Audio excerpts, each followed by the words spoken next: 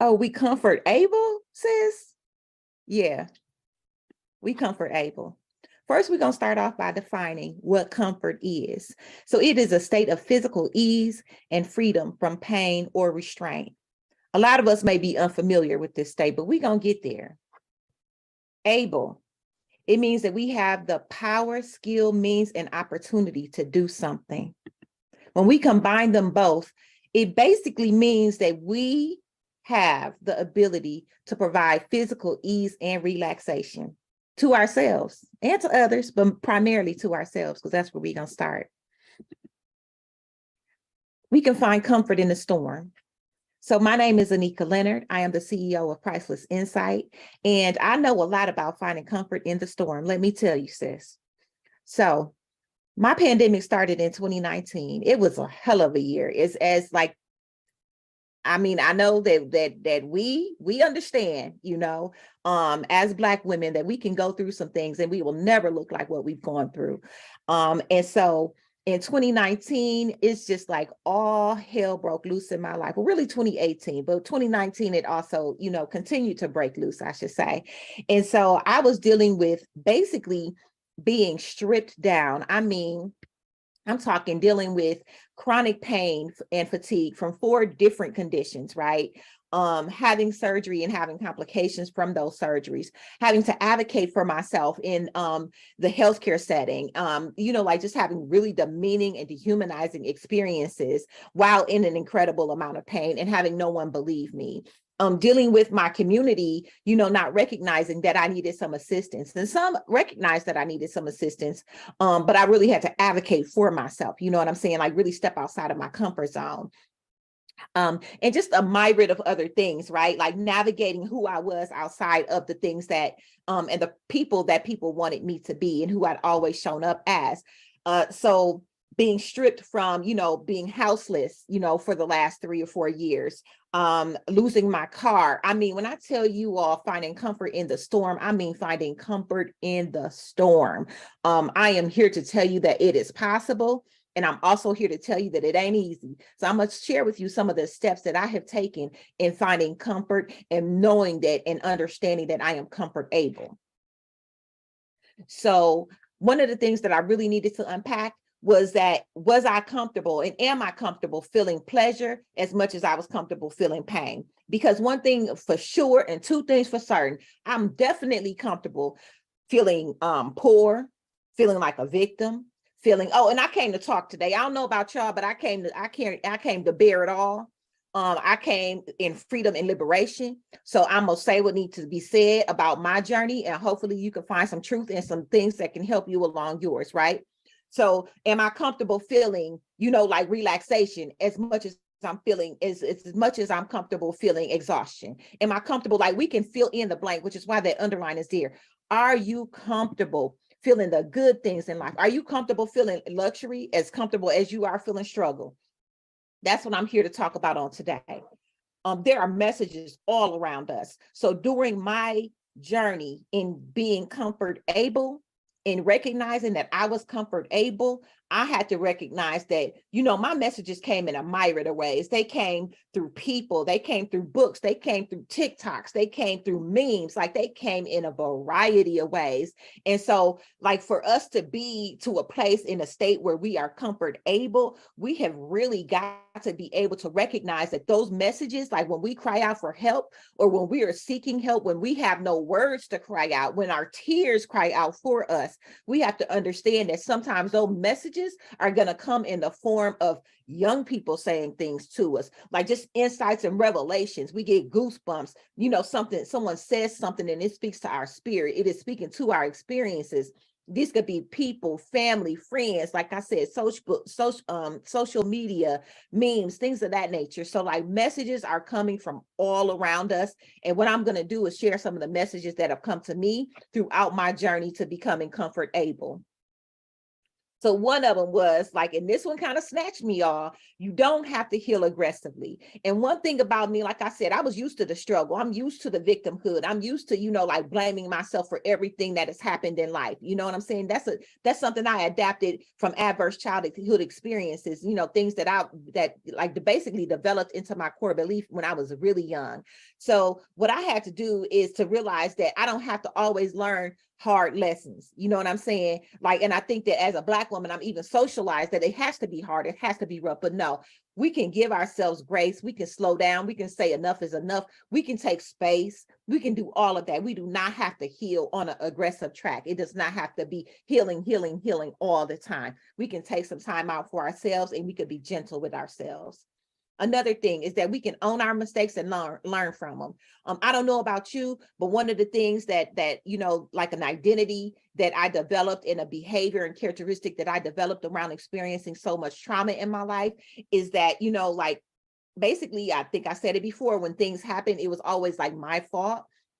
And also I also, kind of got caught in this, like I shoulda, coulda, woulda kind of mentality, like I always wanted to go back and, or I would be in the moment and think about, like what I'm going to do next time. And in that moment, I was robbing myself of what I was doing at that moment, and robbing people who were engaging with me of me being fully present, and robbing myself of being fully present and taking in all that moment was, you know what I mean? And so like our mistakes are our mistakes. We can learn from them. One of the things that a good Facebook friend of mine, his name is Jeremy Triplett, he instructed us to say, like write down all the things that you think are your mistakes, and or in that moment, if you think you've made a mistake and you are probably doing some journaling processes or something, like write down your mistakes. And then as you're writing them down, pretty much like make a list of them, pray and or meditate on them. And then as you're praying and meditating on them, ask how those mistakes can serve you. That's one way to move up out of that guilt, shame, blame kind of cycle that we sometimes get caught up in. And that's one way that helped me.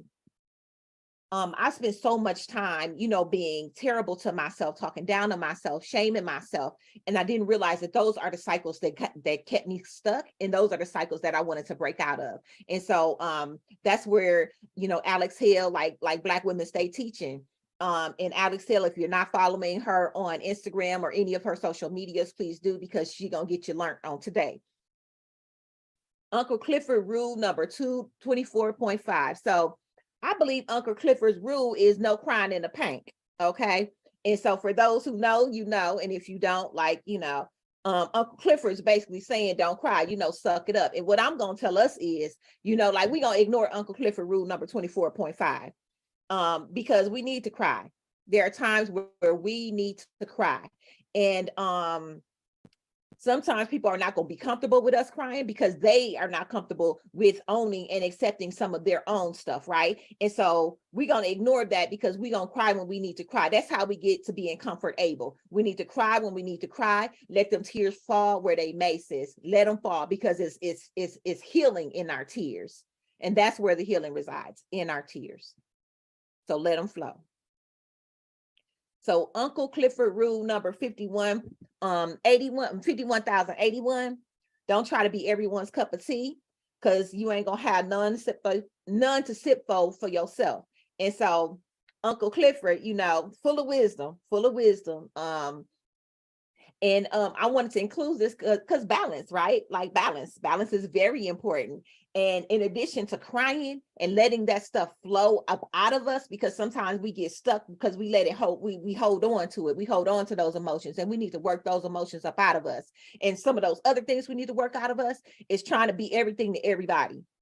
And I know we got that bad sometimes, and it's so ingrained in us that we don't even realize that it's like, like we're operating out of that belief that we need to be everything to everybody. No, we need to first and foremost show up for ourselves. That's how we get to the ability to be comfortable, showing up for ourselves first, and realizing that everybody is not going to like us, and we're going to have to be comfortable with everyone not liking us.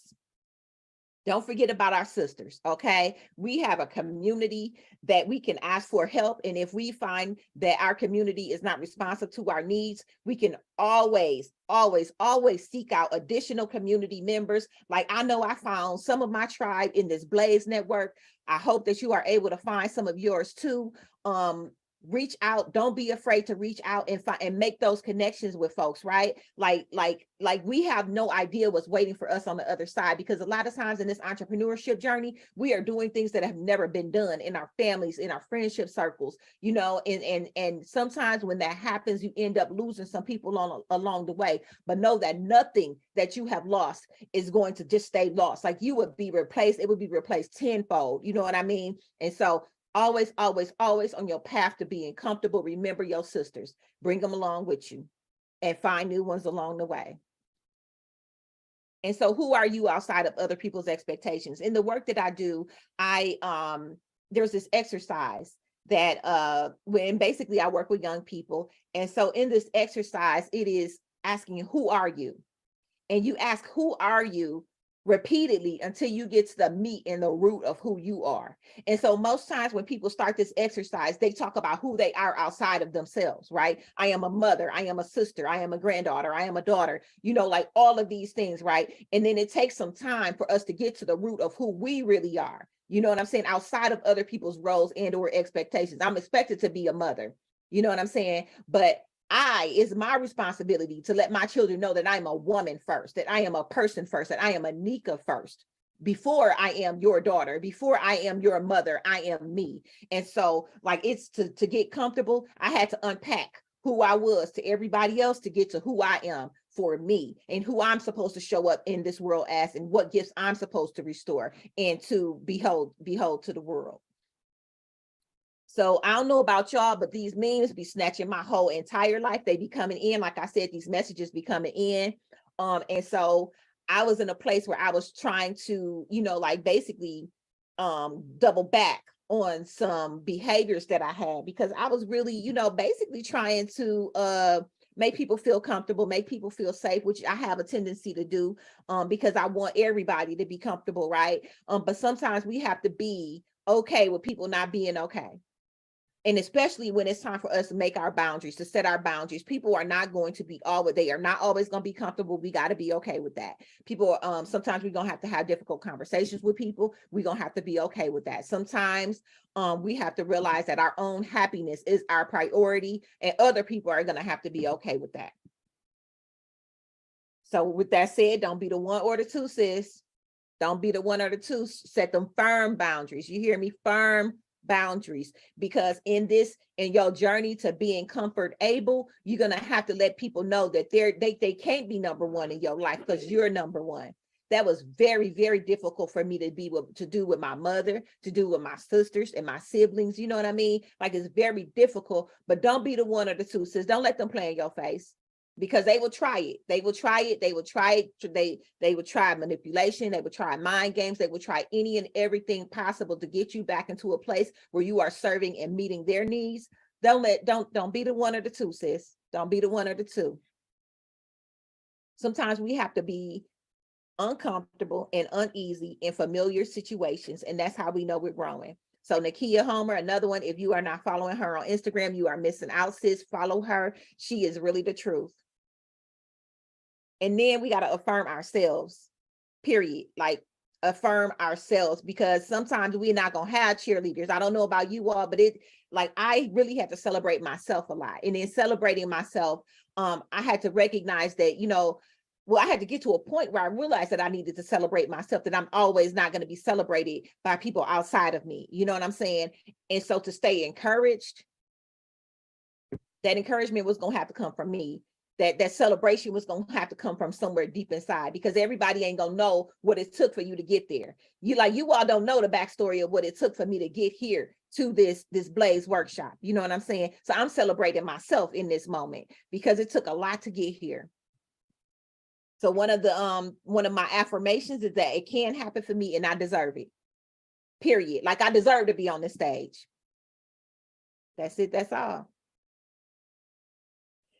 So another step that I took in becoming comfortable is like knowing that I had to learn some things, and that I learned some things through socialization of being a Black girl in America. I've learned some things through surviving adverse experiences. I've learned some things through surviving trauma.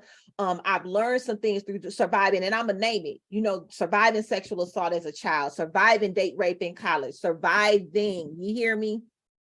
I've learned some things, and I've had to unlearn some things. I've had to unlearn. And then in the process of unlearning, you got to replace that with information, with new information. You got to integrate that information that you've learned and unlearned into your current everyday experiences. And so in this whole process, it gets messy, sis. It gets messy. It feels like you're stagnant. It feels like you're not going anywhere or doing anything, in the places that you're not where you think you should be, but you are exactly where you need to be, sis, and just keep going. Keep going. That's how to just keep swimming, like little Finding Nemo. Just keep swimming. Sometimes we don't recognize people pleasing, right? So like accepting the blame for being accepting the blame to keep the peace. That's people pleasing. That's not being nice. That's not like we are basically halting people's growth and development by accepting blame. Like they need to learn their lessons just like we need to learn our lessons. We all need to grow and evolve, learn, unlearn, relearn. You know what I mean? And we can't be codependent, and we can't block people's learning process. And that's one of the things that I learned about myself, like how I was blocking other people's learning processes. And then how I was, basically, being passive and not really standing up for myself because I didn't want to be an issue. I didn't want to be, like too much trouble to people. Another one of the things that I learned in, like surviving trauma. And so we need to make sure that we are not mistaking nice for people-pleasing behaviors. And when we start recognizing these people-pleasing behaviors, start integrating that recognition within our day-to-day interactions and experiences, right? So making sure that we are, like seeing it when it comes up. And if we just so happen to fall back into those people-pleasing behaviors, making sure that the next time that we're doing a little better. It's a step-by-step process, because most of these things, like I'm 44 years old, people-pleasing is ingrained in me. Okay, it is ingrained. And so it's going to take a little time for it to, for me to pull up the roots of it. And so making sure that I give myself grace for the times that it shows up. So anything that I accept about myself cannot be used to diminish me. So I had to accept that I had some ugliness inside of me, y'all. I had to accept that I had some pettiness inside of me, y'all. I can only fully step into the light, fully step into the fullness of who I am if I accept all of who I am, which means the ugliness, which means, like I said, the pettiness, which is the, like, oh, I'm going to get you back, or I'm going to read you, or, all of it. I'm going to pull up, because even in my 44, even in just as recently as last year, like my pull-up game is strong. It is what it is. I had to accept the roots of that pull-up game. You know what I'm saying? It stemmed in trauma. It stemmed in me hurting and wanting other people to hurt because I was hurting, right? And that's really all it is. So now when I say pull-up game, my pull-up game is a little different. Like I pull up with healing, I pull up with hope, I pull up with grace, I pull up with integrity. You know what I'm saying? And because I was able to accept those other parts of me that weren't healed, I can now fully step into those other parts. And so when somebody brings up the stuff that I wasn't healed on, when those days that I showed up when I wasn't my best self, I can say, yeah, but I changed that. But still don't try me, because I ain't the one or the two. And that other one could pop out anytime, because that's still me. That's still me, and she still serves her purpose. So I ain't gonna deny her, but I'm also gonna make sure that like everything that I'm doing, all of my moves I'm stepping in integrity, and I'm stepping in who I'm meant to be. You know what I'm saying? And I'm being a role model. So this is what it is. So this is, like if you know, and this is for intimate relationships. This is for friendships. This is for institutions that, are trying to take advantage of us. This is basically us stepping to our freedom and making sure that we are, free of anything that will block us from being our best self. We are magical. We cannot save anyone. That's it. That's it. We can't save nobody from ourselves. We can barely save ourselves from ourselves. I don't know about y'all, but me versus me is a hell of a thing. Like coming up against myself and all the barriers that I put in my place, from succeeding and for being who I fully want to be, like sitting with that stuff. It's a hell of a battle. And so, you know, our focus should be on us. It should be on us and uprooting all the stuff in us and not trying to like save everybody else from themselves. Like, no, they got to save themselves. Ain't nothing we can do about that. They got to save themselves and we work on ourselves. Relapse is a part of the process because we ain't gonna always get it right. We ain't gonna always get it right. And so when we don't get it right and we realize we have that level of awareness that we haven't got it right, that's when we recognize that old us does not work. And so this is from my mentor, Jojo Paz. She sent some encouragement, you know, for them times that, you know, like I felt like I needed something outside of me to help encourage me to keep going. And so like, this was during one of my confessionals, like, look, I messed up. And this is what she shared with me, that it's a part of the process. So the greatest lesson is that we can't have one foot in our old life and one foot in our new life and expect change. That should have been number one, and being comfort able. We cannot expect to have one foot in and one foot out and expect something different, expect something new. We got to fully commit, y'all. And that was one of the things I needed to do in order to, like, you know, be comfort able. And after you've done all you can, sis, you got to stand in what you know, stand in who you are, stand in your higher order and direction. Just stand.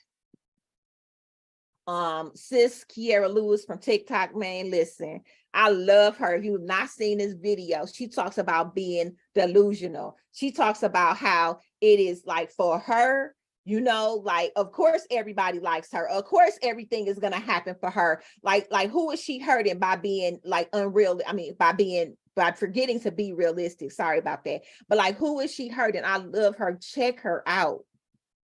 In a movie, The Girl with All the Gifts, there is a line, why should we have to die for you to live? And this is a little Black girl. It's like this post-apocalyptic like movie, and that's my jam right there. But this a little Black girl who said this, and when she said it, I felt it in my spirit, because it's like it translates across so many things for me. It translates across me and my relationship with my parents. Why should I have to die to live up to who you want me to be? My relationships with institutions, with my relationship with white supremacy, my relationship with people who don't want me to grow and change. So this translates across all of our relationships. She said, why should we have to die for you to live? Not us putting ourselves first. Oh yeah, because we're not dying for anybody to live no more. We, our spirit, our soul, our energy, our ideas, none of it. We putting ourselves first, sis. So to answer the question, yes, we are comfort able. To start off, we're going to observe Black Girl Day Off on October 11th annually. And it is a day to make sure that we are encouraging Black women to take a mental health day and a focus on our emotional well-being. Because once again, in The Girl with All the Gifts, she also says like the end of their world is the beginning of ours.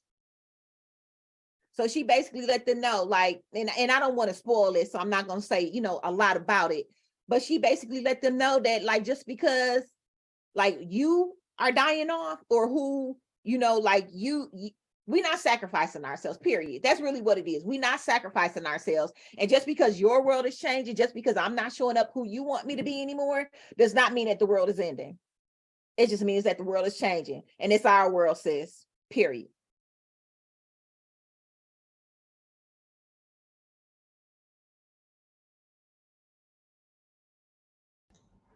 Listen, when I say shook, I am shook. Anika, hit the hand below the screen, mama. I'm gonna bring you up. I see you. I'm bringing you up right now. My God. My God. What's up, Anika? What's up, sis? Like, I did not want to breathe. I didn't want to miss anything. Like Anika. Casey. Woo, I'm about to get full in a minute. I gotta tell y'all something. I met Anika at Winter 2021 Summit in the chat, the same platform, the same chat y'all using before we had the gifts. Shawty was super active. My first time meeting her, she was super active, and she kept talking about how everything she received was right on time, and it was snatching her edges, etc., etc., etc. And Anika set up a one-on-one video call with me, and she looked at me and she said, "Sis, because of this, I got out of bed today. I did my hair today, and I knew I'm like, I know what that means. I know what that means. I know what it means when you can't get out of bed."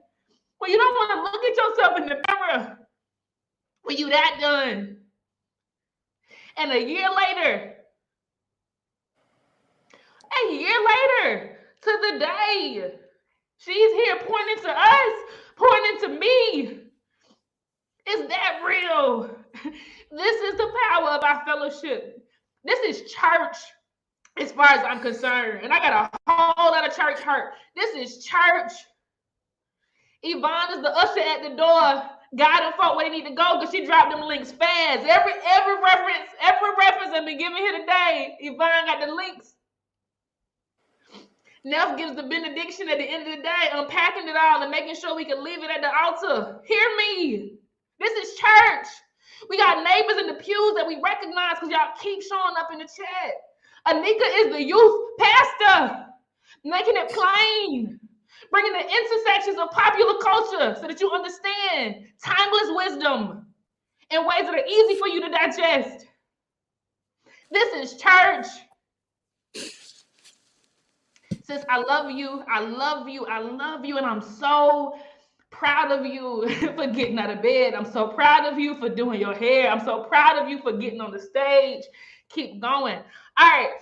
That's it. We got to keep going. But the good thing is, y'all, we have 32 minutes for this Q&A. So put your questions in the section in the chat. Raise your hand if you want to come on stage as y'all are queuing your stuff up. Anika, anything you want to say right now? I've told you a million times, I talked in my workshop about the messages that come to you. So I was crying out to God, y'all. I was literally crying out like, God, I can't do this. When I said I've been homeless since 2019, I have not had my own space. And I'm still stripped down. I'm still being stripped down. But sis, when I tell you my sisters have kept me in that chat, I met some sisters who have literally kept me in that chat. And during the summit, I was going through some medical stuff. I had no idea what was going on. I was just scared. I was losing so much weight, y'all. I was scared. And in that chat, I said, I need y'all to pray for me right now. Because I felt like I didn't know what was happening. I felt like I was going to pass out. I didn't know if it was going to be the last time I woke up. And my sister prayed for me in that moment, and I felt better. And I felt that same way. That February, end up being hospitalized, end up having all kind of stuff going on. But in that moment, I know my sister saved my life. In that moment, it was meant for me to find my sisters.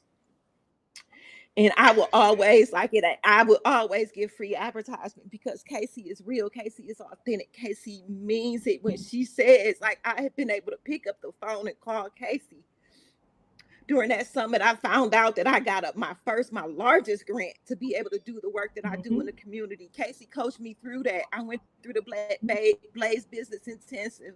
I got prepared for that. I was able to come to the table and speak the language that the funders and that everybody was speaking. I was prepared for that. So when I will always go hard for Blaze, always. Hands down. And I put and spin a block for Blaze and for y'all. You literally just did. You spit on our head. You spit the block. Shout in. Listen, you got us together. You gathered us. I love you deep, Anika. So proud of you. I love you too. All right. So we got some questions. I already love it. Oh, I got chills. Okay, so first question is from Ashley. And she says, Anika, all caps, what would you tell your younger self? Woo. So I see this is a common theme. I don't know if that's Ashley just asking that question. I know it was asked yesterday. I would tell Anika that it's okay to cry and to have your emotions, because I was always told that I was too sensitive. I would tell Anika that it was something wrong with the environment, that it wasn't me, it was the environment, and that I deserve to be protected, and I deserve to be heard. Yes, you do.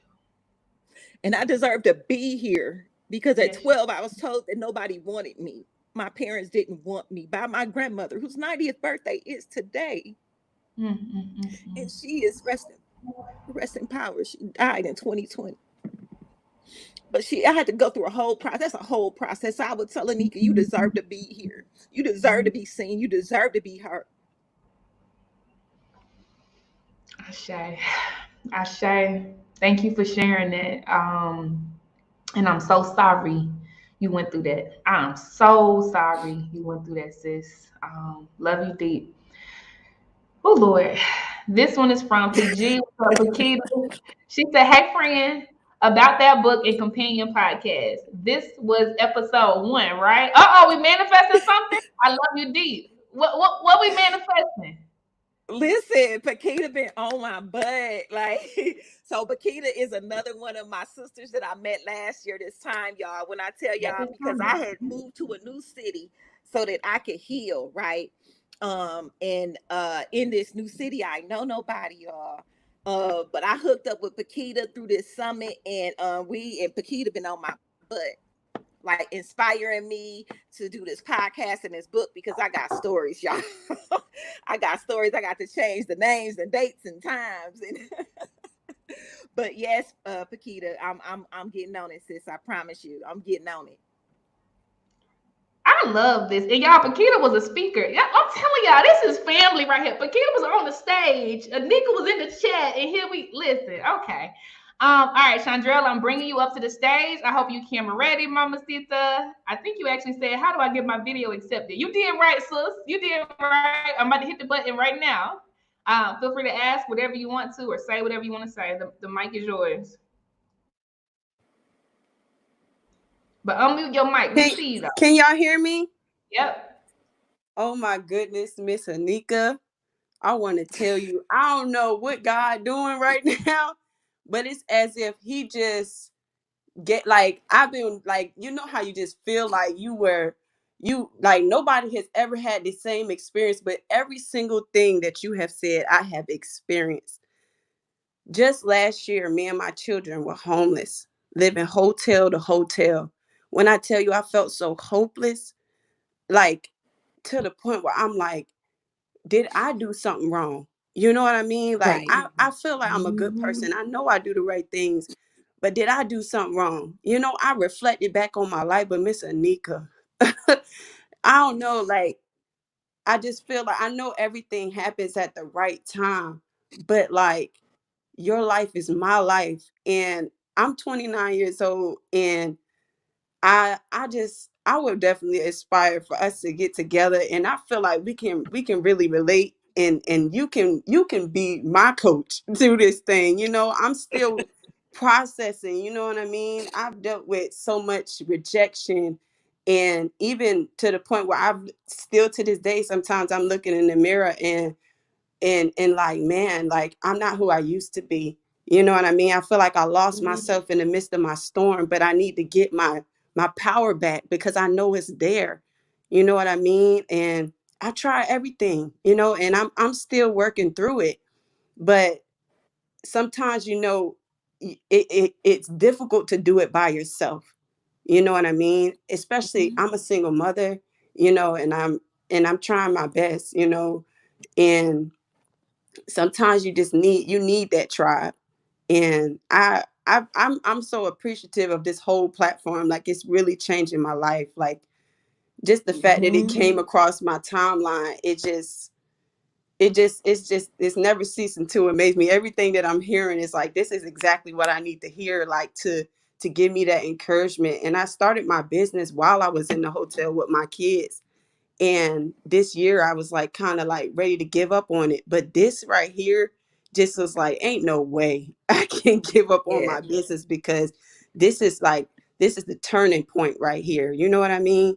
So I just want to say thank you, Miss Anika, and for sharing your story and letting me know that I'm not the only one who go through these type of things. And if I can see other women overcome it, then I know that I can too.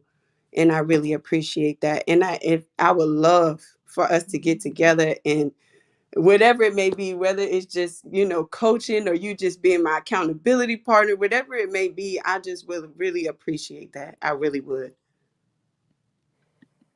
Listen, I'm open. Just like my sisters poured into me, I'm gonna pour into you and whoever else need it, because that's what this is about. So thank you for being like, for your vulnerability and coming to the stage and saying that, and we got you. Welcome home, as Casey would say. Yes, Welcome ma'am. home. Thank you so much. Thank y'all so much. I really appreciate this. And thank you, Casey, for this platform, girl. Like, I see this going so far. Like, yeah, keep doing your thing. Thank y'all so much. Thank you, Mama. Welcome to the tribe. There's so much space for you. I'm speaking specifically to Chandrell. I'm talking to you. Yes, you. There is so much space for you, sis. And what you did today is exactly how you're going to get your money, is exactly how you're going to get your partnerships, is exactly how you're going to get everything you need. Shoot your shot just like this, sis. Just like that. Yeah. And everything that you wants you just as badly. So happy to meet you. Thank you. Y'all stay blessed. You too. Thank you, Ashe. you too. Ashe. All right, more questions for you, Anika. So I'm pulling up another one from Dana. And she says, is there such a thing as healthy competition? I think so. I mean, yeah, I think so. I think there's nothing wrong with a little motivation, but you just got to make sure you know where your intentions are. Like, because only you know. So if you're doing something so that you can, like, show out or prove that you better than, then like, you got to check yourself or you wreck yourself. Ashe. I love that. I agree 100%. All right, I'm gonna bring up a question from Sharon. And she asked, are you ready to be on podcast now? Oh, they hold you accountable, sis. They want to know. Accountable. You know what? I yes. Yep. Surely is. Ashe. Charlize. I'm so full right now. I feel like I'm just floated. Like, I got to say this one more time. Anika, I was so tired when I started today. Not in a bad way. I'm okay with that. Like, literally, I let my body feel what it feels, because that journaling session, ooh, I went there in my mind and I slept with that thing and I woke up with it. I was like, damn, this is fucked up, right? But every single session, y'all lifted me. Yeah, like literally, I was not this bright when this started. And I wasn't scared of that because I needed to process it, right? But y'all just y'all so dope. Okay, so I'm bringing you up, Cheryl. Cheryl is coming up. I'm gonna start giving y'all a little time to get camera ready, because somebody inboxed me yesterday. I ain't gonna say your name, sis, but she was like, it happened too fast. I wasn't ready. Okay, so Cheryl, I'm bringing you up. Ask or say whatever you want to, Mama. Okay. We hear you. Anita, hi. I just want to say thank you. Thank you so much. I am new to the summit as well. So to hear your talk first and then to hear Casey express. But I wanted to say this. This is what strong Black women are. The perception that they give of what a strong Black woman is, that we can just take on. Just being out there and being vulnerable and putting it all on the line, and the tears, and how the community just wraps its arms around, and you just like, hey, I'm here for whatever anybody is willing to say or do, or I got you.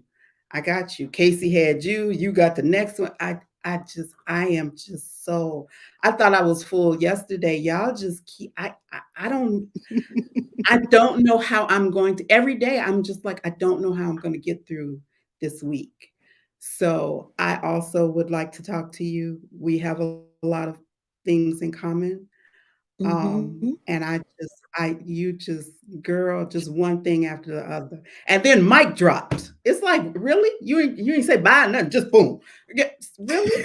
But I love it. I love it. And I just want to say thank you so much for that. Thank you. And I have no makeup today because y'all got me yesterday. The makeup was Very just a mess beautiful. from crying. So today, Listen.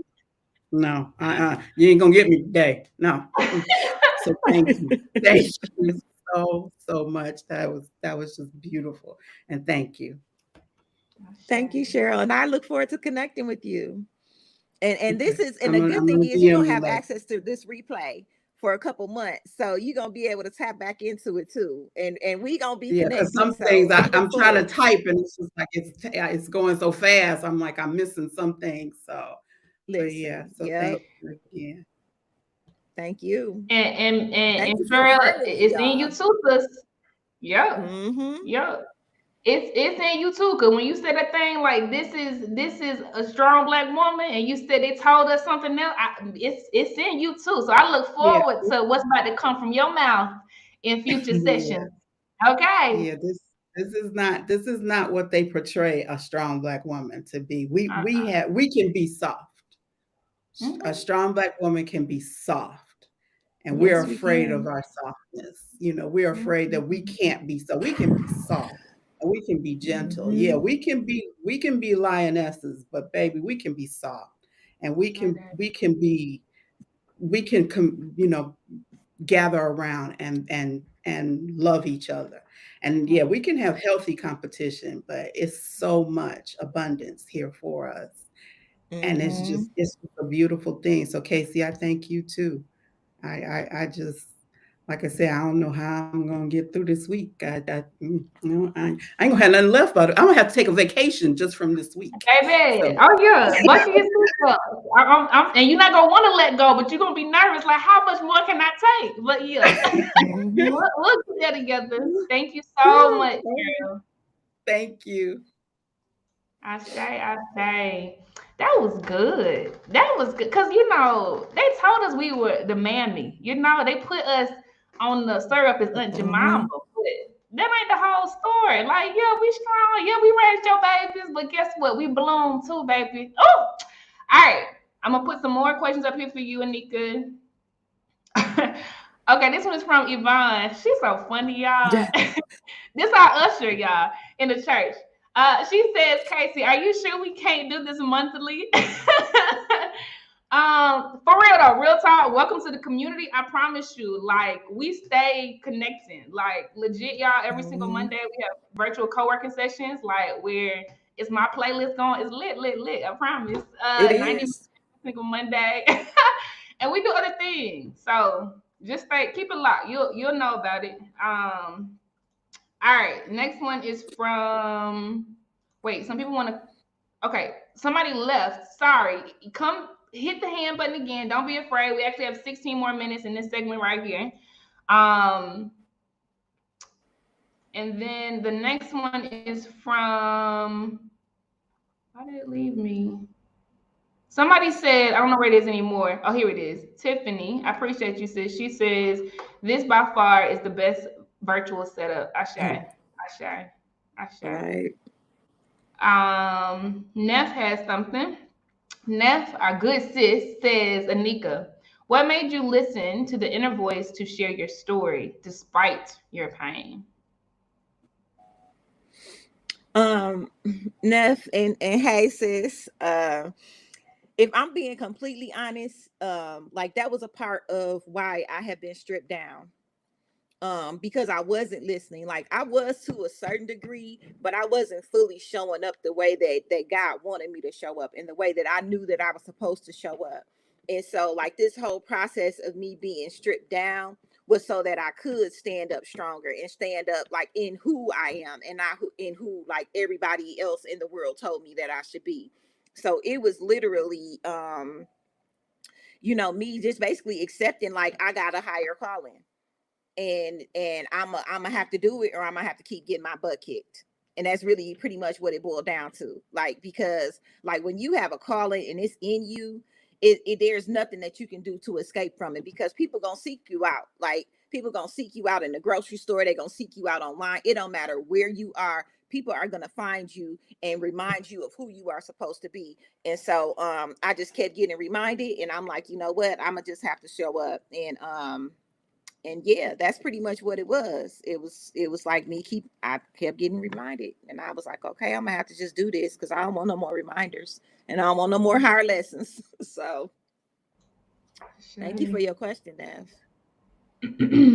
Anika, and that wraps the questions and the hands up. Thank Anika, you. you dropped so many bars during your session. I'm gonna be chewing on that, baby.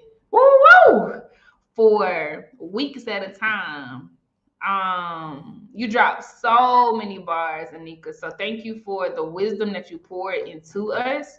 I already knew you were brilliant, right? And I already was thrilled that you seemed to be operating in your zone of genius. But to experience the youth pastor today, I know them girls love you to pieces. I mean, my God, I love that you are working with the youth. Like, you are, and women, right, who have gone through pain. But the way you package this thing, like, you are it. You are the answer. Like, you are everything. And I'm convinced that the revolution will be televised. I'm just convinced of that. Like, everything we doing and putting out into the world, like, man, can't nobody touch this here. So you are the revolution, sis. I give you so many flowers. Thank you so much for showing up for us. And I love you deep, deep, deep. Keep going.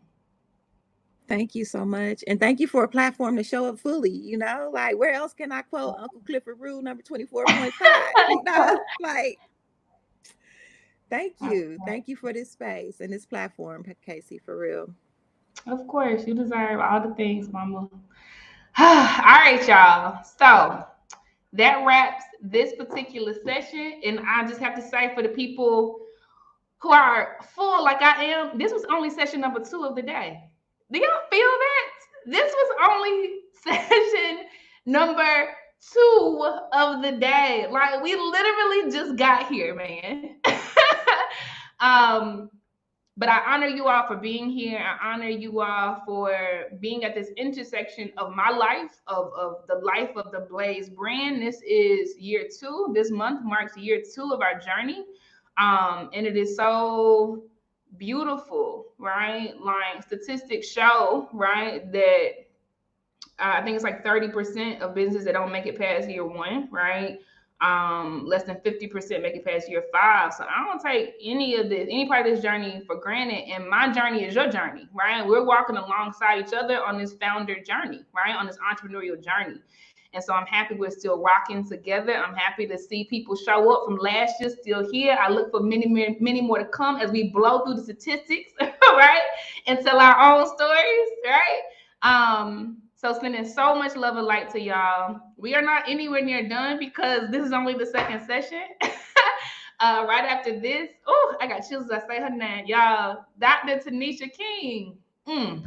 My God, this woman is incredible. Okay, she is about to do a Blaze talk for us right before the DJ set.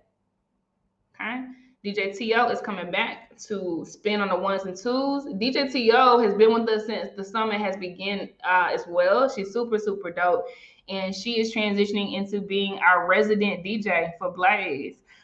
Because I can't put no dates on nothing right now, but because Blaze will take up physical space. So we're going to do some things in Cape Town. We're going to do some things in Nairobi.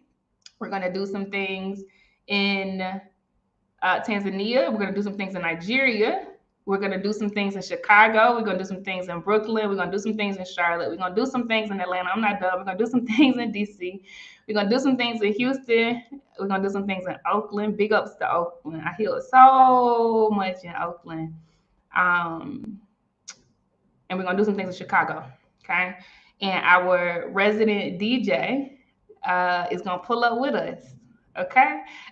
Now that's at the end of the journey. I'm just telling y'all where we're going. We family up in here, right? But I don't take any of these intersections for granted, right? She is committed to seeing us grow as much as we are committed to seeing her grow. So she's gonna be rocking with us for another 3 days, and then for those of y'all who are in Charlotte, day 5 is gonna be fuego. Okay, so for the first time in Blaze Summit history, we have a headliner. So I think everybody who's come here before, they're very used to me ending the summit with my keynote, right, as the founder of Blaze. And I am super big on giving up space. I create space and grab space and claim space for us so I can give it up. Okay. And I am so excited to give up space for these summits now to have Black female headliners. So Ohavia Phillips, is what she goes by, her nickname, but Ohavia Phillips in the Queen City. Many of y'all know of her. She's actually now newly appointed what do they call her? The host, the in-arena host for the Charlotte Hornets. She's the in-arena host for the Greensboro, I forget their mascot, but another sports team there. She has a talk show. And on day 5, it's going to be DJ Fannie Mae, also from Charlotte, spinning on the 1s and 2s, ending the summit. So instead of me ending the summit, as I usually do, we're going to have Charlotte holding it down, right? And we're going to end with the DJ set. And usually, y'all know this by now, a lot of y'all do, I come in singing, right? And I'm not going to do that at the end of this summit. See, Neff already asked. I knew it was coming, but do we get serenaded, Casey? I'm not going to do it, okay? I'm not going to do that. But right now, because I'm not going to do it on Friday, I'm going to do a little song that's on my, not really on my spirit, I would say just in the vein of this summit, right? No longer my burden, because as people share their stories, I think about mine. I can't help but to. We are so interconnected. It's wild and beautiful and bigger than us. It is heavenly. It is majestic. And, this song really resonates with where I was in my life, man. When I was struggling and when I was masking my pain and when I was pushing it down and when I was running from a whole bunch of things, not trying to heal, right? But trying to step on top of all of that shit, right? Try to run on the side of all of that shit and not being willing to go through it. And then I broke. Okay. And then I broke. And so this song came out in the year of my breaking in 2016. Solange came out with A Seat at the Table. My God. Oh, my God. And it told my story. And she said, I tried to drink it away. I tried to put one in the air. I tried to dance it away. I tried to change it with my hair. I ran my credit card bill up. Thought a new dress would make it better. I slept it away. I worked it away. I sexed it away. But y'all know this part. But it's like cranes in the sky. Sometimes I don't want to feel those metal clouds. It's like cranes in the sky. Sometimes I don't want to feel those. Yeah, like, I mean, I really did try to work it away. I tried to sex it away. I ran my credit card bill up. I'm talking about everything I had. As if the divorce didn't financially hurt me enough, as if the move across the country is 2,700 miles away to be safe from an abuser and go to a place that I had never been before so that he could not find me after a 10-year relationship, as if I did not lose enough in that. I ran my credit card bill up. I thought a new dress would make it better. I wanted to hide in plain sight. I kept my last name the same so that nobody would know I was divorced. My maiden name is Nigerian. It's DK. But I kept Richardson so that my work email would not change. And so my business cards didn't have to change. And so I wouldn't have to go through a reintroduction to a whole bunch of new people I was meeting in Oakland, California, because I fled Charlotte, North Carolina, where I built a house from the ground up with my high school sweetheart, a man that I had been with for 10 years of my life, and I was 26 years old at the time. Oh, it's deep, y'all. It's deep.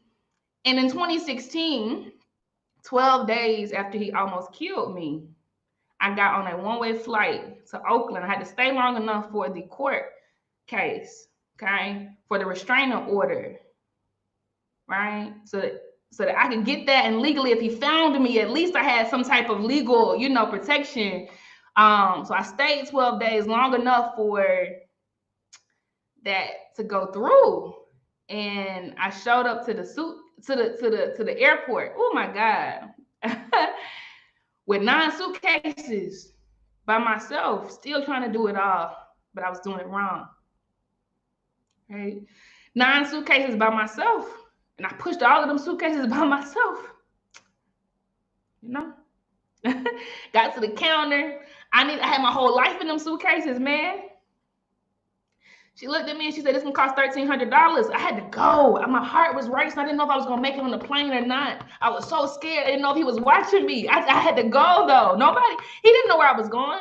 All of my friends there, I couldn't tell him where I was going because he would have found me." She said, "This will be $1,300. I took out cash because I didn't want him to trace what I was doing." And I got on that plane as Casey Richardson. I got off of that plane as Casey Richardson. I stayed as Casey Richardson so that I could hide in plain sight, right? And I didn't tell anybody what happened to me. Man, I partied hard every single day of the week because I had that much pain to numb. I drank it away. Most nights, I couldn't get enough wine because I had so much I needed to numb. But nobody knew I was the best dancer out there, bruh. They knew it, shot it from the South, because I came there and that thing would be dangling in the dance floor. Nobody knew I was divorced, right? Or not even divorced yet. Nobody knew I had fled, right? And I was freshly abused. Nobody knew I had PTSD, right? And then a little over, about a year later, it's almost a year to the day, actually, I broke. I broke, I crumbled. Somebody in the chat I was with, I had so many friends by that time, and they asked, what was the one decision you're most proud of? And I responded in the chat honestly, more honest than I'd ever been with them. And I said, leaving after he hit me the first time. And everybody, they said, what? And that's the day I told them, I left a marriage. He almost killed me. I got on a one-way flight. I wasn't supposed to be here. I had to find a job when I got here. Right? I had to sleep on a couch until I could get enough money to pay a deposit for an apartment. Right? That's the first time telling that story. And I broke after that. I broke, y'all. I was out of work for 4 months. And I, for the first time, stopped doing it by myself, right? So I had a therapist, I had a psychiatrist, man, I had a whole gang of folk around me for the first time in my life, and it changed everything. I was in Oakland, California. Here I am today. And the second move wasn't even scary. That's when I came to the continent, right? Because I learned, as Candace Drew said, that she would tell her little girl, her younger self, I learned that I could do hard things. I learned that I could do hard things. I thrived out there, man. And I'm thriving here on the continent. So I'm not speaking or singing on Friday. But I wanted to share a piece, a sliver, right, of what this means to me. I love y'all for real. Shouts out to y'all killing it on the leaderboard. I got to go. We going to the next session. It's from Dr. Tanisha King. She is amazing. And this is called From Pain to Purpose. I'll see you on the other side. Peace.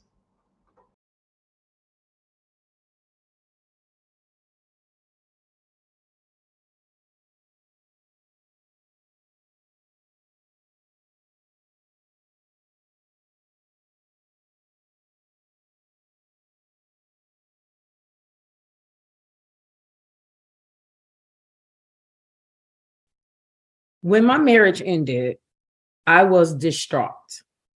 I sought counseling to help with the grieving process, and it was tumultuous. During the intake meeting of that initial counseling session, I described the nature of my relationship, and the therapist said it was an illusion. Wow, the reality, right? That I've been involved in a 20-year relationship, 12 years married, and it was barely real. Not only was it barely real, following the meeting, she sent along some resources, one of which was the power and control wheel. Yikes.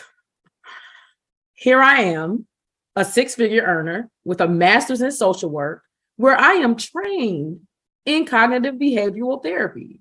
And I was a counselor for survivors and perpetrators of domestic violence. And I had been given the power and control wheel. It was humbling, to say the least. We have been living a perfect lie. As I reflect, my ex-husband had never been at ease. Small aggressive behaviors over the years, from knocking food out of my hands for seemingly no reason at all, and definitely not due to a reaction to something I'd done to him. He did this in front of my friend. I now know and recognize that he only was attempting to embarrass me and assert himself as the one in power in front of my people. I recall him flipping over an entire table when a family game night did not result in him winning. In my mind at the time, though, these incidents that were more verbose were far and few in between, so I categorized it as no big deal. We all get mad sometimes. Not too long ago, the cycle continued. When his anger grew, he throws insults, one after another. But this time it was different. While the words stung, they didn't sting as hard as they used to. There was an awakening happening within me. I was seeing what had been going on and the true reality of my relationship. I was having the same feelings and reflections I had before around an annual blow up, is what I called it. But there was something different this time. I realized I'd grown to know what would come next. I could predict his next move and behavior, what he would say next, how long the silent treatment would last. And as predicted, when I challenged his logic with my truth, he decided that we shouldn't talk anymore tonight. And then, of course, I was met with the silent treatment. This time, the silent treatment lasted longer. After the first night, same night that we had the argument, I chose to greet him as I normally would. And this was a pattern in the relationship where he would get angry and I would attempt to fix it. And I would attempt to be the people pleaser. And I came to greet him with a kiss in the morning upon awakening, kind of brushing it under the rug, sweeping it under the rug, just trying to make up and ignore the issues that were there. However, I was met with a turn of the head for my lips only to meet his cheek. This is called emotional abuse, withdrawing affection. On day 3 of the silent treatment, I didn't try to give any affection. So for about 5 to 7 days, we only greeted each other with a cordial good morning and good night. And again, as predicted, when he was ready, he abruptly decided that it was time to talk. And just as it had happened twice before, at least, he said that divorce would be the only option and that we needed to focus on being the best co-parents we could be. Once again, I agreed. But this time I was way less emotional. I was already done the year before and was really just trying to give more grace and another second chance. But this time I was done for sure. I had finally decided that I had enough. The year prior, when I thought I was really done, I was so exhausted. I had already named my pain more than once, sharing with him that I felt like this was emotional abuse, but had also held on to hope that that time would be different.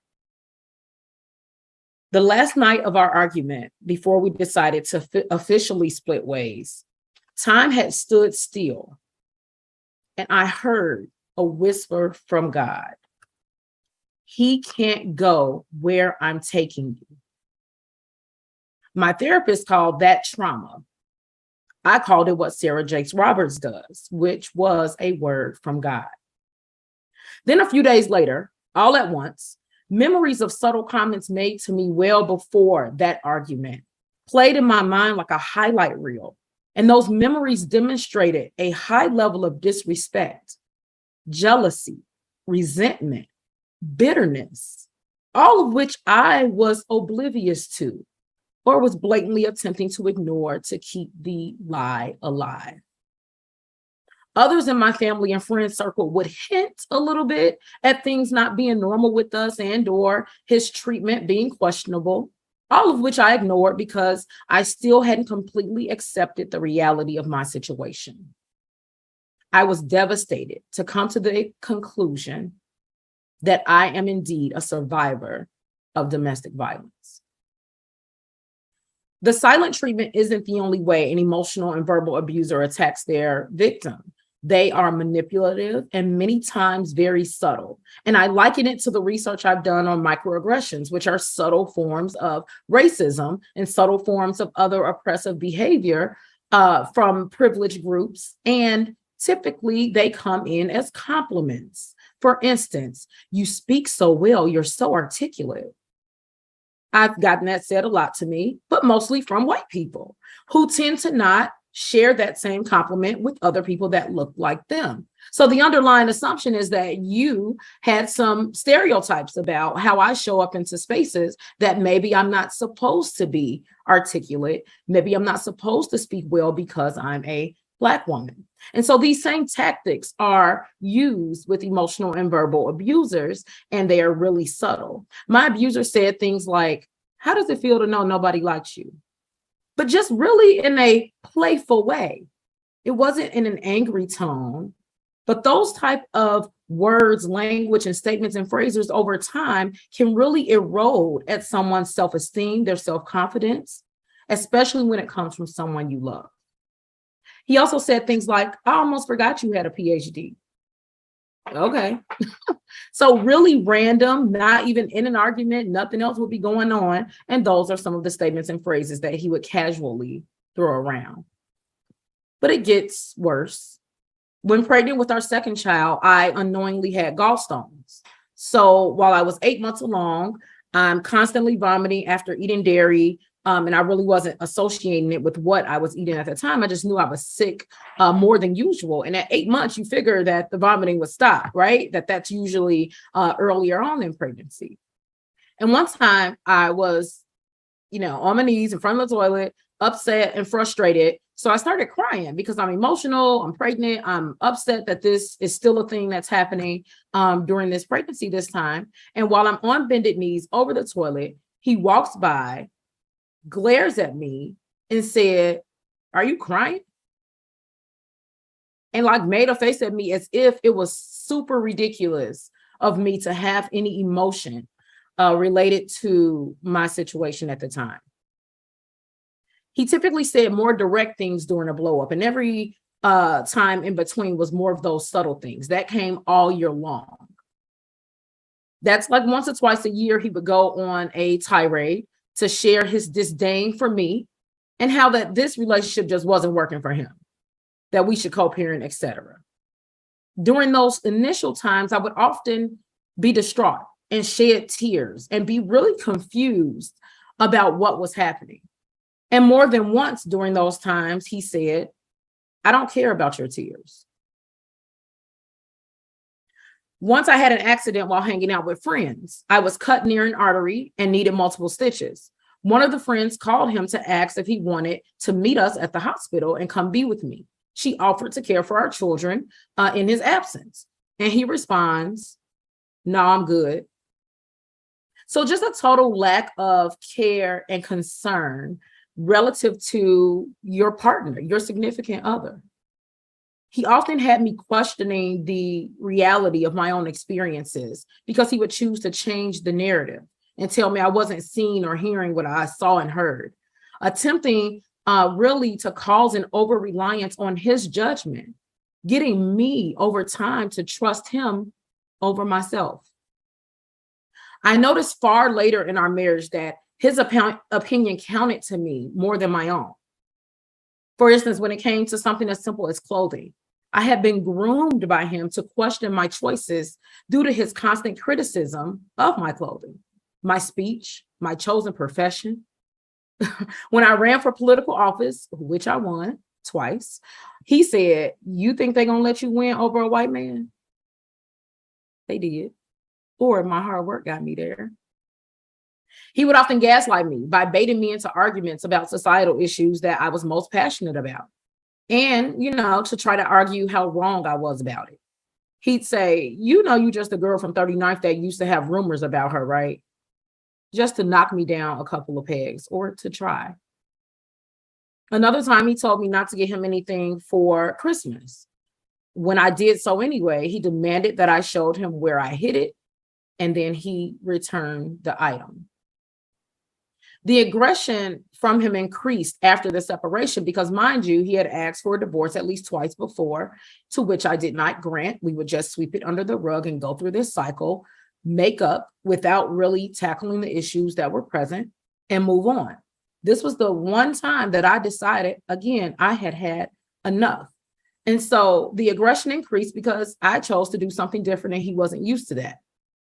When I set a boundary with our children in my new home, the verbal abuse ended up being even easier to pinpoint. These instances of withdrawing affection and withholding empathy, so on and so forth, were much more subtle. But there were other times when I was delivering our third child. Instead of being in the laboring tub with me, I did a water birth with her. Instead of holding my hand or even giving me words of encouragement as I labored with no medication, he sat in the corner of the room on his cell phone the entire time. Instead of greeting me at the end of a theater performance where I shared the upbringing of my life and my story in my neighborhood on the south side of Chicago, he left after my set and placed a bouquet of flowers on the seat of the car for me to find later. Did not choose to stay and greet me after. When I was planning the celebration of my PhD completion, because I'm the first in my family in a lot of things, and that was important for me to celebrate, he became angry that I had planned the party, told me that I was selfish, and asked when I had ever thought of anyone else but myself. As I recall then, I begged him to attend the party and the graduation ceremony because he told me that he'd been here for the entire step of the journey, so why did he need to come? A friend recently asked what was the worst thing he had ever done. And it took me a while to think of something because for me, it was a culmination of all of these things I've shared with you today, where I felt such a high level of betrayal. As I thought more, the worst thing had to be our disagreement over my last pregnancy. Y'all, I've been pregnant 7 times, a little fertile, just a little bit. So I've been pregnant 7 times, 3 beautiful, talented, intelligent, and strong-willed living children, 2 miscarriages, 1 ectopic pregnancy, and 1 abortion. Now, it's important to note that before the last 2 pregnancies, which resulted in the ectopic and the abortion, my tubes were tied.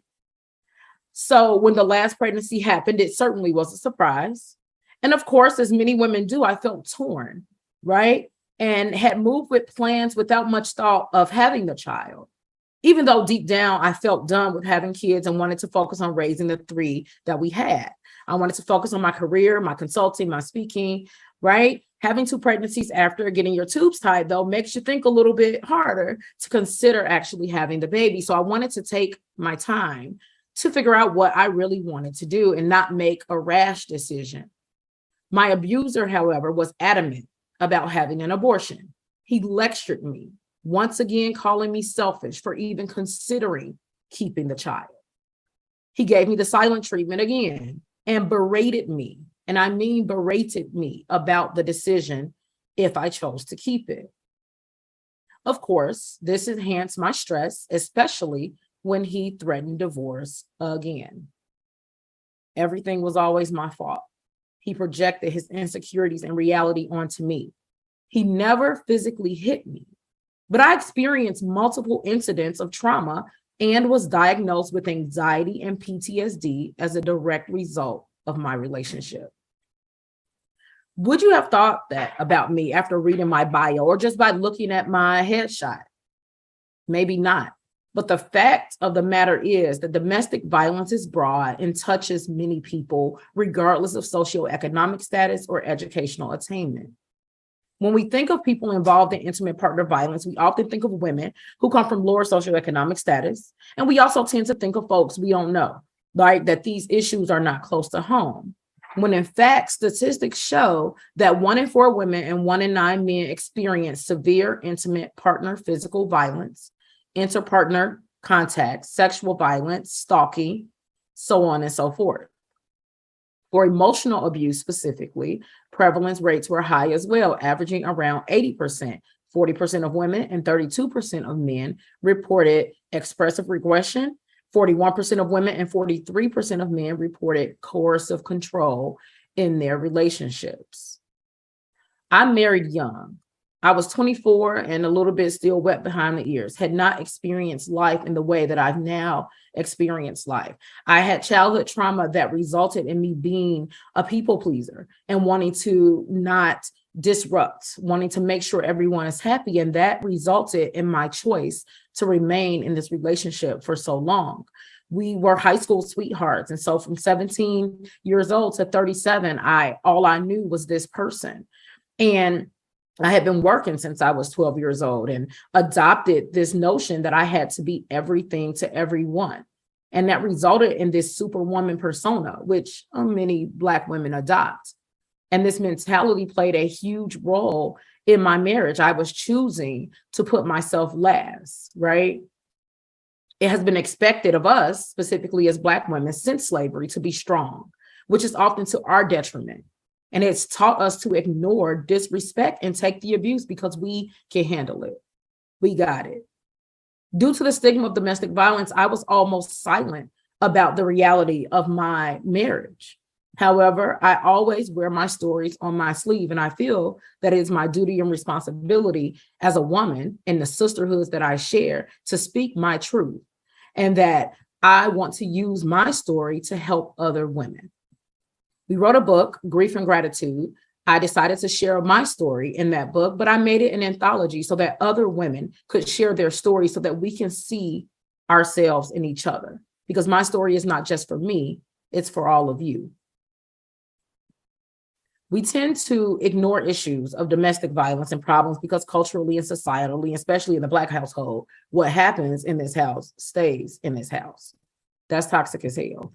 What we're not going to do is ignore abuse and trauma. And if someone is doing and saying things to you that are inappropriate and not okay, you can choose to have a voice and speak up. You can choose to ask for help. When we talk about racism, homophobia, the LGBTQI plus community, ableism, when we talk about ageism, when we talk about anything that's oppressive, we choose to say, speak up, use your voice. Social justice is necessary, right? We ask people to be allies in the fight. And I'm asking today for you to be an ally for yourself, to remember that you are enough, that you don't have to settle for less. And oftentimes women, especially Black women, we've earned what we've earned. We've worked hard for what we have, and we still remain humble in so many ways. Humble and settling are not the same. So I decided to choose Tanisha for the first time in 20 years. Choosing me also meant that I was saving not only myself, but I was saving my children, that I'm breaking generational curses in a different kind of way. And I'm going to say to you today that I will start over as many times as I need to start over in order to make sure that I have the life that I want and the life that God has ordained for me. And so as you look at your life and as you step into your truths, remember that you've always been enough. Remember that grace being given should be deserved, right? The people that earn grace are the people that deserve the grace. And that you get to choose to say no. You get to choose to walk away from things that are not serving you. That you get to choose to take care of you and not pour from an empty cup. My life has only increased in blessings since I chose to listen to the word of God and step back into his domain and space for who he's called me to be in life. I'm so happy I got to share my story with you today. Feel free to learn more about me. Reach out to me on social media and any other platforms. You are enough. God bless. Yeah, drop those hearts. A legend is in the building. Dr. King, baby, do you see the comments? Maybe I saw a few of them. You gonna have to read and digest this, ma'am. You affirmed all of us, all of the things we experienced, but we have been, gaslighted for years and years and years around the way you broke it down with so much authority. Thank you so much for being here with us, sis. I already know it's going to be a lot of questions around this because I, for one, have never, ever, ever experienced somebody break down my experience before the hit. Because I left the first time he hit me, but I put up with a whole lot of other stuff for a whole decade before I even knew it was time to run.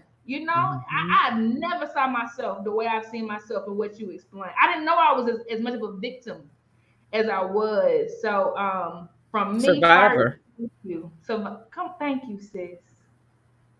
You different. You a legend. Okay, I'm gonna get to these questions, Dr. King, so they get to ask all the things in the next 8 minutes. So first one, Dr. King, is coming from Raven Walker, our Blaze production assistant in the booth with us today. She asks, how do you handle co-parenting with your abuser? Woo, that's good. Let me breathe first and sip another swag of water. Girl. As I still navigate and learn, I have 3 children, 15, 13, and 11. And I had to come to the conclusion that parallel parenting was going to be best for us because the gaslighting, the toxicity would not cease. And I had to choose to limit access to my children in a very particular way, because if you have those characteristics, you're still choosing to attempt to abuse emotionally and verbally my children as well.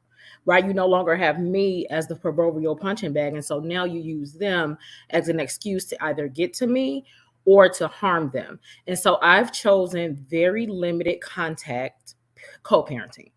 I communicate via text and email, period. Because once I get on the phone with this person, it's a whole different story. It's more gaslighting, it's deflection, it's projecting. It's like, I'm not doing it no more because I'm already free. I've already chosen me. So you still don't get my time and energy just because we got some kids. Can I get an amen? So I still choose me. They still get to see their father because I believe that having contact with their father is important. As a person that did not grow up with her dad, did not ever meet her father, it's very critical to me that they have that relationship. And they are all in counseling right now because they deserve to unpack and understand the trauma that they experienced, right, before they become adults, and also carry on the curses of their parents, right? So I do the work. I limit the contact with him as best I can, and I'm protecting them through conversations and honesty with them as well as their counseling. So good. Thank you so much, Dr. King. I hope you see all the hearts floating in the wilds because that was deep. The next question is coming from Chrissy King, and she asks, what are the key traits evident in narcissistic men? Do these traits differentiate based on age? Child. So I don't think so in terms of the age. I went into a rabbit hole, y'all, right? So after you actually get a name of what you're experiencing and actually accept what you're going through, you go into a rabbit hole. And I'm a researcher already, right? So I'm digging deep, I'm Googling, I'm reading books, and I didn't notice any difference in age, but the characteristics are very much the same, right? So it's rooted in childhood trauma, and it's rooted in fight mode, right? You have fight, flight, fawn, freeze, people please, right? So it's all in the same square of trauma. I just ended up on people pleasing, and he ended up on fight based on childhood trauma and abuse experience. Doesn't make it okay or justify any abuse you project onto other people. But the narcissistic traits were very much shifting the blame, the gaslighting tactics, kind of creating their own reality, manipulation. So there was a lot of tears from time to time about things because I'm still a social worker at heart, and I'm empathetic, right? So narcissists tend to feed off of the energy of like extremely excellent people and good-hearted and well-meaning intentioned people. And so they choose us for that reason because they are attempting to emulate what they don't have. They lack empathy. They don't have an understanding of what love is. And what's so crazy, y'all, is when I went to a therapy session with him not too far into our marriage, and I noticed this behavior decades ago, right? We were together for 2 decades. The counselor and therapist at the time said, he doesn't know what love is, so he's not going to be able to give it. And I still didn't hear it at the time. So narcissists tend to not know love. They don't know what empathy is. They gaslight, they project insecurities, and they're often telling you their truths by the way that they're insulting you. So the names that they call you, the way that they're telling you you're selfish, the way that they're telling you whatever the flaws are that they're attempting to always share with you. And now, how you are always doing wrong, it's always your fault. That's really a projection of who they actually are that they've not chosen to accept or deal with. This is so rich. I'm gonna keep these coming because the box is lit up, Doc. Okay, so this one is from Tiffany Brown. She asks, how do you handle PTSD ex-military? How do you handle a PTSD ex-military partner? I think that's loaded. I think it depends on what experience you're having, and if they are and or are willing to choose to get help. What we tend to do is give them a way out and give them a justification and excuse and feel sorry for them. It's not their fault and it's not to blame because they had a bad childhood, because they experienced domestic violence, because they have PTSD, because they were in war and they have these wounds. And so, of course, they're going to be mad and angry, upset. It's not their fault, but it is their fault. We are the owners of our own stories. We are the controllers of our own narratives. We have the power and authority to change our behavior when we want to. If they want to be different, they will. It will take courage and bravery for them to choose to get the help that they need so they will not walk around this earth bruising and scarring other people. And so you deal with it by attempting, when, depending on which mood and mode they in, because we know when they can be approachable, because we walk on eggshells enough to determine what they mood gonna be. We've learned that pretty good. You see an opportunity to have a conversation about what you need. Expressing your needs are okay. We often don't do that either, and that's how we end up in these situations, because we put ourselves on a back burner to where we don't even know what we need, what we desire, what we want, what we're looking for. So you determine what it is you need from your partner, what behaviors you need to change and or cease. You ask if they're willing to give that to you, and if they want to give that to you, the steps they need to take to get help to do that. Ashay, you are a legend. My goodness. I'm going to throw this question up here just to diversify this a bit as we run out of time. So Nicole Player asks a good question. She says, how do you communicate with your kids about your divorce and what you experienced? Whew, child. Okay. So this has been an ongoing tug of war for me, because while I want to be honest with them to the best of my ability, I still want to protect their innocence. And I don't want to badmouth their father. Like, we know about people that just badmouth the other parent, even if it's not a real justification, just because they mad. I have very valid reasons, and my truth is the truth. I'm not lying to them if I would have to tell them the whole story. But I think I chose to do it bit by bit, piece by piece. And some of it was surfaced because they already know, because they experienced it, they seen it, right? They seen it before I saw it because they smart. And so I'm honest with them to a degree. I'm careful about the words that I choose. I'm careful about the blame that I say, right? Because we both were to blame, what I accepted, what I didn't, right? Period. When I chose to walk away. And I allow them to express their feelings and thoughts to me as they want. And I have them in counseling so that they can do the same. I work really closely with their counselors. My son has a different counselor than my girls. It was important that he had a male counselor because of the ego and pride that his dad instilled in him with the toxic masculinity. So it was critical that in order for him to grow and not become his dad, he had a positive Black male figure to talk to. So I work closely with their counselors to ensure that those parts are discussed. We talk about what's healthy, what's unhealthy, and I named the fact that we had an unhealthy marriage. And then I named some of the things that occurred that were unhealthy: yelling, name calling, talked about what emotional and verbal abuse was without going into like scenarios that as specific as I was in the talk. I don't share that much with them, but I give them enough for them to understand what happened. So good. Very quickly, and I'm not surprised because you're just a wealth of knowledge. We have hit the time, y'all. Please do tell them, Dr. King, how they can stay connected to you and continue to learn from you, walk with you, support you. What would you share? So Instagram is going to be the best way. I already saw a few folks follow, and I've already actually chatted with y'all a little bit in the message. I was like, "Hey, girl, hey."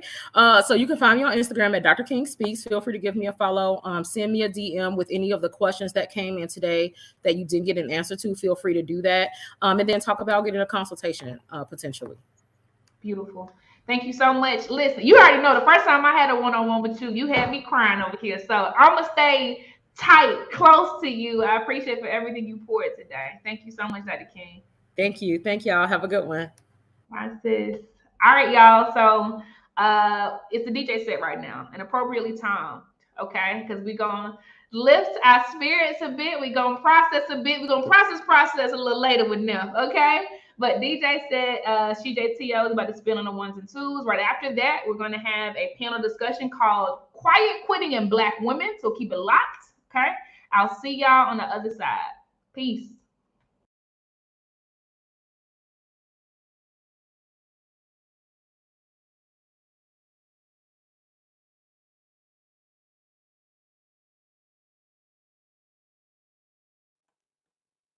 DJ T.O. She's so dope.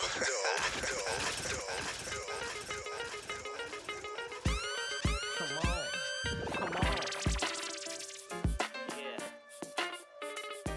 Come on. Yeah. Uh-oh. It's day 2.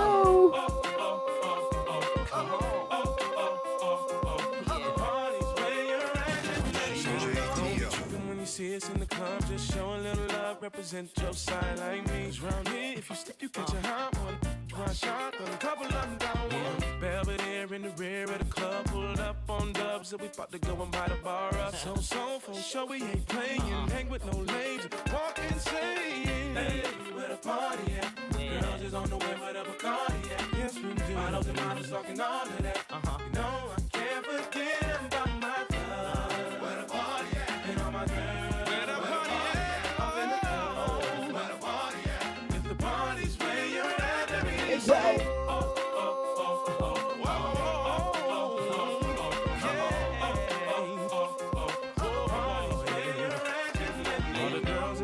In their best outfit, just showing that skin, trying to make it on the spit. Where you been, girl? You and your friend need to come to the back. We got it locked down. Be a white t-shirt or a 3-piece suit, don't matter what you wear. All that matters is who you with. Some jiggy, some straight grind. All up in the club just to have a good time. Hey, where the party at? Girls is on the way, where the Bacardi at? Models and models talking all of that. No, I can't forget about my club. Where the party at?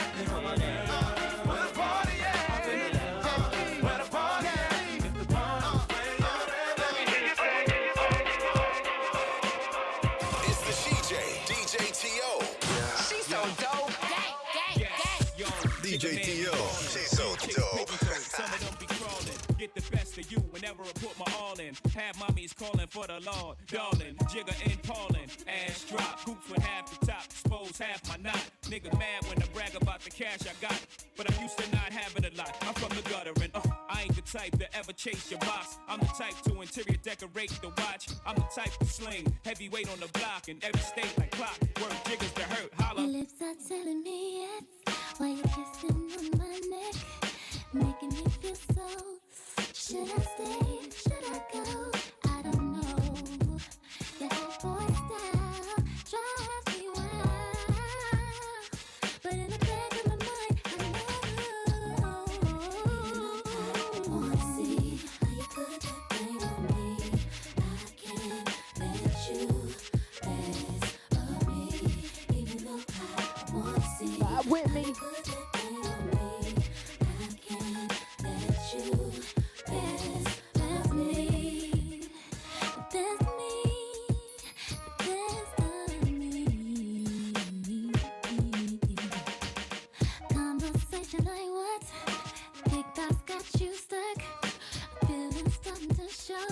Should I stay? Should I go? I don't know. You're driving me crazy. Wanna be your lady, but I gotta make it. Even though I wanna see how you put that thing on me, I can't let you mess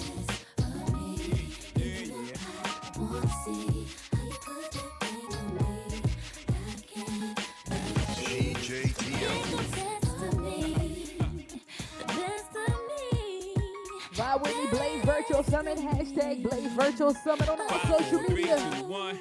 Carolina blue kicks, hottest on the block. Used to Willie bicycle since I was 6. High school, the crossover, wave the way picks. Music is the same, gave away hits. So my get it together or forget it forever. When I go at you hard, I can get it through leather. You act like Jigga can, get it whoever. Talking you got a man, okay, ma, and that's high school, making me chase you round for months. Having a fear, act like in the dough for once. Plus my hand is up your skirt, goddamn you flirt. What's a little me on top gonna hurt? Maybe a little, but pain is pleasure and pressure bust pipes. And you look like the I like it rough tight. We can crush the night, tell me what you like. I got a yellow bottle on a bucket of ice, get right. Young Hova. Even though I wanna see how you put that thing on me. You are not ready. Unstoppable dynasty. Young Hova. Hustler, baby. I just want you to know. Let you know. It ain't where I've been, It ain't where I'm but where I'm about to go. top of the world. I just wanna love you. Just wanna love Be you. who I am. Know you love me. All is cash. Not ready. Unstoppable dynasty. Young Hova. Hustler, baby.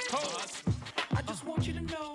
Let you All know. right, yo, It ain't where I've been, It ain't where I'm but where I'm about to go. Ride with me. I just wanna love you. Just wanna love Be you. who I am. Know you love me. All is cash. More money, more Don't problems. forget your man. Now give it to me. Give me that funk, that sweet, that nasty, that gushy stuff. But don't bullshit me. Come on, give me that funk, that sweet, that nasty, that gushy stuff. When the Remy's in the system, ain't no telling when I fuck 'em, will I diss 'em. That's what they be yelling. I'm a pimp by blood, not relation. Y'all be chasing, I replace them, huh? Drunk on Chris, mommy on E. Can't keep a little model, hands off me. Both in the club, singing off key. Hi, I yo. wish I never met Hold her. up. It gets better, ordered another round. It's about to go down. Got 6 model chicks, 6 bottles of Chris. 4 velvet hairs, got weed everywhere. What do you say? Me, you, and your Chloe glasses. Go somewhere private where we could discuss fashion, like Prada blouse, What Gucci you bra, say? okay, Filth Mon jeans. Take that off. Give it to me. Give me that funk, that sweet, that nasty, that gushy stuff. But don't bullshit me. Come on, give me that funk, that sweet, that nasty, that gushy stuff. Give it to me. Give me that funk, that sweet, that nasty, that gushy stuff. But don't bullshit me. Mama, give me that funk, that sweet, that nasty, that gushy stuff. Yeah, save the narrative, you saving it for marriage. Let's keep it real, man, you saving it for carriage. You wanna see how far I'ma go, how much I'ma spend, but you already know. Zip zero, stingy with the Niro. Might buy you crisp, but that about it. Might light your wrist, but that about it. I might wipe you and buy you nice whips, mom, but you really gotta ride nice. Know how to work your hips and your hands priceless. Confess you love the Hove and I never let you down. Get you bling like the Neptune sound. Okay, hot hole, too hot to hold. Ladies love me long time like Tupac soul. Only way to roll, Jigga and 2 ladies, I'm too cold. Motorola, 2-way page. Come on, Give it to me. Give me that funk, that sweet, that nasty, that gushy stuff. But don't bullshit me. Come on, give me that funk, that sweet, that nasty, that gushy stuff. Give it to me. Give me that funk, that sweet, that nasty, that gushy stuff. But don't bullshit me. Mama, give me that funk, that sweet, that nasty, that gushy stuff. It's the DJ T.O. She's so dope. Baby girl, you know my situation. And sometimes I know you get impatient, but you don't put on a show to get ovations. Take it to court and go do litigations. And I respect your gangster. Treat you like a princess and put some on your neck to thank you. She's my pinch hitter. When the starting lineup ain't playing right, I come off the bench with her. It might sound like I'm gassing ya, but it takes time to get from the backseat to the passenger. We've been creeping and sneaking just to keep it from leaking. We so deep in our freaking and we don't sleep on the weekend. Wifey's a little bit uptight. Wonder why I keep coming home in the middle of the night. It'll be alright. If y'all bump heads, it'll be a fight. But I said it'll be alright. Come on. I really wanna be with you. Wanna be real with you. I can't leave you alone. And I know I'm living wrong, but I can't let you go. You're the one I want in my life. Already got a wife. Can't leave you alone. And I know I'm living wrong. Ride with me.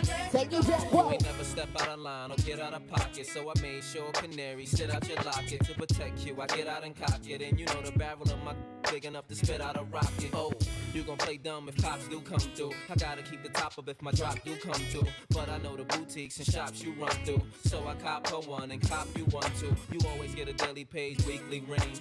Plus you ain't too shy to do them freaky things. I ain't gotta put a band on your finger. I worry about you telling the whole world I'm your man while I'm Springer. At first you was something I denied, something I would slide just to do something in the ride. But shorty, it's something you provide, cause the entree ain't as good without something on the side, you know. I really wanna be with you, wanna be real with you. I can't leave you alone, and I know I'm living wrong, but I can't let you go. You're the one I want in my life. I already got a wife. Can't leave you alone, and I know I'm living wrong, but I can't let you go. What's poppin'? Happy Tuesday. I go by the name of DJ T.O. The illest CJ. Hashtag she's so dope. Listen, you got a request, talk to me. You see the hashtag Blaze Virtual Summit. Tap in with me, and of course at CJ T.O.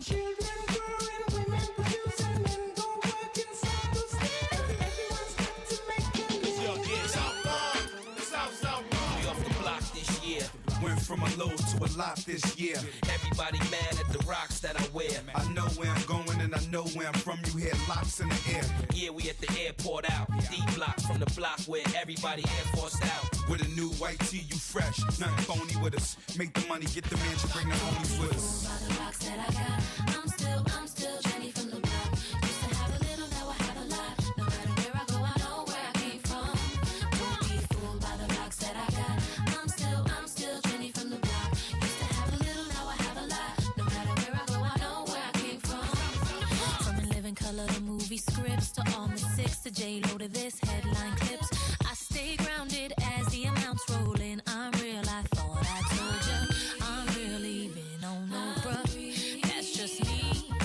Nothing phony, don't hate on me. What you get is what you see. Don't be fooled by the rocks that I got. I'm still Jenny from the block. Used to have a little, now I have a lot. No matter where I go, I know where I came from. Don't be fooled by the rocks that I got. I'm still Jenny from the block. Used to have a little, now I have a lot. No matter where I go, I know where I came from. I'm down to earth like this, rocking this business. I've grown up so much, I'm in control and loving it. Rumors got me laughing, kid. I love my life and my public. Put God first and can't forget to stay real. To me, it's like breathing. Don't be fooled by the rocks that I got.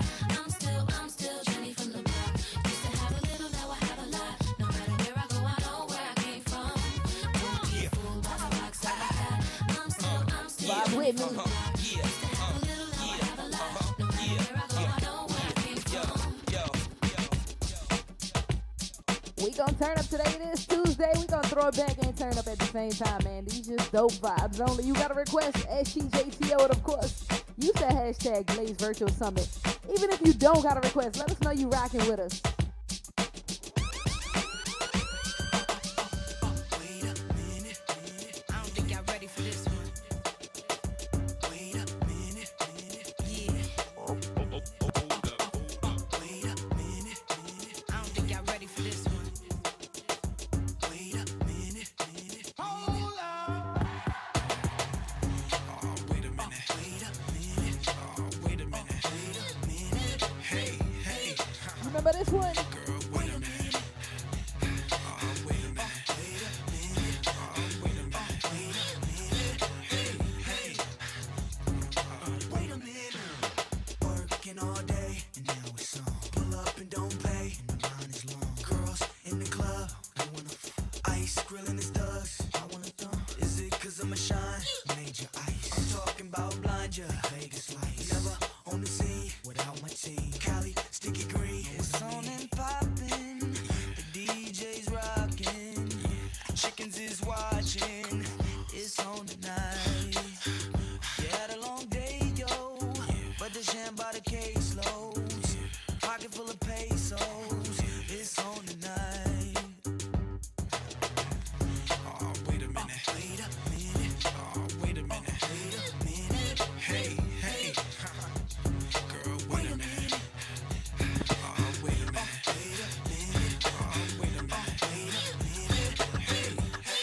Y'all know the words? Stay away.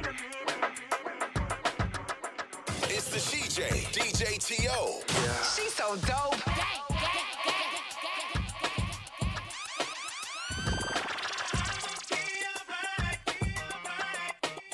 I swear, I'ma vibe with me. DJ T.O.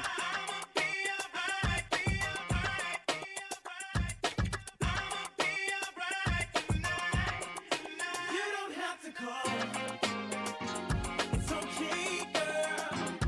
'Cause I'ma be alright tonight. You don't have to call. It's okay, girl. 'Cause I'ma be alright tonight.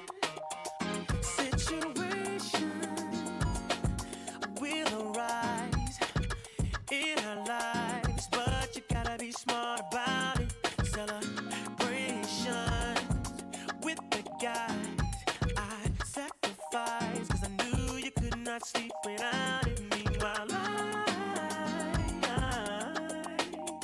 I loved you. You were my girl. You see, the world of you, but you're so steady, baby. It's okay, girl, 'cause I'ma be alright tonight. You don't have to call. It's okay, girl, 'cause I'ma be alright tonight.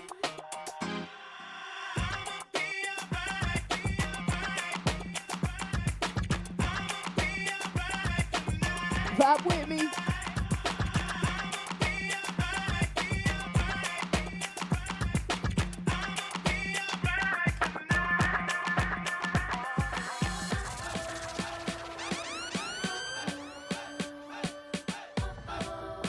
It's Tuesday, man. We gonna turn up. Vibe with me. Honestly, if I tell you what you wanna know, love, there ain't another. Don't want no other lover. I put nothing above you. I kick 'em to the gutter. You try to shake me, wound up loving me crazy now. Look at us lately and tell 'em who's your lady. I never thought you'd be the one make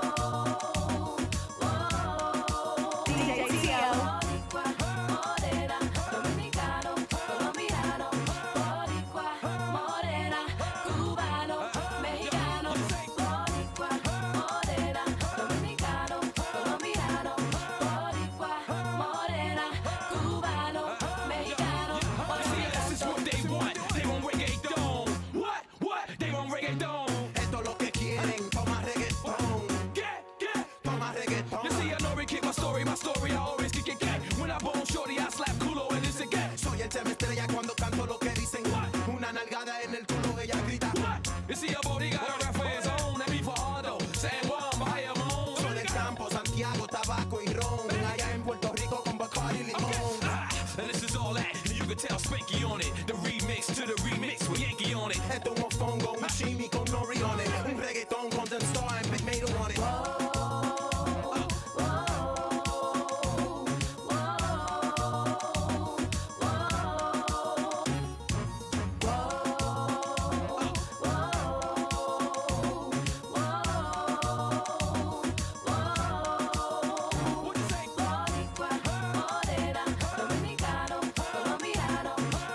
Oh, we about to take it here. It's Tuesday.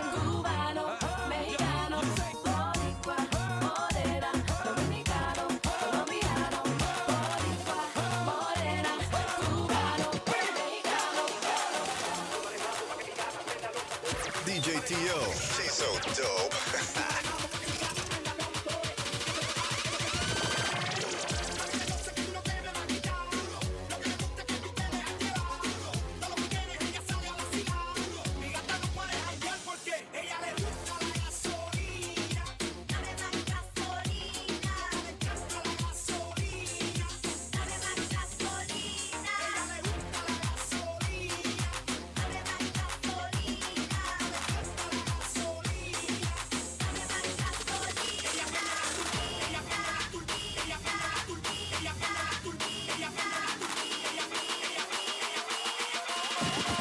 DJTO.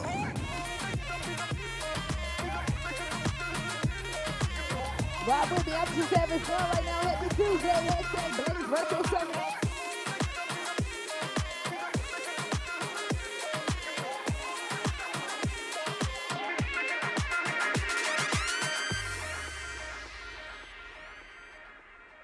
Hold up. It's after midnight and she's on your phone.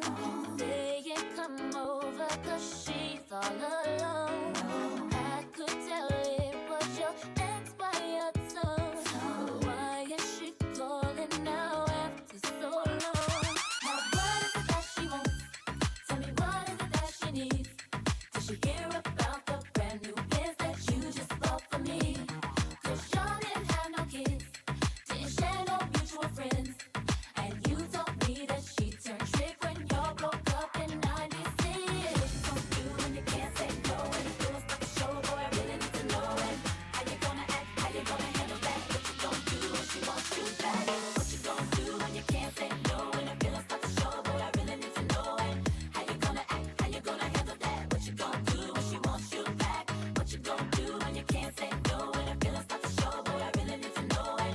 How you gonna act? How you gonna handle that? What you gonna do when she wants you back? There's no need to reminisce about the past. Obviously, cause that shit did not last. I know how a woman will try to game you. You don't get caught up because baby you lose. Now what is it that she wants? What is it that she wants? What is it that she needs? Should she hear about the brand new biz that you just bought for me?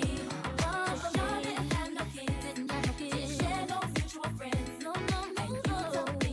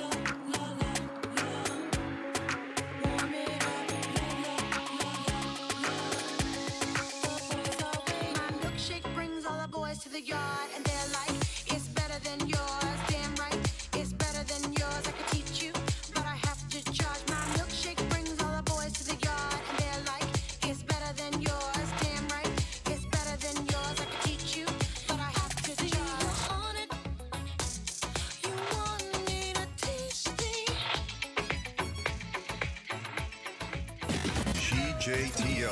So we're jamming in the party, and you're waiting on me, pushing everything. Right back on top of me, yeah. But if you think you're gonna get away from me, you better change your mind. You're going home. You're going home with me tonight. Let me hold you, go caress my body. You got me going crazy. You turn me on, turn me on. Let me charm you, go wine all around me. You got me going crazy. You turn me on, turn me on. When I get on, I go get with tonight. If she thinks say man, man, I go fight. Me don't see that with popcorn and Sprite. Walk up and be like I. One another ground a bumper cock sky, whining hard on me, got my python hollering for mercy, yeah. Then they whisper in the ring, so wine harder. And then she said to me, boy, just push that thing, push it harder back on me. So let me hold you, go caress my body. You got me going crazy. You turn me up, turn me up. Baby, let me love you. Put your arms around me. You got me going crazy. Turn me up, turn me up.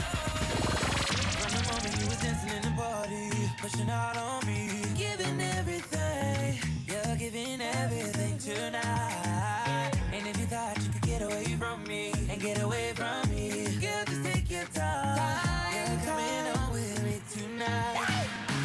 Girl, I got a question for you. Can I get an answer? Yeah, yeah, yeah, yeah, yeah, yeah, yeah. Girl, I got a question for you. Can I get an answer? Yeah, yeah, yeah, yeah, yeah, yeah. She only love me 'cause I'm dangerous. That boom boom sound like angel dust.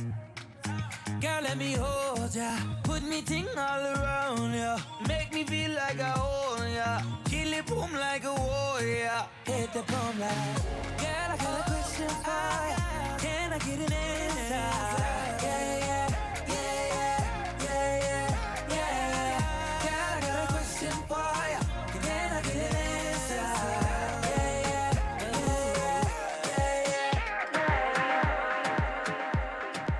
It's the DJ T.O. She's so dope. I'm something strong and I see you standing there in front of me. Your style, your clothes, your hair, your flair, woman, you look so sexy. The way you whine and way you dance and the way that you twist and turn your waist. Leaves me wanting, leaves me yearning, leaves me feeling for a moment. Before the end of the night. Vibe with me.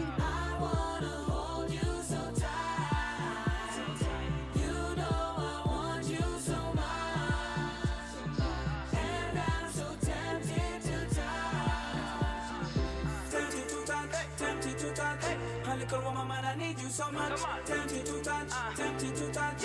A little woman, man, I'm inside your clutch. Tempted to touch, tempted to touch. A little woman, man, I need you so much. Tempted to touch, tempted to touch. A little woman, man, I'm inside your clutch.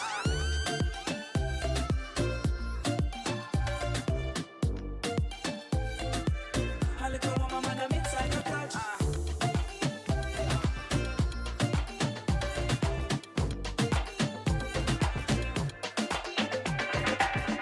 DJ T.O. She's so dope. I'm the type of girl that look you dead in the eye. I'm really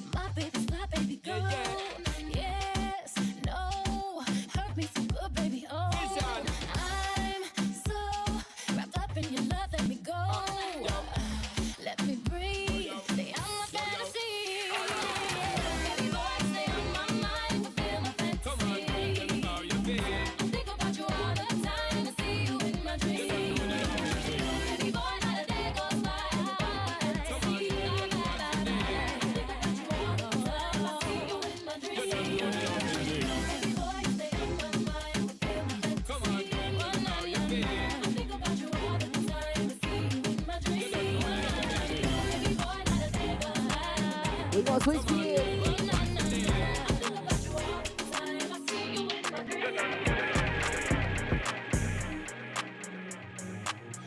You're now in the mix with DJ T.O. Just saying, came in with an FN. Two girls with him told me he ain't got a preference. Let them both down and I asked a few questions. Met last week and they already best friends, already best friends. Met last week and they already best friends. Met last week and they already best friends. She's a Georgia State freshman. Told her I'ma pull up at your place at 10. Girl, you look good, I would risk everything. Make me forget what safe sex is. I'ma finish right now if I don't take breaths in. I recommend you don't listen to your friends. It ain't been the same since they stepped in. 25 deep in the same section.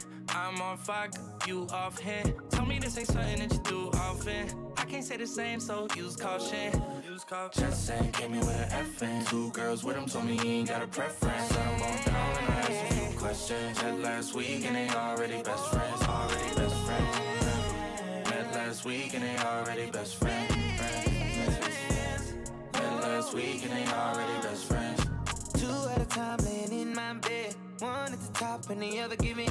Girl on girl, I love the taste. You can run around, I love the chase. If you need a break cause you thirsty, don't trip cause I know you're burning up. She said she love me but she want her 11-11. Baby, make a wishing, I'ma do what you want. Ain't no more intermission, I'm tryna see what you want. Just saying, came in with an FN. Two girls with him told me he ain't got a preference. Let them both down and I asked a few questions. Met last week and they already best friends, already best friends.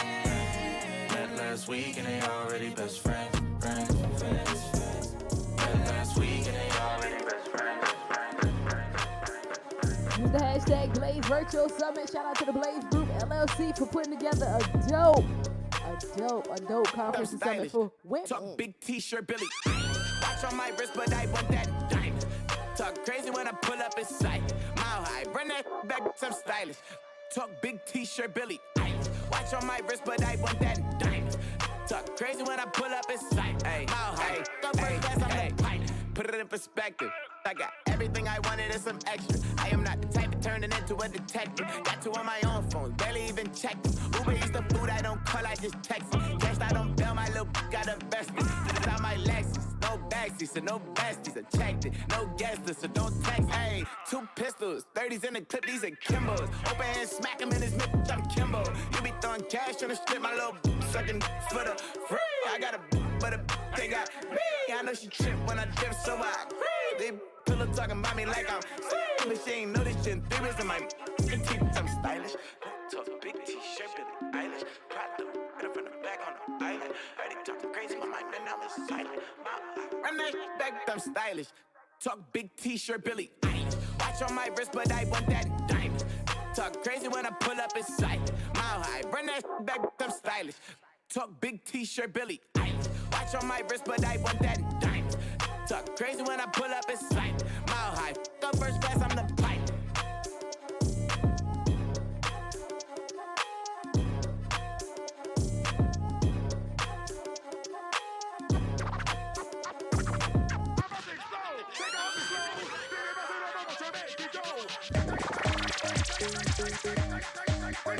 Come on, ladies, vibe with me. Shout out to the Blaze Group LLC. Hashtag Blaze Virtual Summit.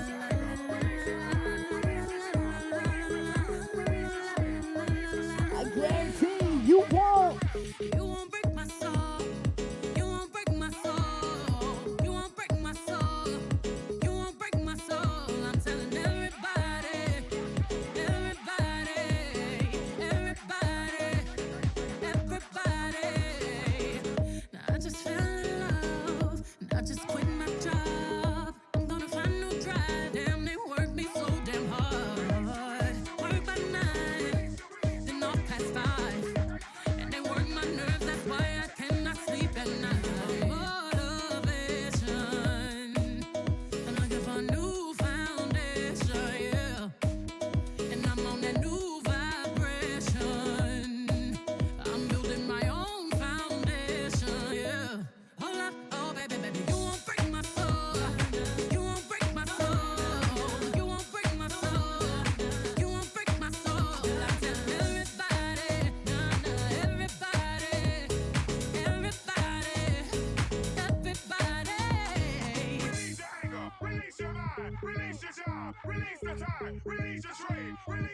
I'ma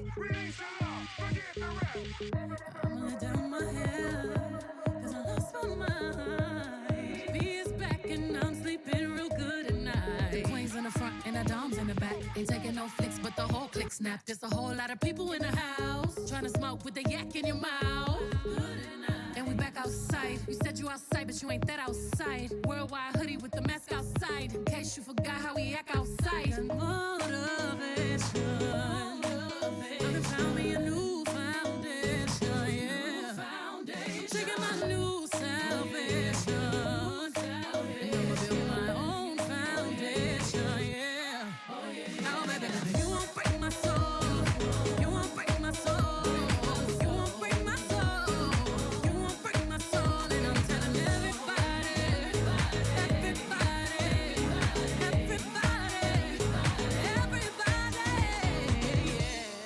You don't see it, you won't see it, that we all know.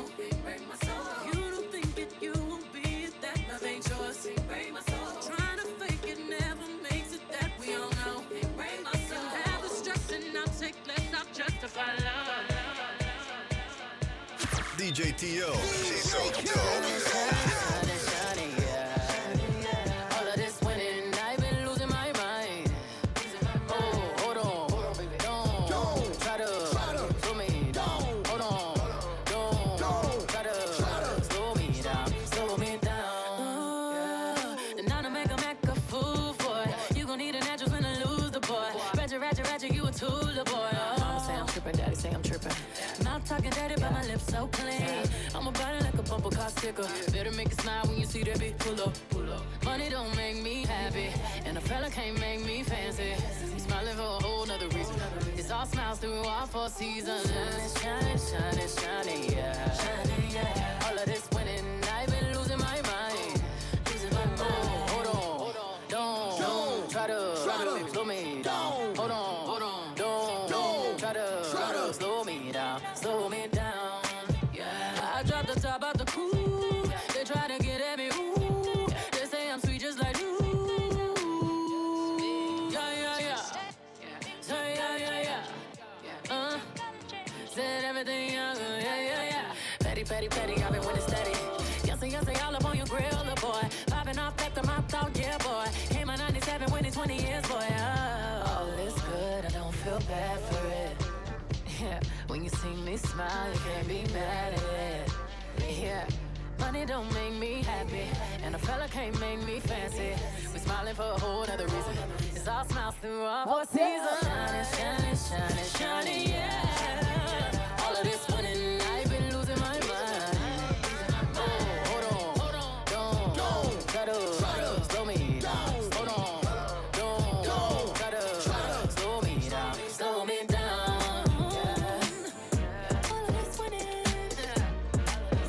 Shout out to my ladies out there winning.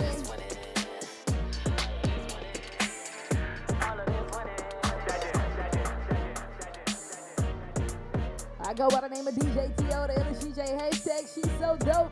Hit me on Instagram, Twitter, Facebook, all that at SheJTO. And of course, use the hashtag Blaze Virtual Summit. Vibe with me. First off, mind your business. Bad every day like Christmas. Attitude on you pay me. It take more than a Bentley to pay. Got me. I don't trust him. If he ain't got more than me, can't. Got me. I don't trust him. If he ain't got more than me, can't. Ooh. I love when they chase me. Good luck if you trying to replace me. 220 on the dash like Stacy. And yeah, that fine, but he moved too jank. Got me. I don't trust him. If he don't got more than me, I can't.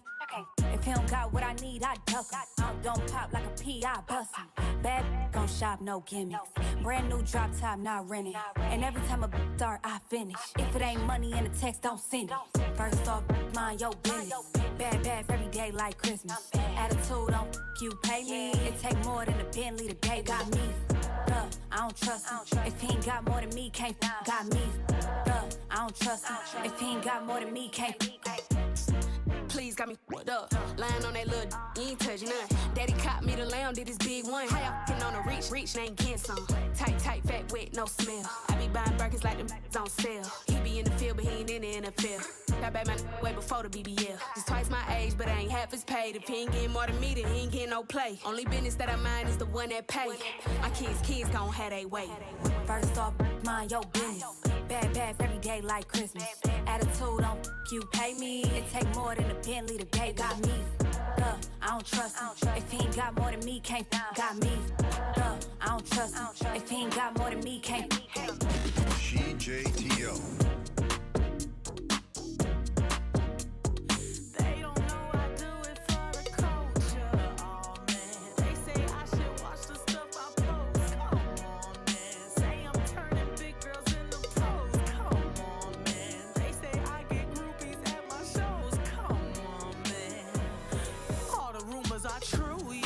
What you heard, that's true, yeah. Him and you, yeah. If you believe I do that, had to cut them all loose, yeah. Indy ain't no loose lips. Now they all tryna sue me. Psh, I don't give two lips. All the rumors are true, yeah. I've been in the bamboo, yeah. Focused on this music. My ex man, he blew it. Last year I thought I would lose it. Reading on the internet, my smoothie cleanser might die. No, I ain't smashed Drake yet. Spending all your time trying to break a woman down. Real things are going on, baby, take a look around. If you thought that I was ratchet with my hanging out, just wait until the summer when they let me out the house. Yeah.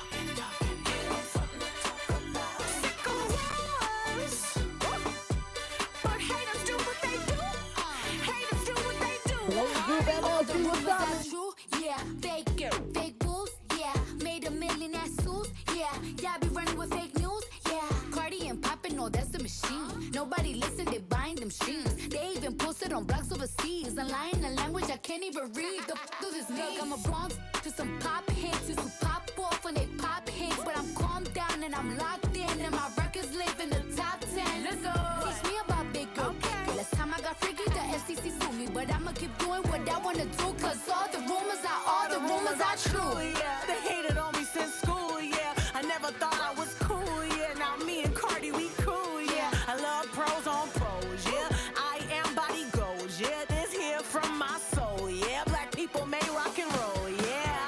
Why you spending all your time trying to break a woman down? Real things are going on, baby, take a look around. If you thought that I was ratchet with my hanging out, just wait until the summer.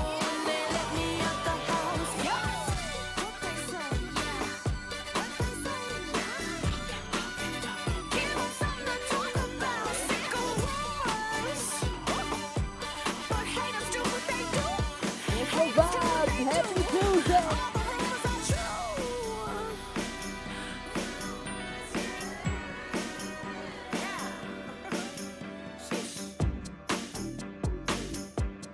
DJ T.O. She's so dope.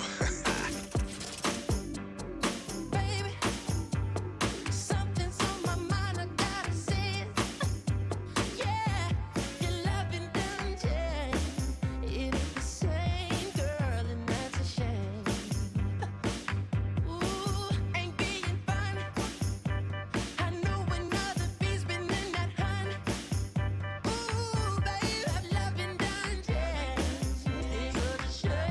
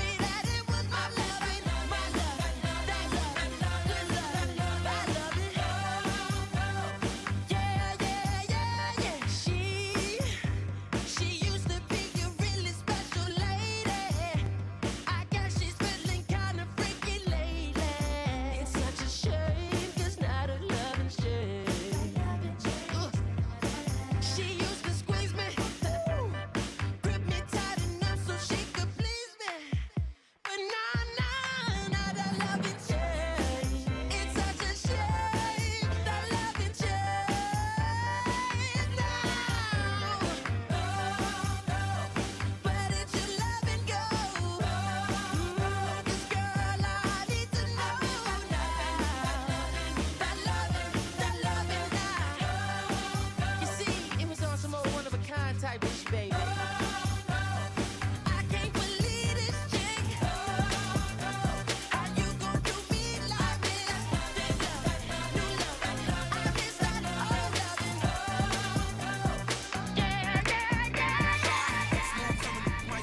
And I still like to throw the 4-5 like Mike back. Pull that tech out just to make a statement. He gon' need a body bag or a knapsack. He'll fold under pressure. I can tell from his posture, man, he ain't really like that. Mama told me I don't care if you scared. Go in for the kill. If they try, you better fight back. We'll beat his if he try to throw the folks up. What's all that you was saying like you was so tough? They gon' have to carry your mans if he approach us. Creeping in that glizzy of blam when we get close up. Rich gangsta, my gun match the color of my cop. Any sudden movement, this go far. Better have him hug and I law. I'm the GOAT, I'm a thug, I'm a star. Young trying to clear a crowd with the heat. When you rhyme, better keep it 40 cal by the seat. He was making wrong till they found him deceased. There's a whole lot of evil woman around in the streets. So you better look both ways. Make your soul shake. Demon standing in the doorway. Tell me, honey, are you okay? Screaming out, no way. Tell me, honey, are you okay? Still on that bullshit, MJ. Really one of the hottest and I never dropped a mixtape. All my life had to risk take. But if they come and try me, 40 kick it to my wrist break. Let anybody in this play. I'ma have my C's leave his in the ground with a stiff face. Where I'm from, all the killers turn hood legend. And they known through them blocks like the Kimbe. Told on something bigger than the Greg Khali. 30 shots to knock him down like Muhammad Ali. Do the race, scratch off in the track off G. Catch him lacking, then it's R.I.P. Young trying to clear a crowd with the heat. When you rhyme, better keep it 40 cal by the seat. He was making wrong till they found him deceased. There's a whole lot of evil woman around in the streets. So you better look both ways. Make your soul shake. Demon standing in the doorway. Tell me, honey, are you okay? Screaming out, no way. Tell me, honey, are you okay?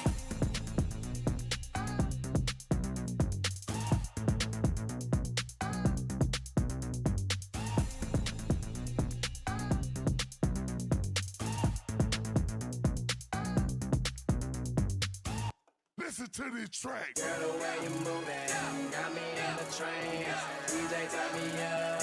Ladies, this your jam. Girl, the way you moving got me in the trance. DJ, turn me up. Ladies, this your jam. Girl, the way you moving got me in the trance. DJ, turn me up. Shout out to my ladies. Ladies, this your jam. Shout out to the Blaze Group LLC for putting all the dope in it. For black female entrepreneurs. Wait, no, let's go.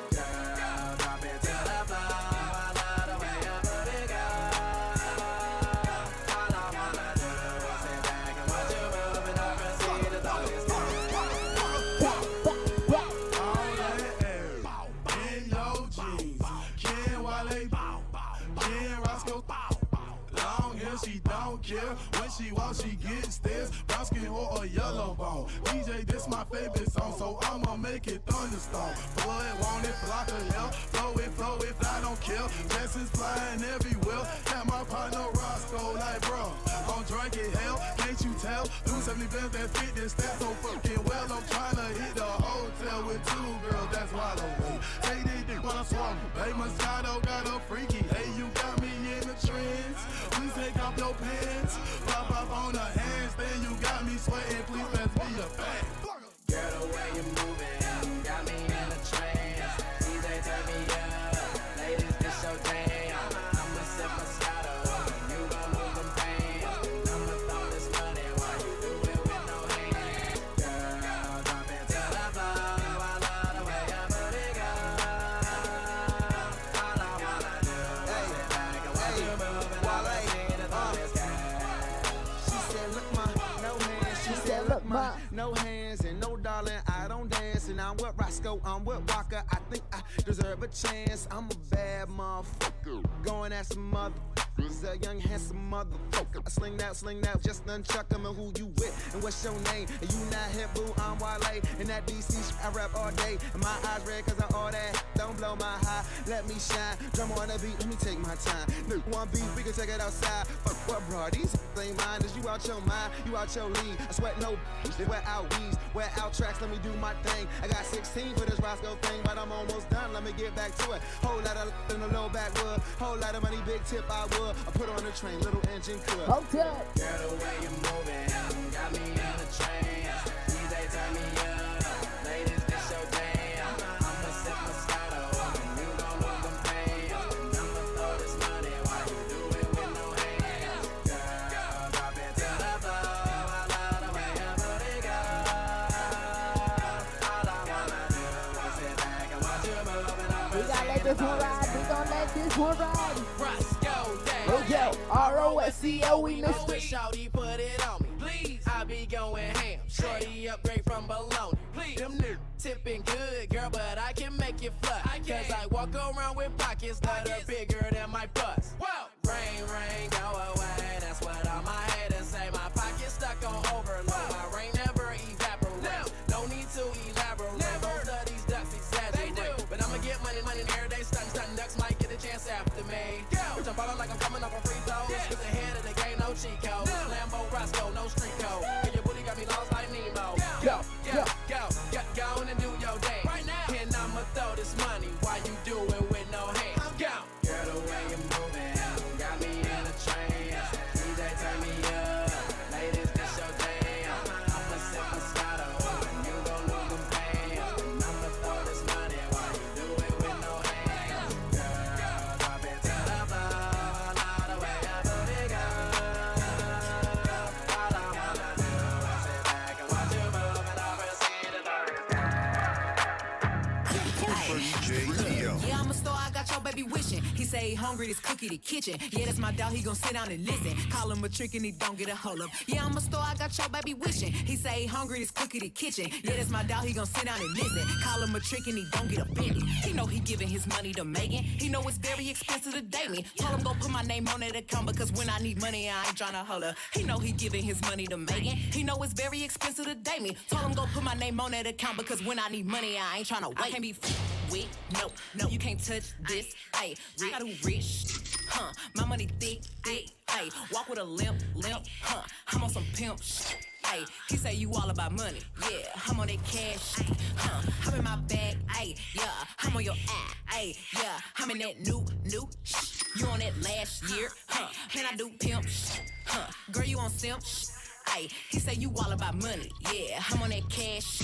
Ay. You know how they love me? Why? Cause baby don't give what you do. I be fixing the weed while she's out, then I back and killing her. Know how I give it up. I be cool on them, ain't no pressure. Till I met this little and they Maggie. This little thing here style. Look how she walk, look how she talk, she sexy. I like when they pretty and ghetto. Type of don't even say hello. And whenever we back, put her in the headlock with my elbow. Now she done reversed. Got a bone like a Camaro. I can't be no, you can't touch this. Ayy, I got who rich, my money thick, ayy, walk with a limp, I'm on some pimp shit. Ayy, he say you all about money, yeah, I'm on that cash, I'm in my bag, ayy, yeah, I'm on your ayy, yeah, I'm in that new shit. You on that last year, and I do pimp shit, girl, you on simp shit. Ay, he say you all about money, yeah, I'm on that cash. I just looked at my wrist, I got time today. Get them crossing the line today. The hate be so real, the love be fake. Be bumping they gums and bumping my tape. Don't go against me, they ask for my help. Go get out your feelings and get it yourself. Might got the same shoes, but you ain't gon' step. That that you just put out, you could've kept. Yup, she got a he got a shirt. Why? You can't compete when you can't compare. She ate the through my underwear. Got up and got herself out of there. I see they put me on memes and things. Don't speak on my life without knowing the real. 8 figures a year, what it cost me to live. Don't hold it, just say what you feel. But watch your mouth before I fly at you.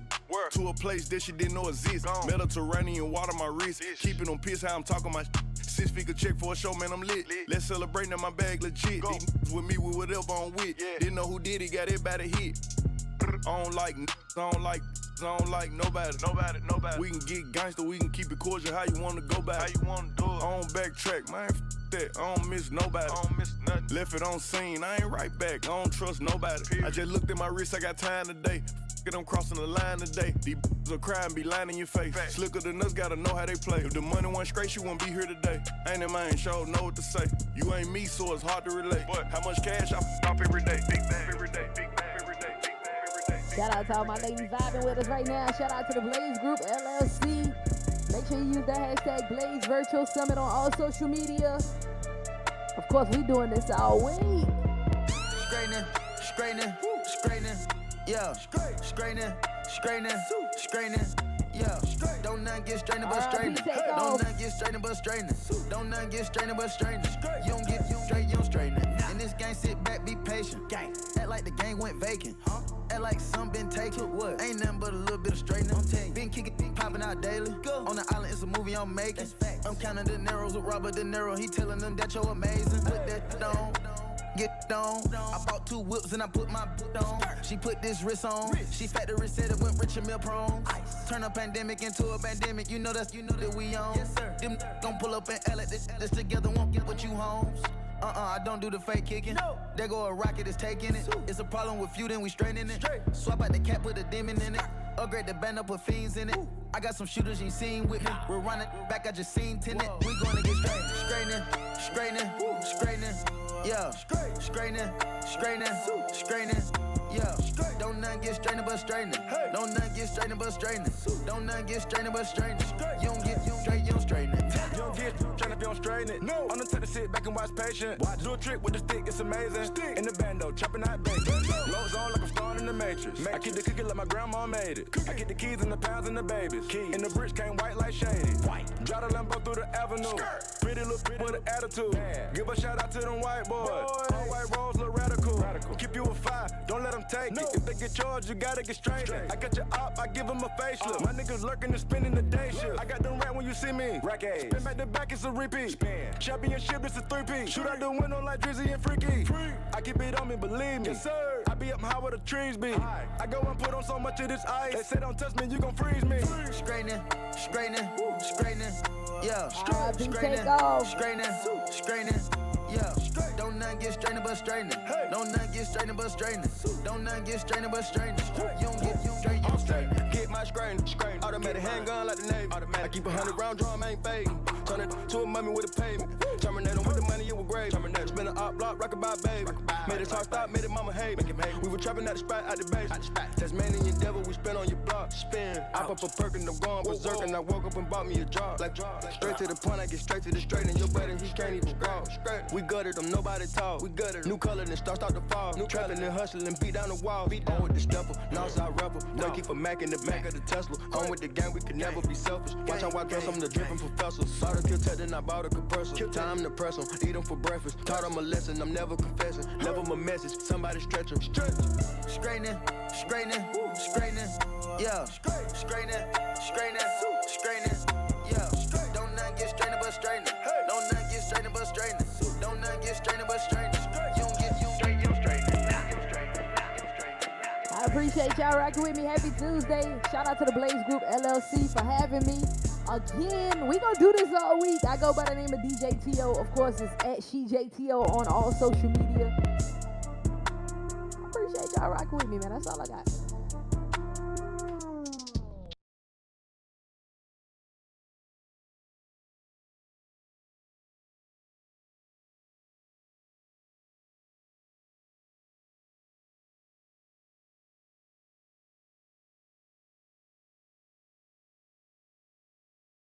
What's up, Black women all across the world? It's day 2 of the Blaze Virtual Summit, Winter 2022, and y'all keep it popping. I am so excited that everybody is here, especially for this conversation, quiet quitting and Black women. Because they haven't inserted us yet, but Black women are entering the chat today.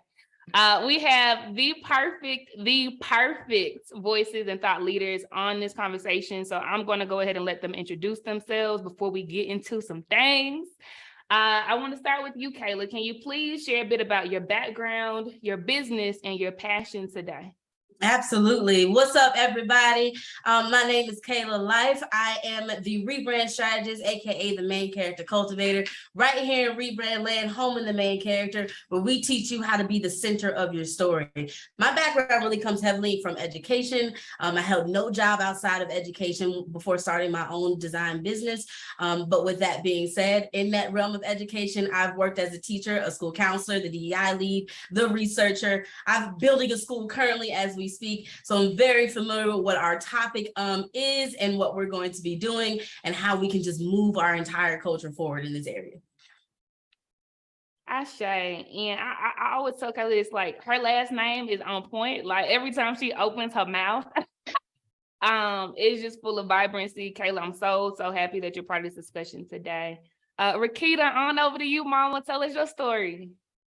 Yeah, my name is Rakita Franklin. I am the founder and CEO of Sonnet Consulting, where I help diverse leaders with communication and active listening skills for genuine collaboration with their staff to really just build better teams. So my background really comes from a lot of everything. I have a bachelor's degree in vocal music and philosophy. And once I graduated and realized that I had a degree that was worth a whole bunch of nothing, I flailed a little bit. I did customer service and hospitality and realized that I don't want to talk to people every day. I really value connections with folks, but I can't do it at this level and this well on a daily basis. So I went back to my alma mater, Lincoln University of Missouri, and started working at Trio. And that was my introduction to higher education, was like coming back home, coming back to work for a program I had worked for before, well, that I was a participant in, and really helping people like myself. And that's where I started in higher education. And to be honest, with the pandemic, I was happy that everyone was working virtually, but your girl has had a flexible schedule all of her life. So when I took my flexible schedule away, I was like, okay, this is the time. Like, no one's going to give me what I need but me. So my background in adult education and training really leads me to do anything that I want to do as long as I do it with adults. So my passion today is to empower adults to continue to be lifelong learners. That's so dope. Full circle moments, and then you still said I'm betting on me. That's what's up, Rakita. And do you sing? I sing at home. The goal is Okay. to start singing again, but it's one of those things that if you don't use it, you really do lose it. So I'm interested in finding me a trainer here soon and starting to sing again. Super dope. I sing. I love it. I mean, it's been a minute, so maybe I need to start saying what you're saying, but I love that. Like, if you do start singing again, keep me posted, sis, because I want to be there virtually or in person with all the snaps. Okay. I got you.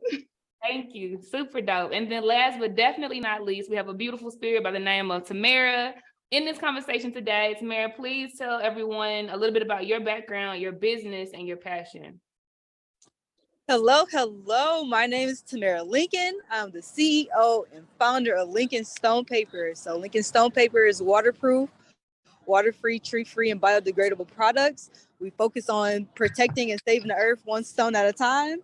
My passion actually stemmed from my children themselves. They kept destroying my books, and I'm like, wait a minute, we're not about to keep doing that. So I ended up creating this indestructible notebook and also indestructible books for my children. My background is also education and nonprofit organization help, and also coaching. I'm a cheer coach. So that all actually collaborates together and just one big punch to the world to just make it better. So thank you. I'm glad to be here. I love that. I'm happy you're here, sis. Indestructible books. I would have never even considered that before. So keep going, sis. Like, the sky is not even the limit. I think that's super fire, and we got to have more Black women's names visibly on our shit. Okay. Dope. Well, it's time to get into it. Okay. I'm so excited about this conversation because of all the things our elders told us about what we had to do and how we had to show up and the way the world worked, right? And I'm excited that these thought leaders are on the discussion today to say whatever it is, right? None of this is pre-planned, right? To say whatever it is they feel about this concept, but I want to make sure that we're all speaking the same language. So quickly, I'll define what quiet quitting is, okay? This phrase describes the current swell that's happening globally, honestly, where employees are deciding to only work within their work hours, okay, and not a minute more, and to only do, right, what is in the job description, right? And again, within those hours, okay? So nothing is spilling over, okay? Period. Ladies, I would love to know what your thoughts are on this act of rebellion. I see it as an act of rebellion. And how do you think it's correlated with the recurring notion that we've always had to be twice as good to get half as far?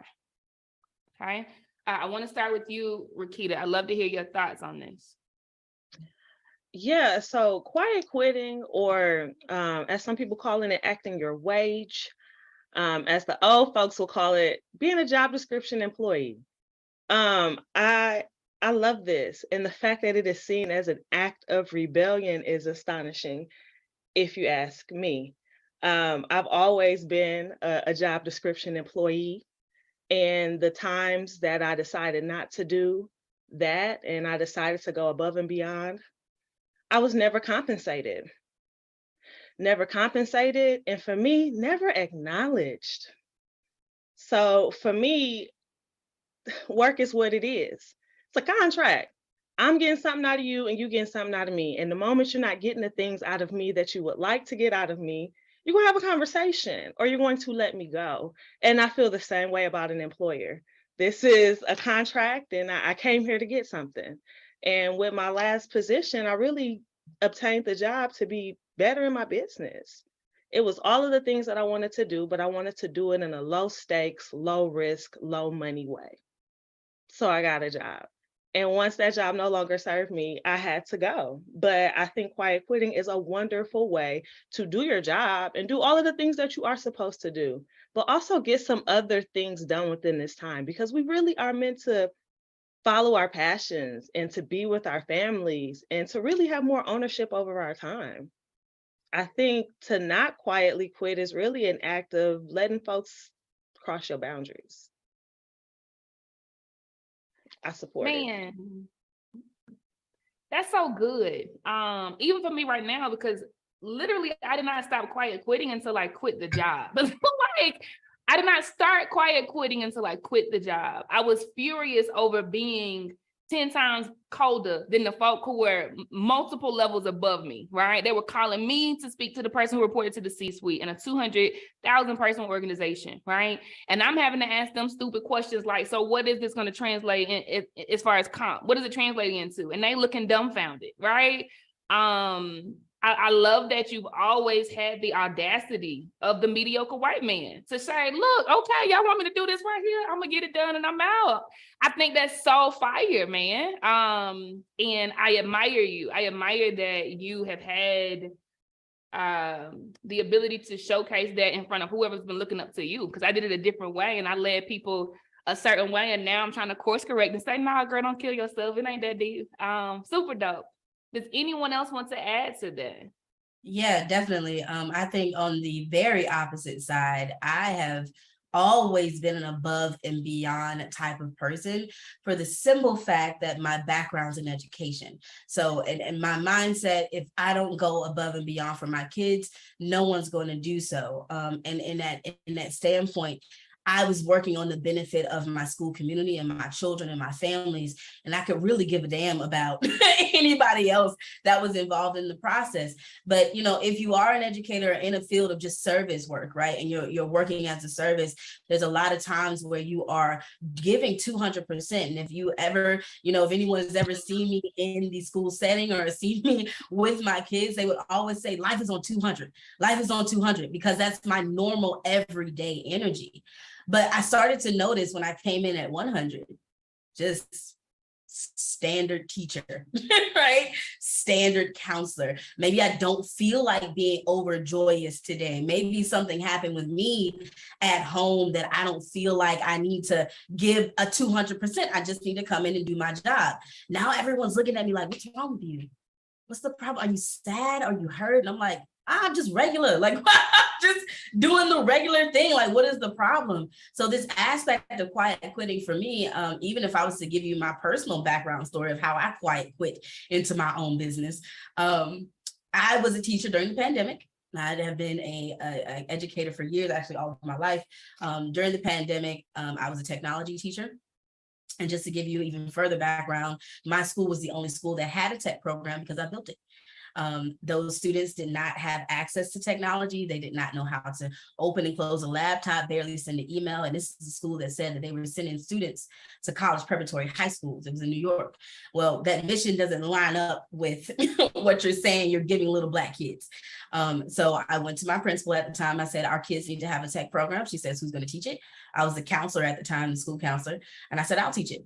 She's like, well, who's going to be their counselor? I said, you'll find another one, right? And I shifted myself into a whole nother position where I created this technology program. So fast forward to the pandemic, where there are 8 schools in this network, and my school is the only school that is ready to go into the pandemic because they know how to use Google Classroom. They know how to use Zoom.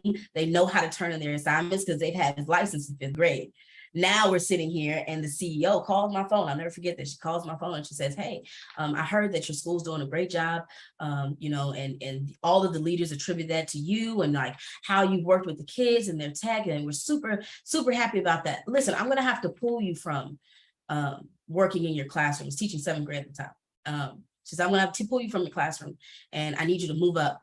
And I need you to come into the network and teach everybody else. I need you to do whatever you did for your school community for the rest of the 7 schools, where in a sense, right? And my very young, not really understanding what was going on brain, I said, wow, that's such a great honor, right? Like I get to now take my talents and show the rest of the school community what I'm doing. But we talk about how culturally we've been taught a specific thing, that you have to be twice as good to even level up to what they're doing, right? So I'm like, oh, this is my opportunity to show them I'm 4 times as good as what they're doing. Like I can do all this stuff. So she's literally moved me away from my classroom.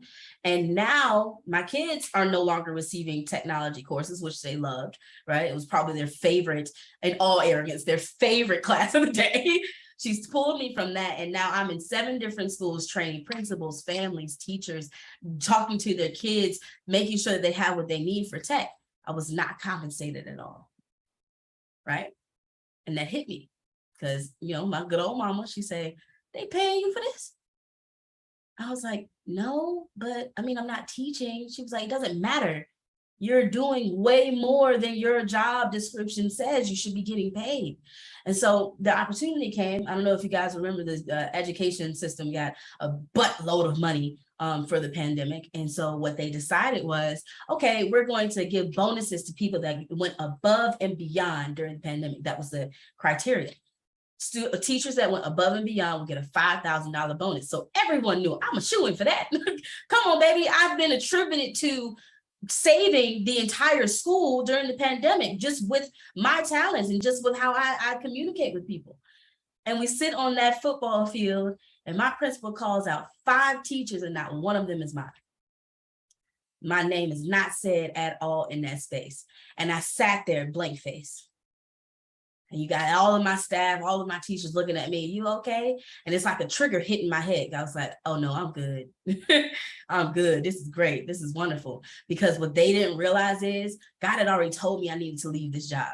He had already told me not just leave this school, but leave the education system. He said to me, even during that entire time, this is a year after, during that entire time, he said to me, do you see all that I have provided for you? Do you see how you're able to affect the masses? You can't do this within 4 walls. You got to leave. And of course, as we often do, I'm not listening. I'm like, God, I can't leave right now. Like I got stuff to do. Like I set up all these programs. Understand that I was such a force in any area that I was in, that I was creating spaces that I didn't feel like anyone could take over. So I had created social emotional learning classes. I created the girls basketball program, the tech program. I was a STEM researcher at the time. I was the DEI lead, was diversity and inclusion, telling white people how to treat our kids. My favorite thing to do during that time. I was doing all of this stuff that I was the lead on. And I was like, God, I can't just walk away from something I started. There's no one to take it over. And then that moment hit me and I was like, wow. They don't even care.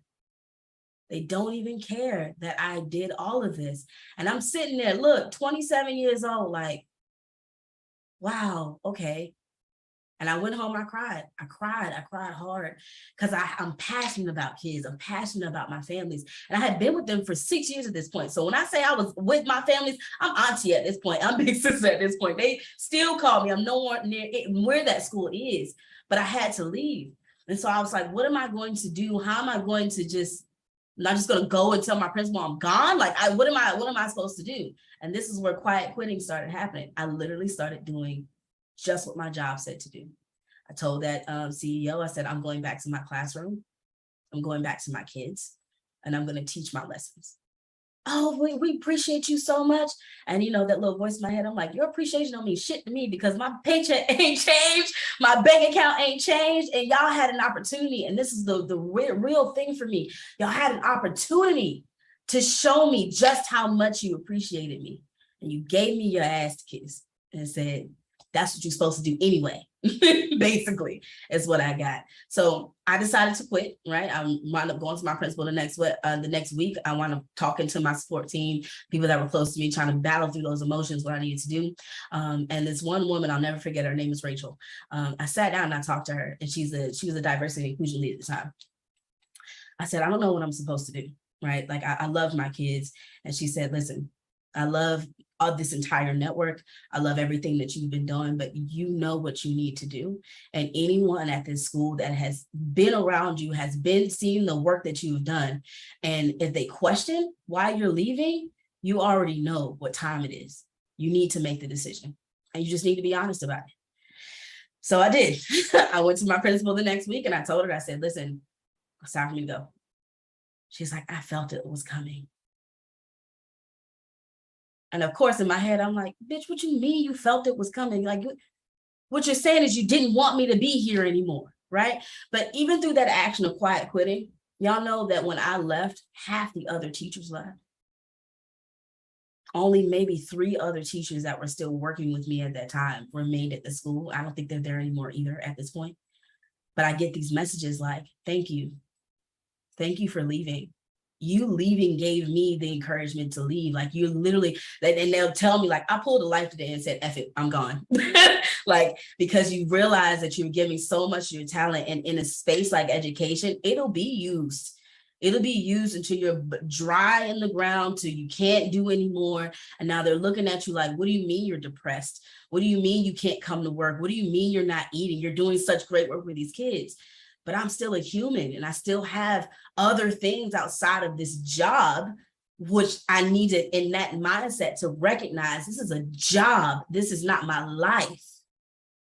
That sometimes when you become a teacher, when you're working in that kind of area, you forget that this school building is an institution. It's a place for me to get money. This is a place for me to sustain my life. Even though my passion is working with younger humans and making this thing happen, I still have to sustain myself.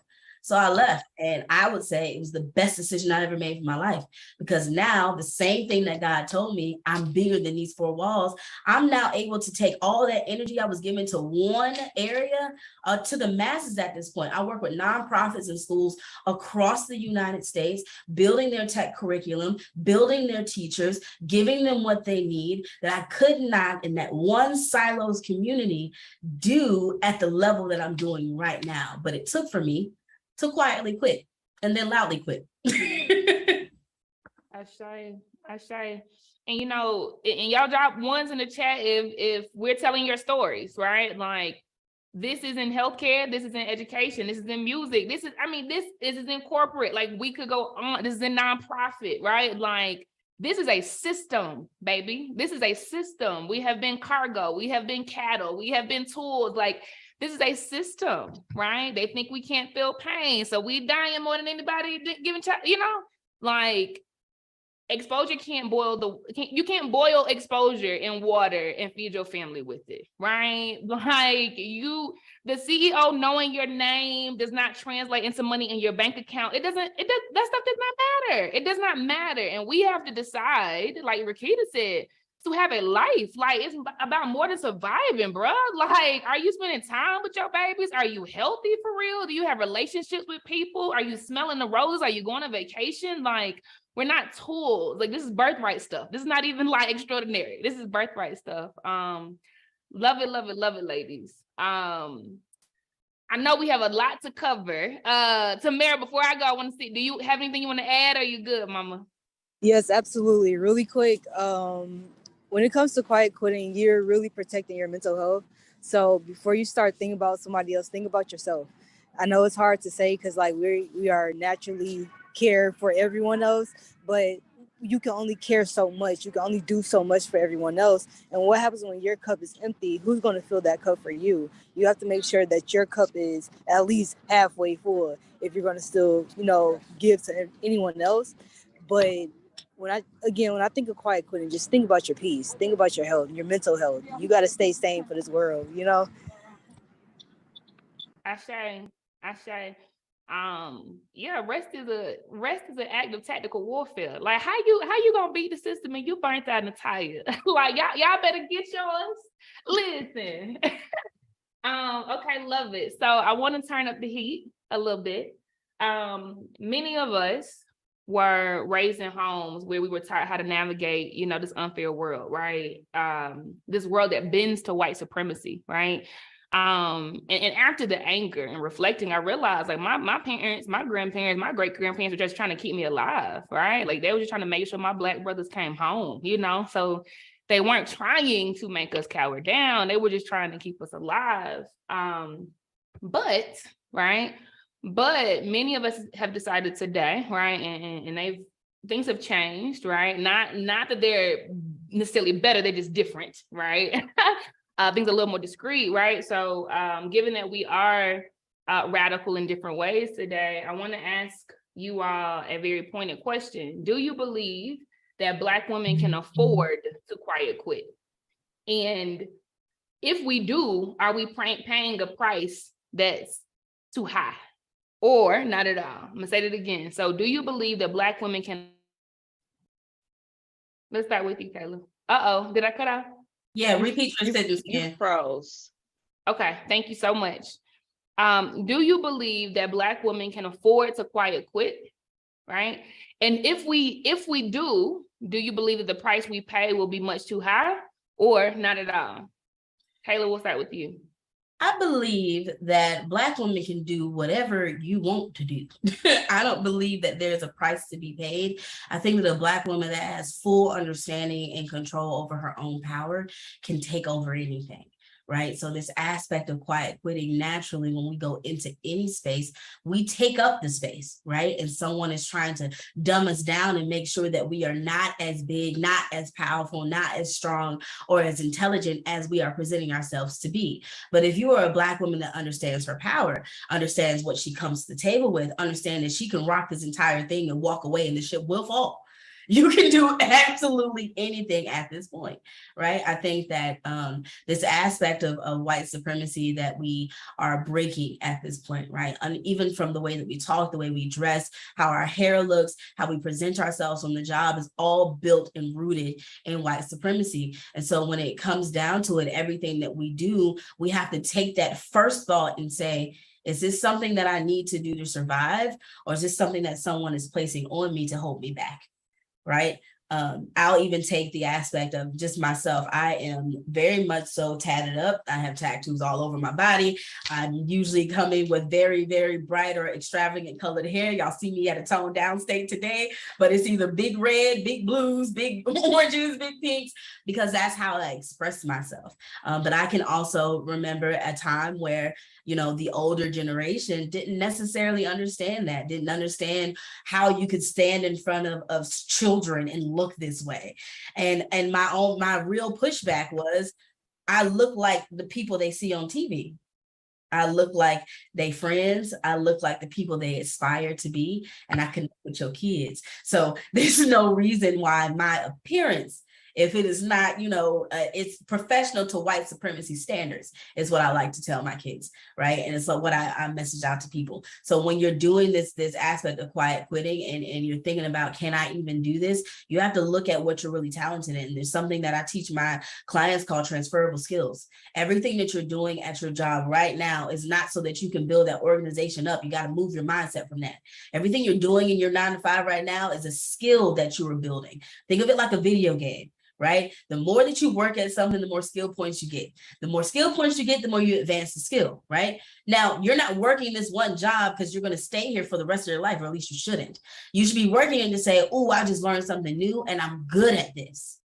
what can I do with this now? Where can I take this skill now? How much farther can I advance it? And understanding it might not be at the space that you're in right now. I don't shame anyone that works a 9-to-5 or works in a corporate position or wants to do that with their life, because some people, that is what it's built for. It's for you to thrive, but also understanding that unless you are in a position where you can make your own decisions, you're always going to be at the whim of whoever's organization that is.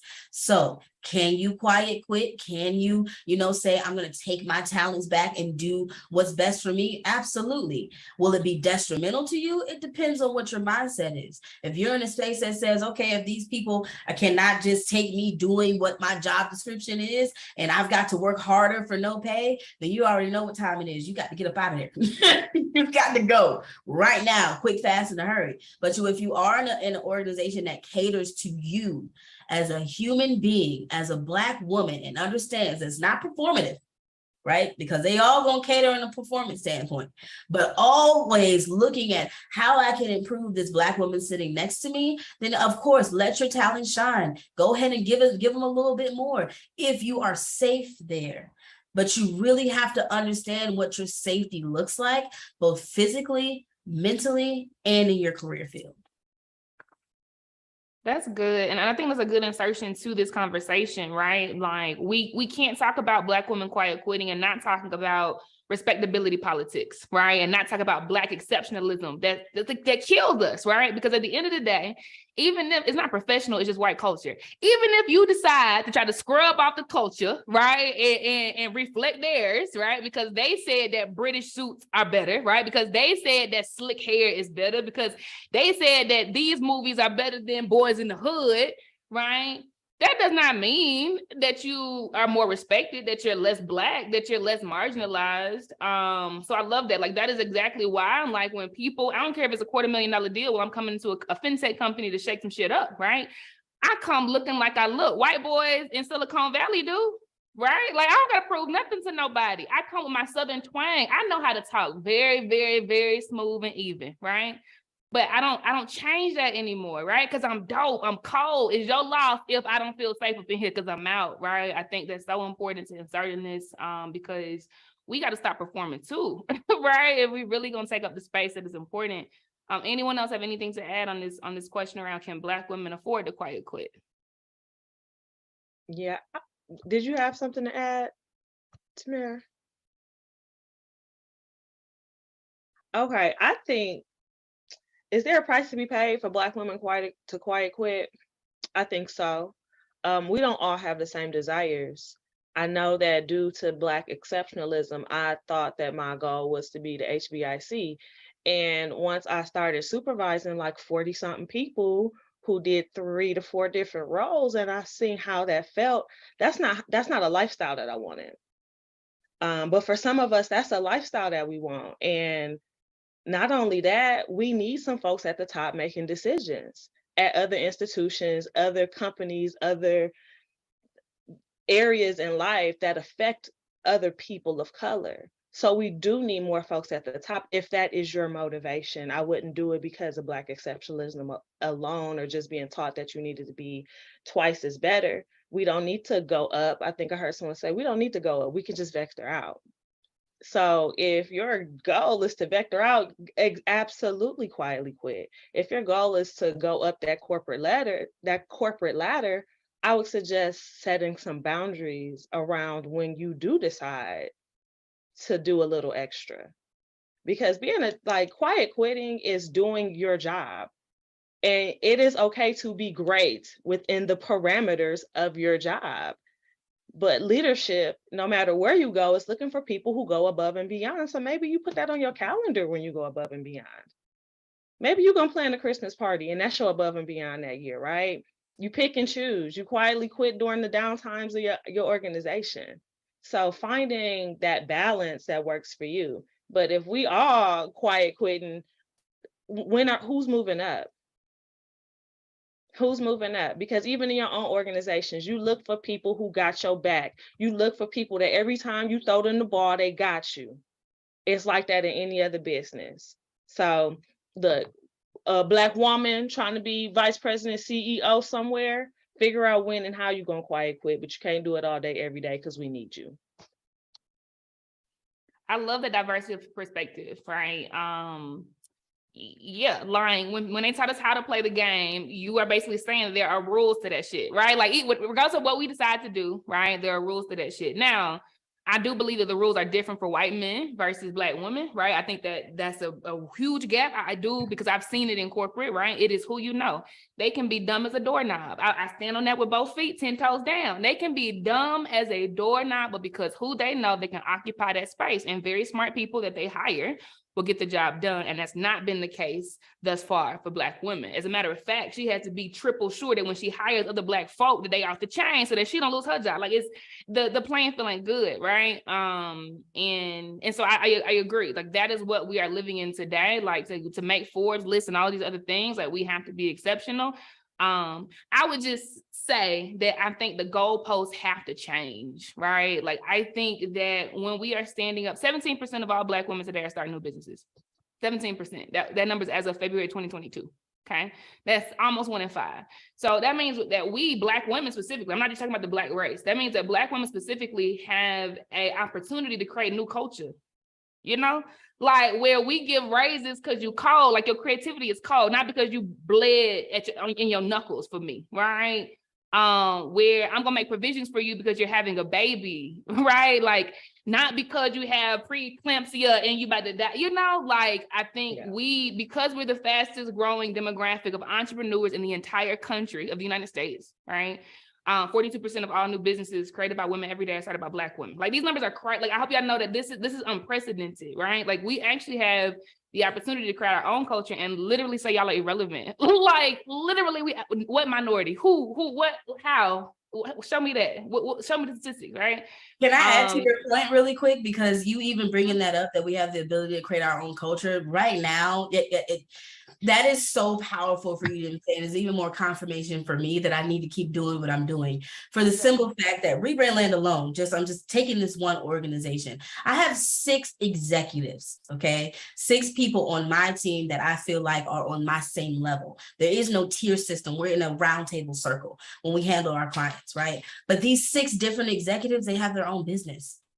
And I actually encourage that they still work on their own business while they're partnering with me in Rebrand Land. Because the way that my mindset works and breaking up that, oh, we can't all rise to the top at the same time, and if you work with me, you can't work nowhere else. And now there's this new term called overemployment. What the hell does that even mean? You're overemployed and you're spending too much time with other places. I don't believe in that.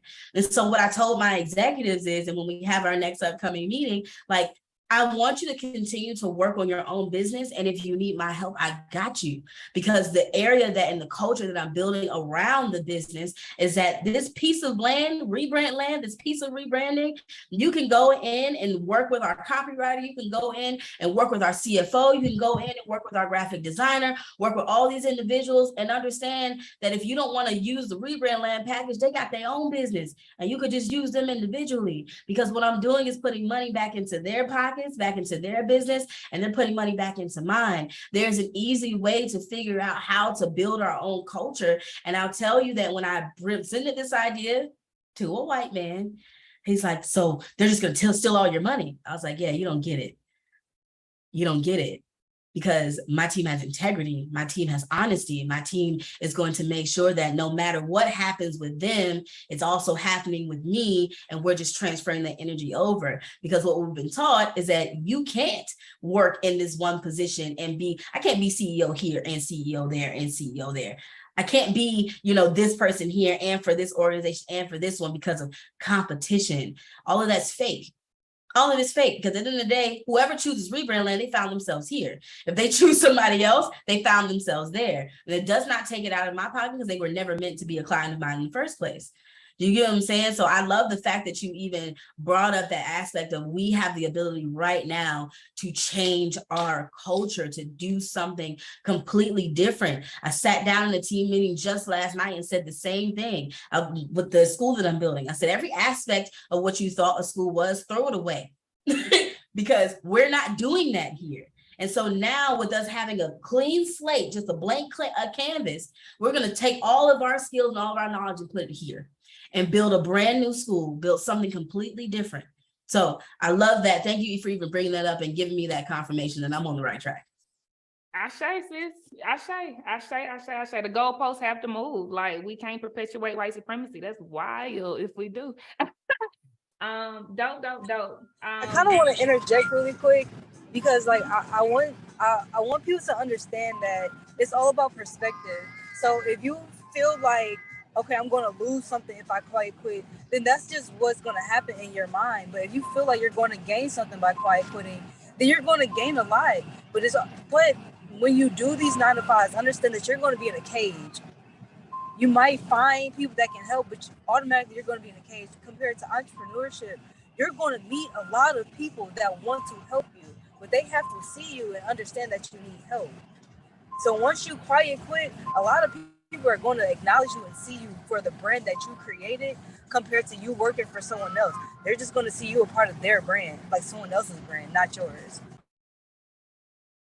And I take it to mean, I think that's good, right? Like, what do you want to do in exchange? Like, our auntie Maxine said, reclaiming my time.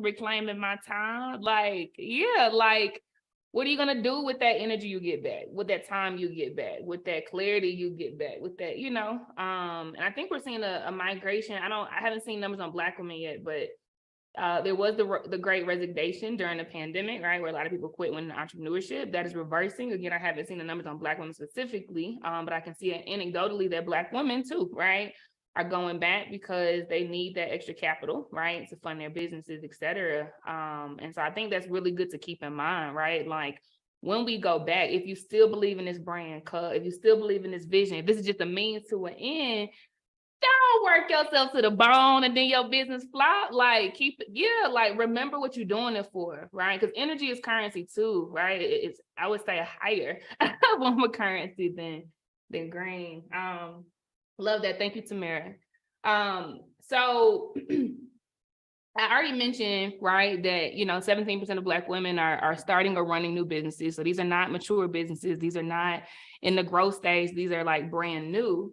And so for those who are in the audience listening, right, who are at that beginning stage, right, can you ladies please share some of the things that you've gained, right, in entrepreneurship for yourselves outside of the 9 to 5? Let's kick it back to you, Tamara. What have you gained in entrepreneurship outside of the 9 to 5? I've gained patience, ironically, a lot of knowledge, and another thing that I've gained was just experience. You're not going to get the same experience working a 9 to 5 compared to doing entrepreneurship. Once you jump into the entrepreneurship, you're going to meet a lot of people. You're going to get invited to a lot of events, and you just have to break out that shell and just be like, you know what, just go for it. And that's what I did. I just go for it. I just run. Because once you do, like when you're doing a 9 to 5, you can't run as fast as you want to. Compared to entrepreneurship, you can time yourself. Okay, I'm going to get this done at this time. I'm going to get this done at that time. But it's all at your own pace. It's the best experience ever, honestly. Ashe, love that. Kayla, what would you add? Peace of mind. I gained the ability to live so far outside the box and let everything that I am talented in shine and be profitable in it. Like I say often that I realized very quickly into entrepreneurship that my passion wasn't my calling. I'm passionate about kids, but I'm not called to be there. My calling is to create spaces. And so now in entrepreneurship, I'm doing just that. I'm creating spaces. I'm working with visionaries and legacy builders that, needed someone similar to me that needed just someone to say, hey, write that down. This is what the pathway is. This is what the strategy is. This is how you can get it. You know what? I know someone that knows someone that can get you to where you need. Like, here's your connection. Here's your network. I gained community. There's a community that I didn't even know that was out there, and I speak about this often, especially if those that are in the crowd that are transitioning teachers. Listen, if you are transitioning out of education, the first thing you need to do is find a community, Find people that are doing similar to the same things as you, because you're going to feel very lonely. It is very different from going into a school building every day, seeing the same teachers, same kids, same families. You know exactly what's going on there. Now you're in the big open world and you're like, so what am I supposed to do? Find a group. Find a group of individuals that you can merge with, right? And you might not even stick with that group because that's what growth feels like, right? That might be the group that you're in for that time period. At this point, I've been full-time entrepreneurship for going on 3 years. And at this point, I've been in so many different groups, so many different communities, met so many dope, amazing people that are super, super talented and doing things I have never even heard of before, because my present community or my past community did not expose me to those type of things. So now I feel like I'm going through what I took my kids through, exposing them. So now I'm getting all this exposure to all these different talents, things I didn't know existed, people that are building indestructible books. Like, what is that? Like, how is that even a thing? And I think that it's amazing. But I also gained a lot of clarity on what my real goal here on this planet is, like what God has me here to do and what he has me here to be. What I thought in the past was, and oftentimes, you know, a lot of us going into that 9-to-5 world may think this as well. This is what we've been taught. I got to do something that's going to make me money and get a 401k and do this to keep my family afloat. When that's not the goal. The goal is to really, truly build generational wealth with my talents and my skills. And that generational wealth doesn't mean that it lasts for this generation or my kids or their kids. This is for my grandbabies' babies. Like, I'm doing this to make sure that when my grandbabies, babies, cousins come up, they can do whatever and have whatever pathway they want and not have to fall into this mindset that I've got to go into a 9-to-5 to survive, that I've got to do this to make some money. But they great-great-great-grandmother, Kayla Life, set this up so that they can live just amongst the rest of them and having a choice on what they want to do. And oftentimes, even in our culture, we're not presented with a choice. We're not presented with an option. Even when it's coming to, you know, going into higher education, going to college, doing this. I know many of us, you know, similar to my own story, college wasn't an option. It's what you did. Like, you went to school, you graduated, you went to college, you got a job, and that was it. There was no other pathway for you. When that's not necessarily the truth. I can only think about if someone catered to my entrepreneurial spirit that I've had since I was a child, you know, that they called what they call me a Jamaican hustler is what they call me. Y'all, I'm not Jamaican at all. There's just stereotypes. Like, you see where that comes from. Even our own people place that stereotype on us. Why? Because I was realizing at a very young age that I could not. There were so many things that I wanted to put my hands on. There were so many things that I was good at and talented at that someone was telling me, you can't do all of that right now. You've got to do one thing. And now here I am in my 30s doing everything I'm talented in. I'm an author. I love tech. I'm diving deep into that. I love design. I'm diving deep into that. I love coaching. I do that. I do all of that. And I'm not burnt out. I'm not stressed out. I do have moments where I'm like, oh, I got to take a break. It's exhausting, right? But that is time that I've given myself, and no one's telling me you can only take a break during fall break. You can only take a break during winter break. Oh, you've got this PTO. Make sure you don't use it on a day that is a blackout day for us because we've got testing. I can do that whenever I feel like it. And so now complete peace of mind. I know I'm doing everything that I've been called to do. And every time that I have, I'm letting it shine because it's important to me. Ashe, that's good. And Rakita, what about you? What have you gained in entrepreneurship outside of the 9-to-5? The things I gained are things that I had glimpses of in my 9-to-5, especially with my flexible schedules, but I didn't realize that I didn't like fully have it into entrepreneurship. I gained ownership over my time. Like, I have the pleasure and privilege of being present in my life. Whatever that means for the day, the moment, or whatever, and being present with my family. I have ownership over my creativity. Like, there are no no's, okay? If I green light it, I green light it. So that feels really good because I've started a co-working community. Like you said, Kayla, you need a community of folks when you transition out of that 9-to-5. So just even having the creativity to create Kinfolk Collective for business owners of color. And I always feel like I'm getting paid what I'm worth. Even if I decide to go off of the price sheet, there's a reason why I went lower for this organization or this group or these people. Like, so I never feel like, I feel like at work, I always was like, I'm not getting paid for this shit. That's not my ministry and that's not my lane. That was always at work. You know what I mean? And that's not it now. Like, I left my full-time job in May this year and I haven't missed a paycheck. You know what I mean? I always feel like I'm getting paid what I'm worth. And no matter what no matter what the price is, everyone's always going to get a quality product from me because my best is different every day. And because I have ownership over my time, I can schedule and get things done in a way that feels good for me and feels good for my strengths. And that is never anything that I had in a 9-to-5. Even when I thought I had a flexible schedule, it wasn't nothing on it. It ain't had nothing on this.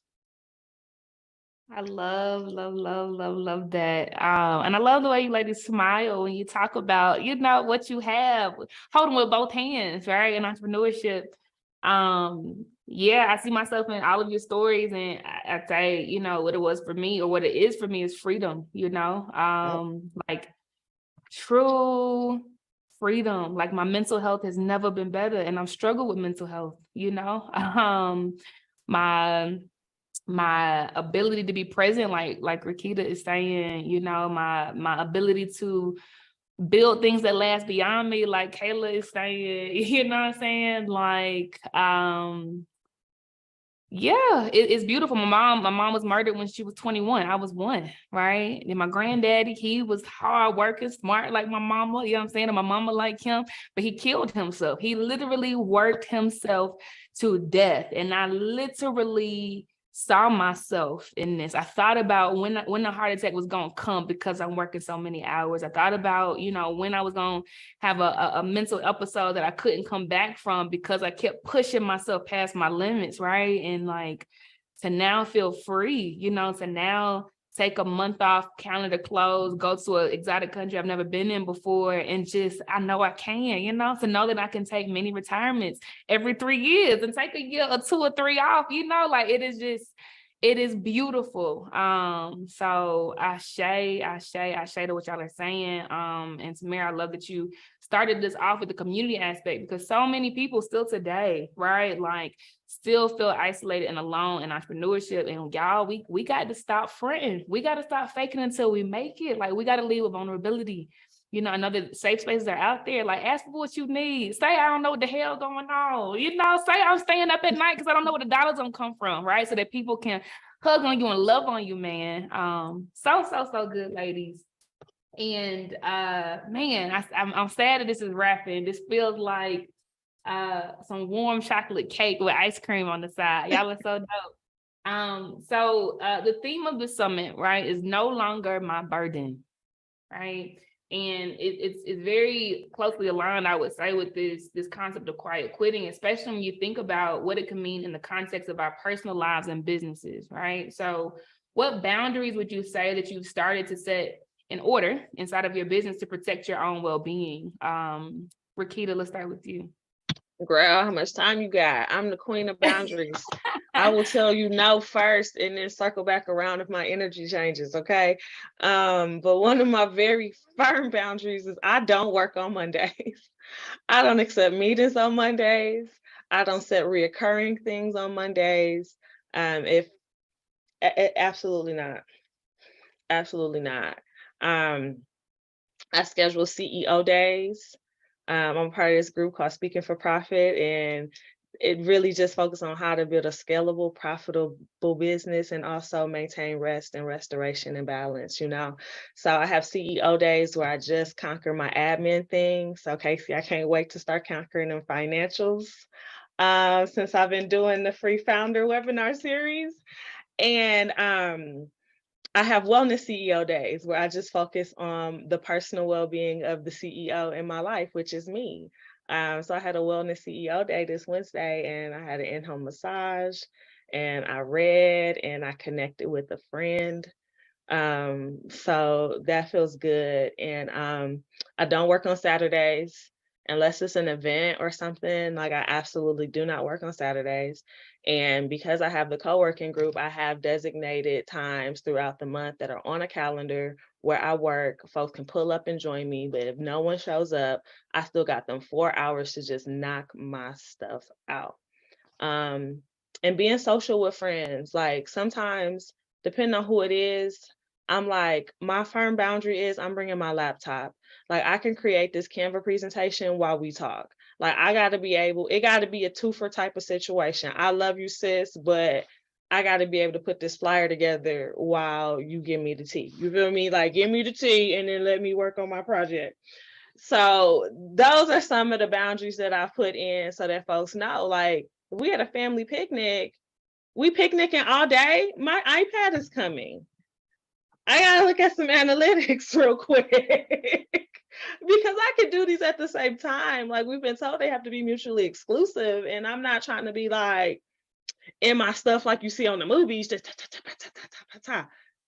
but I can have a sangria and work on this presentation and have a conversation with you. So having really firm boundaries around when I'm working and when I'm not working and how work looks for me is, I'm not bending on it. Love that. You so dope, sis. You so dope. Love that. Tamara, what about you? What boundaries have you set in your business? Let me tell you something.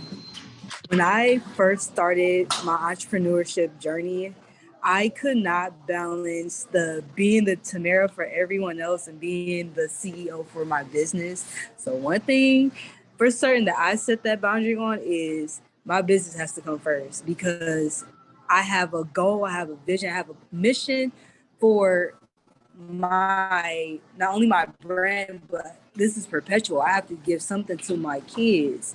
So I used to always beat myself up because they're like, hey, we're going to turn up, we're going to the party tonight. And I'm like, no, I need to work my business. So that boundary was like, yo, I can't hang with my friends and my family like the way I used to, and just being always there for them, because I'm like, I have to be there for my business now. So it's like, you can not have a boundary. But I'm gonna tell you one thing, days be slipping. You see, this month alone is already gone. So when you decide to just be like, okay, you want to be that person for someone else and just be there for them and listen. And another thing, the boundary is when phone calls. If it's not about the business or perpetuating the business, making sure it goes through, because I know a lot of people want to vent to you. I don't know about y'all, but I got a vent to me on my forehead. You got to put a stop to that. Any gossiping, any venting, you have to just be like, no, boundary mode, because that is tiring. That is time consuming. You know, those conversations be lasting for like 45 minutes to an hour to like 2 hours, you know what I'm saying? Just because they want to talk about their life. And it's like, it's not like you don't care for them or care about their life, but them 2 hours would have meant a lot to your business compared to you having a conversation with whoever, you know? So you have to be like, yo, this business has to come first. No offense to you. If it is important, talk to me on the weekend. But don't schedule your times to yourself and for your business. And also like self-care as well. You really got to place a boundary for that. If you don't take care of yourself, it's going to show in your business. It's going to show. If you looking chaotic and crazy, that business is going to look chaotic and crazy. So when you really need to focus on that boundary, and it's okay to say no. Hey, can you do this for me? No, I can't. I actually can't do it because I'm doing something else right now, especially if you already have that schedule planned for yourself. It's okay to say no. They'll be okay. They ask someone else. It's okay. It's funny. When I went to entrepreneurship, the number of calls I got in the middle of the day, especially from a family, like, you don't got no job, girl, let me tell you. I'm like, love that. And then Kayla, what about you? What boundaries have you set in your business? I think that even the theme of the conference being no longer my burden, the thing that keeps ringing for me is that I'm no longer the burden of other people's perception. So whatever you've perceived me to be before I stepped into this entrepreneurship journey, or even beforehand, I'm not that. I am exactly who I am, and as Kayla J. Life, the main character of this story. And with me being the main character of my story, my boundaries look like me setting heavy boundaries with myself first. right? Like I am an overworker. I am someone that will like go very, very hard, especially if you have a vision for the way your business is supposed to go. You find yourself not even breaking away from the vision sometimes. But in those aspects of even God, even Jesus had to go into the desert and be alone in silo. And sometimes I need that too. So boundaries I've set for myself. I realized as an educator, I was graced with spring break, fall break, winter break, all these different breaks that were planned into my schedule. So I knew exactly when I could shut off, when I can like be with my family, when I can go and do that. As an entrepreneur, I was in charge of that. So naturally I set none because I was going very hard into my vision and my business and what I was doing. And as my good friend Jasmine said, she said, you normalized your burnout and that's not okay. And I was like, damn, you in my business? You right. And so I sat down and I said, all right, now that I'm planning out, if you are an entrepreneur, you're thinking about taking this to the next level, if you're really building a legacy, you should be planning by the year, not by the quarter. So I plan by the year, and my year looks like every month I have a week to myself. And I call it my blackout week. It's the week that I do nothing but what I want to do. I don't set terms for what that week looks like. I don't say, oh, I'm just not going to touch it. This is whatever I want to do in this week. If I decide I want to pick up something for Rebrand Land, I'll do that. If I decide that I want to just kick it and play video games all day, I'll do that too. Like, it just depends on how I feel. But that's my week of just complete choice. Because I'm a service provider, because I am giving a lot of my energy and time 300% to my clients and my business and their legacies, I have to take that week to myself. Very similar to Rakita, I also don't work on Mondays. I don't work on Sundays, right? You got me from Tuesday to Saturday, maybe, right? Because sometimes Saturday, I'll go ahead and knock that off, and maybe I've done too much that week. But that's for me to say, hey, this is just my time to get back in life. I don't speak to nobody before 11 o'clock at all. I am a morning person, but I'm a morning person for me. I'm not a morning person for other people. So I realized that going into entrepreneurship, that wow, I was so high energy because I was in the school and the kids needed to see me excited and happy at 7 a.m.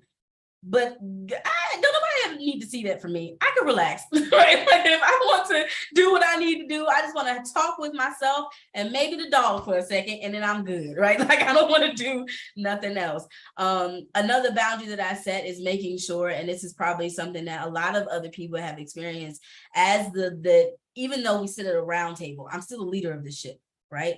I don't let nobody play with my team, period. I'm letting no one come in and talk to them crazy. It doesn't happen here, because I recognize that even as a 9-to-5 worker working in education, one of the things that I always wanted from my leadership team was someone to have my back, because you knew that I was doing what was right, right? But you were so afraid of what the families would say, what the other parents would say, that I always fell to the back burner when I was just doing the right thing. So now I make sure if you got a strife with someone on my team, or you didn't like the way something went, come see me. Talk to me, right? I don't give them that battle, because I don't feel like it's their battle to fight. As someone that is in support of them, I'm not going to let anybody ever play with them or their business or their brand or their work ethic, which is what keeps them around, because they know at the end of the day, I'm going to hold you accountable. I'm going to make sure that you do what needs to be done, right? But I'm also not going to let anyone that is disgruntled for whatever reason come into this place and tear your name down because they had a bad day that day. You know what I'm saying? So I make sure that with my team. Another boundary that I set is making sure that I do reconnect with my family. I am a overworker, as I keep stating, like I do a lot. I'm always on 200, 300%. And so, my clients laugh at me because if you see me bopping around, it's because I have like 7 different screens in front of me. My ADHD allows me to do that. But my clients will say, like, how many screens are you looking at today? And I'm like, just only 3 of them on today. Or it's only 7 of them on today. But it does keep me here. It keeps me here at my desk because I can get so much done at one time. Now I've learned that at 7 o'clock when the sun goes down, I'm in Atlanta, y'all. Sun goes down around 7 around these parts. When the sun goes down, I'm down. No more computer. No more any of these screens. I've moved away from this because it's a boundary and an act of discipline I needed to set. I don't need to be here all hours of the day to get something done, because essentially what I'm doing is wearing my brain down. And everything, I need this. This is my money maker up here in this cranium. This is what's going to keep the ship floating. This is going to keep my clients happy. If this is not working, I'm no good to anybody. So I have to shut that entire thing down. And I learned that from a fast that I went on. I realized that around like 7 o'clock, I am exhausted. I am ready to go to bed. I am ready to reconnect. I then realized at that point, oh, wow, you probably need to eat food today. You need to go do this. You need to go do that. So making sure that I honor myself in those manners, but also the boundary that I set is honoring my own emotions. I think a lot of us, even as Black women, we're thinking the talk we're over emotional or not emotional enough, or the main emotion that's placed on us is aggressive. I'm all those things. I'm aggressive. I'm aggressive about this work. I'm aggressive about what I do. I'm passionate about what I do. I'm compulsive. All of those are a piece of who I am. And I'm breaking away from that negative connotation that people put on those words and placed on me to make me feel like I had to operate in one setting. So if I'm sitting in a meeting with a client and I feel emotional, I'm going to cry. And I encourage my clients to do the same. There's no longer a space where you have to hide who you are, because that's not what it means to be the main character. Being the main character means catering to who exactly you are. I'm emotional. I cry. I get upset. There's things that happen. The only problem that comes into play is if I try to make my emotion somebody else's emotion. I'll now put that on them. Now, because I'm upset, you've got to be upset. Or now because I'm happy, you've got to be happy. That's not the truth. I can live and exist in everything that I feel. I can deal with it, and I can move on with it. Right. And that's no longer a point where I was working in a 9 to 5, I'm standing in front of the classroom like, oh, wow, I can't cry right now. I can't cry right now. I've got to get someone to get in my class. I got to go run out real quick, because emotions hit us very quickly. Sometimes there is no rhyme or reason. Baby, I could have looked at something out the window, would have reminded me of something that happened when I was 3 years old. Now I want to cry, right? And I can do that in my setting now. I take time to honor how I feel, because real talk, if you want to get down to the nitty gritty, entrepreneurship is nothing but a healing journey. It is a journey to heal all of those things that have been placed on you from a child till now. And now you're recognizing in your full strength, in your full power, just who you are. And so I had to sit with myself and say, well, who am I? I'm passionate, but I am emotional.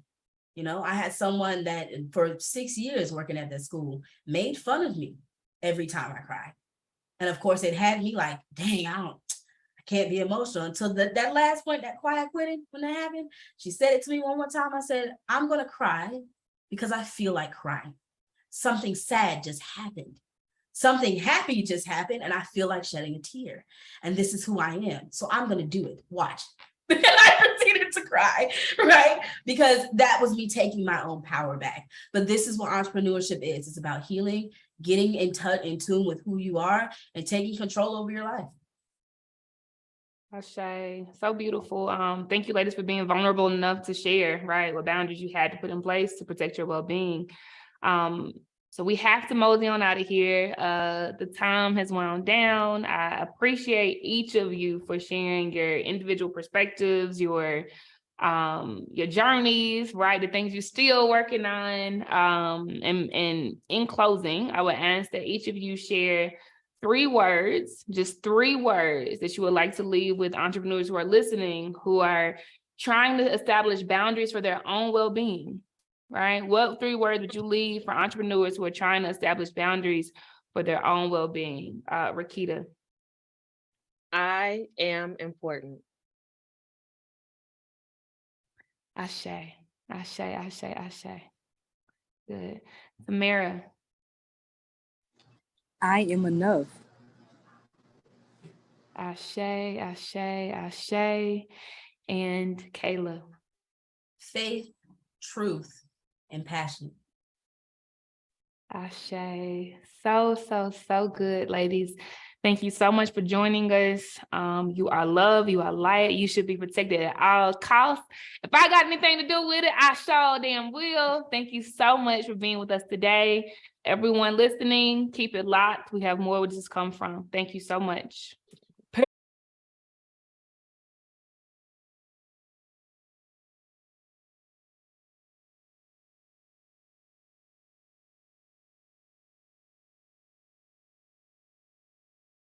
All right. Hello, everyone. Queens from every corner of the earth, wherever you are. Thank you so much for joining today. I am Crystal Page Hyman. I help entrepreneurs cultivate their intuition, creativity, clarity, so that they can have the confidence to build the life and career of their dreams. And this year's Blaze Summit theme, woo, no longer my burden, not my problem. We are unburdening ourselves. Okay, I'm just so thrilled about this summit and what it means for us and what we'll be doing together. This year's Blaze Summit theme is no longer my burden. Hashtag not my problem. See, the thing that gets tricky when burdens are something that we actually asked for, something that we prayed for, when the responsibility, the thing that is weighing you down, that has you under pressure, is the very thing that you prayed for. You asked to be the boss. You asked for your own business. You begged for the opportunity to leave corporate America, to be the captain of your own ship. You asked for more clients. You asked for more money. You asked for, I'm going to touch the subject. Yes, you asked for a nice husband and you asked for beautiful children. But with those things, we come acquainted with the pressure of maintaining them. Right? Sis, am I talking to you? Do you know what I'm talking about? We almost always end up at the intersection of Burnt Out Boulevard and Overwhelmed Lane. If that's you, go ahead and say, that's me. Put it in the chat. Yep, that's me. We're all guilty of this. And in today's workshop, we're going to focus on making space to sustain the blessing so that when you get it, it doesn't become a burden.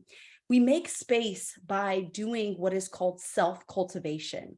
And with self-cultivation is how we build capacity. See, I work as a corporate trainer and a talent development consultant in the tech industry. And one of the things that they do in tech when they're promoting new leaders is they do a capacity assessment. They see if this individual has the proven experience to manage large, complex teams and organizations. And one of the things that I took from that, like, wow, capacity. We currently manage our lives as entrepreneurs, career women, mothers, life partners, wives, caregivers. Come on. We do so much and we look good while we're doing it a lot of the time. That takes capacity to manage your life and all your blessings. Now, do you want to learn how to build some capacity? Drop a I'm ready in the chat if you're ready to just dive in, because I'm going to give you my all. I'm going to give you my best in today's workshop. That's my goal. So let's just go right ahead and I'm going to share with you all of the slides. And today I just want to give you everything that you need for you to go forward and be successful.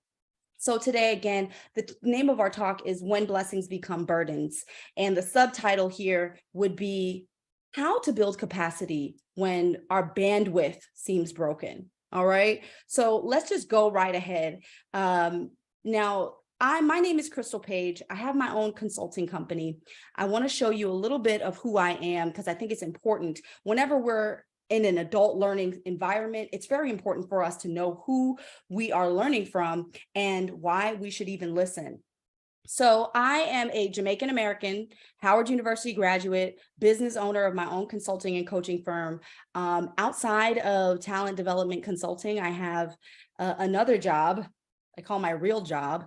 Okay, this is where you'll find out about my manager and assistant manager, my manager being my 3-year-old daughter and the assistant manager being my husband. I am very aware of how much capacity it takes to build a life, not only for family, but also for career, for your work, for your business, for your multiple streams of income. Amen. It takes a lot.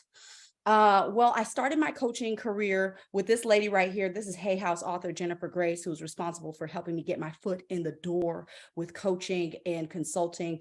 And I've had a wonderful career. I absolutely adore Tony Robbins. Hello, do you see him right there? Come on, Tony. I am into personal development, leadership, and self-help books. My favorite motivational speaker, one of them is right here, is Tony Robbins. The other is Les Brown. And I aspire to be a prominent voice one day in this field of personal development. And just so that you know a little bit about me, any Beyonce fans, you can give me a couple fire emojis if you are a part of the Beehive and have, you know, respect and love for the Queen Bee. That's definitely important to preface here as I give you a little bit about who I am. So the thing that I do, the problem that I help solve is entrepreneur mental health. We are, as a group, as entrepreneurs, we are more likely to suffer from some sort of mental illness.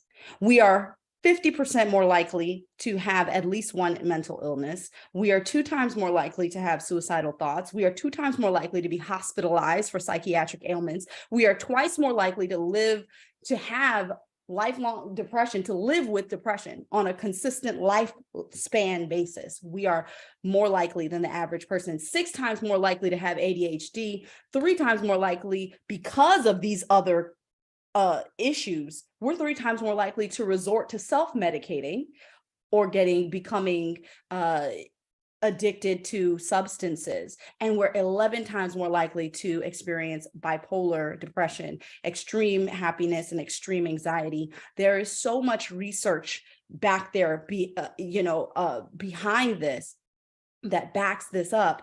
And it, for me, is so unspoken. We're not talking about this stuff, that the journey that you've chosen to be on is one that it predisposes you to an onslaught of anxiety, depression, and all that come with that. So your job as an entrepreneur is to maintain your mental fortitude. It's when we fail to make time for cultivating our creativity, for building our capacity, for the life that you chose and all its complexities, that is when we start to have burnout, overwhelm, experiencing anxiety, having sleep problems, experiencing mood issues, irritability.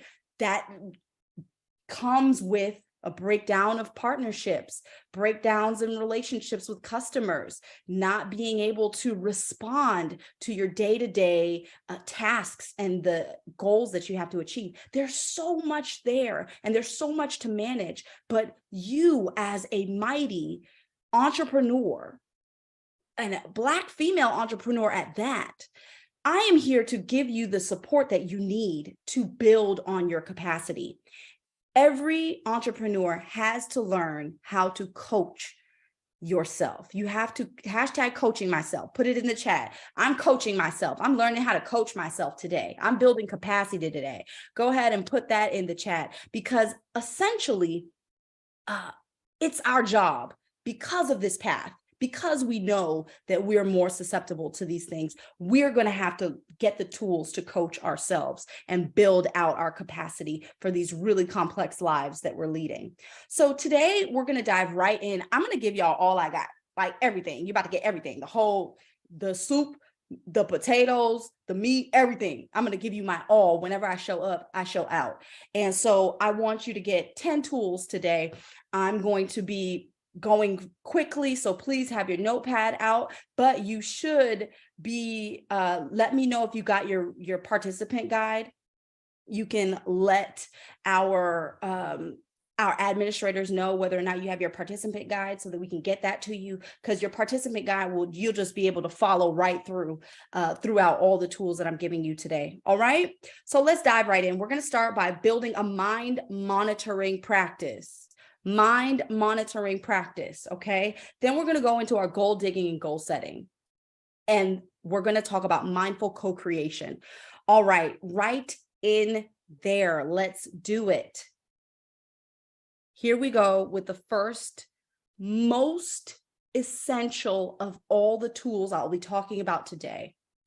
It is your writing practice, a daily journal practice. A lot of the reasons why we lose our bandwidth or our ability to process and meet the needs of our businesses and our busy lives, it's because we have so much on our minds, so much to think about, to address. You're managing so much, but when we get our thoughts out on a page, it frees up space for us to observe the thought as words on a page, rather than a rumination that's in your mind driving you crazy. Really and truly, if you get it out, then you can do something with it. And just to give you a high level, broad stroke of the benefits of a writing practice, I'm talking about this helps you with everything that has your attention right now. You can literally write out every single thing that needs your attention and then refer to that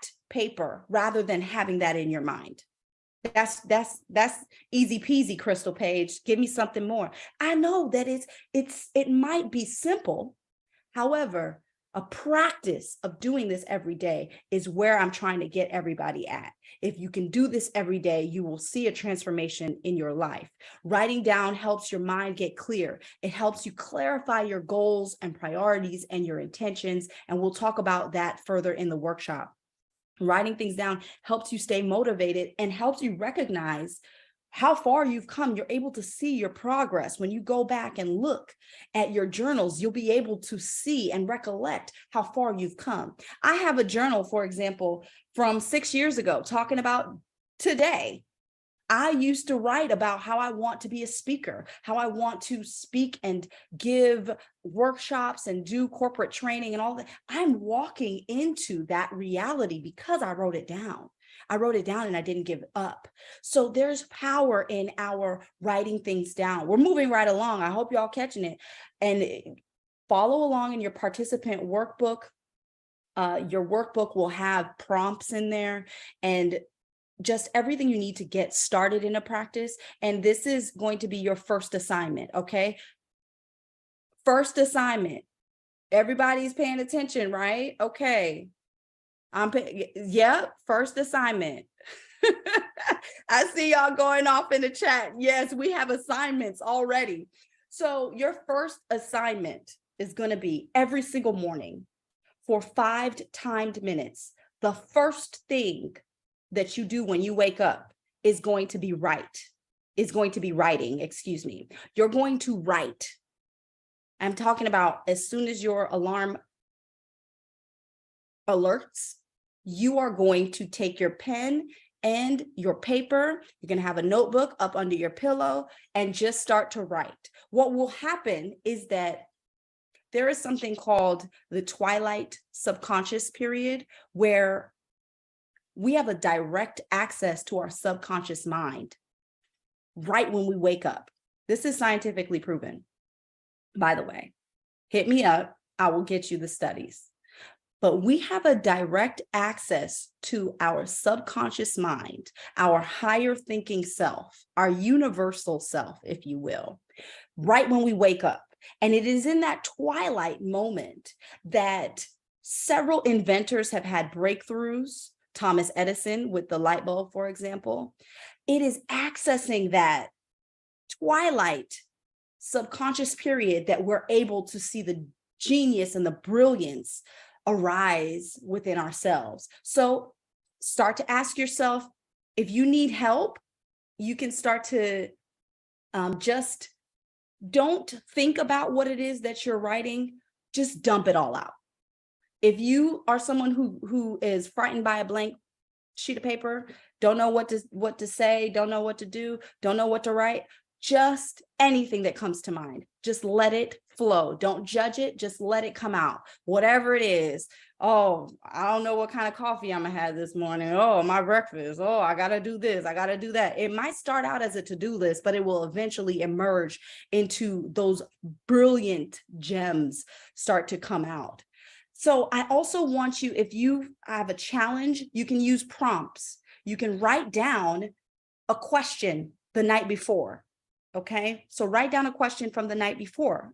If it's something you need to answer, go ahead and answer it the first thing when you wake up. Now, the most important thing about this is consistency. We are just aiming to do this journal practice for 5 time minutes first thing when we wake up, okay?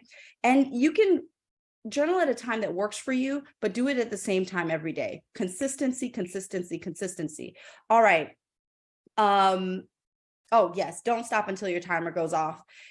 And what you want to do, again, is just make sure that you are dumping everything out of your mind. Don't judge what you're saying. Use prompts if you need to just go ahead and get those thoughts out there. You can use prompts to help you out. Ask yourself a question the night before. Journal at a time that works for you. If early in the morning doesn't work for you, if you have a kid's foot in your nose in the morning, then go ahead and journal it in the evening or in your car or whatever works for you. The whole entire point is to be consistent and set your timer and don't stop until the timer goes off. Okay. Next up, we have mind monitoring, and that's our self-care clarity ritual. Number 2, you can meditate for only 90 seconds. Okay.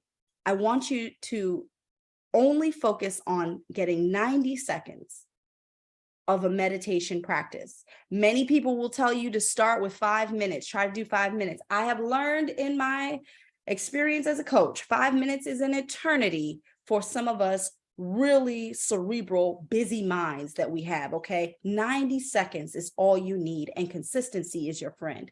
90 seconds at the side of your bed, just sitting up straight. You don't have to do crisscross applesauce. If that's not you, don't go for it. Sit up straight on the side of your bed.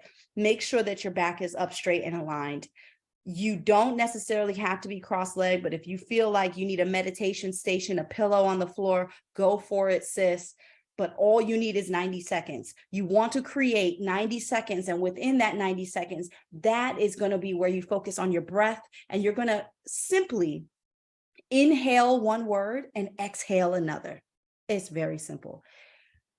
90 seconds. Inhale one word. Here, exhale now. I like to go here and now, depending on how I'm feeling, but inhale here, exhale now, or do what works for you. I have some clients that go inhale, come, exhale together, come together, come together. 90 seconds, that's all you need. You can try this also, a rise and fall. Inhale, rise, exhale, fall. Just visualizing a word or thinking about a word that accompanies your inhale and exhale. All you need is 90 seconds. Be consistent, set a timer, and try meditating for 90 seconds per day. You can do that. You can do anything for 90 seconds. Now, with that being said, I just want to stop here and take a breath because I want you to try something out with me. All right, you ready? Everybody ready? Ready? Go ahead and put it in the chat. Ready? Put it in the chat. Ready? Let me see. Make sure everybody's ready. We're ready to pick up what I'm about to lay down for you right now. Okay. So at the sound of my voice, I want you to lean away from your computer or your phone. And I want you to look about the room that you're in right now. I want you to look about the room, and for every object that you see, just notice it. Don't label it. Just notice. I want you, if you're outside, take in your environment. Look at all the colors, the shapes, the varieties of items and objects you see. When you see an object, just notice it and move on to the next item. Try to observe without labeling. And notice where the light is coming from. Notice the shadows. Now I want you to take a deep breath, and I want you to engage your sense of hearing. Be still and notice what you hear. Maybe it's a humming. Try to hear with your left ear and then your right. Just notice all the sounds that are audible to you. Notice the silence in between the sounds. Now I want you to engage your sense of smell. Deeply breathe, inhaling through your nose, and notice what smells are present with you. What do you smell? Don't label it, just experience it. Now I want you, since your sense of feeling is engaged, let's go with that and feel the air passing through your nostrils and into your lungs. You may be feeling the rising and falling of your chest or belly as you inhale and exhale. What do you feel? Wiggle your toes. Feel how your feet feel in your socks or shoes or barefoot on the floor. Feel how it feels to be supported in your chair. Feel how your clothes feel on your skin and against your body. And finally, run your tongue along the roof of your mouth and the back of your teeth. What do you taste? Can you taste anything?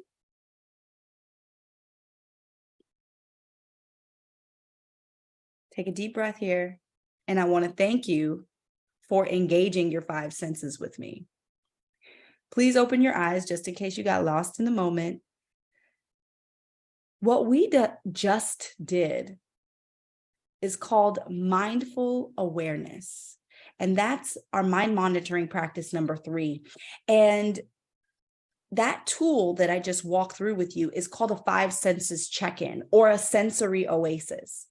And studies show that when we engage our 5 senses, the part of our brain that goes into fight or flight mode, the amygdala, shuts off momentarily in order to process the information that's being taken in by your senses. So your sense of sight, your sense of smell, your ears, all of those, when we really keenly become aware of our sensory experience,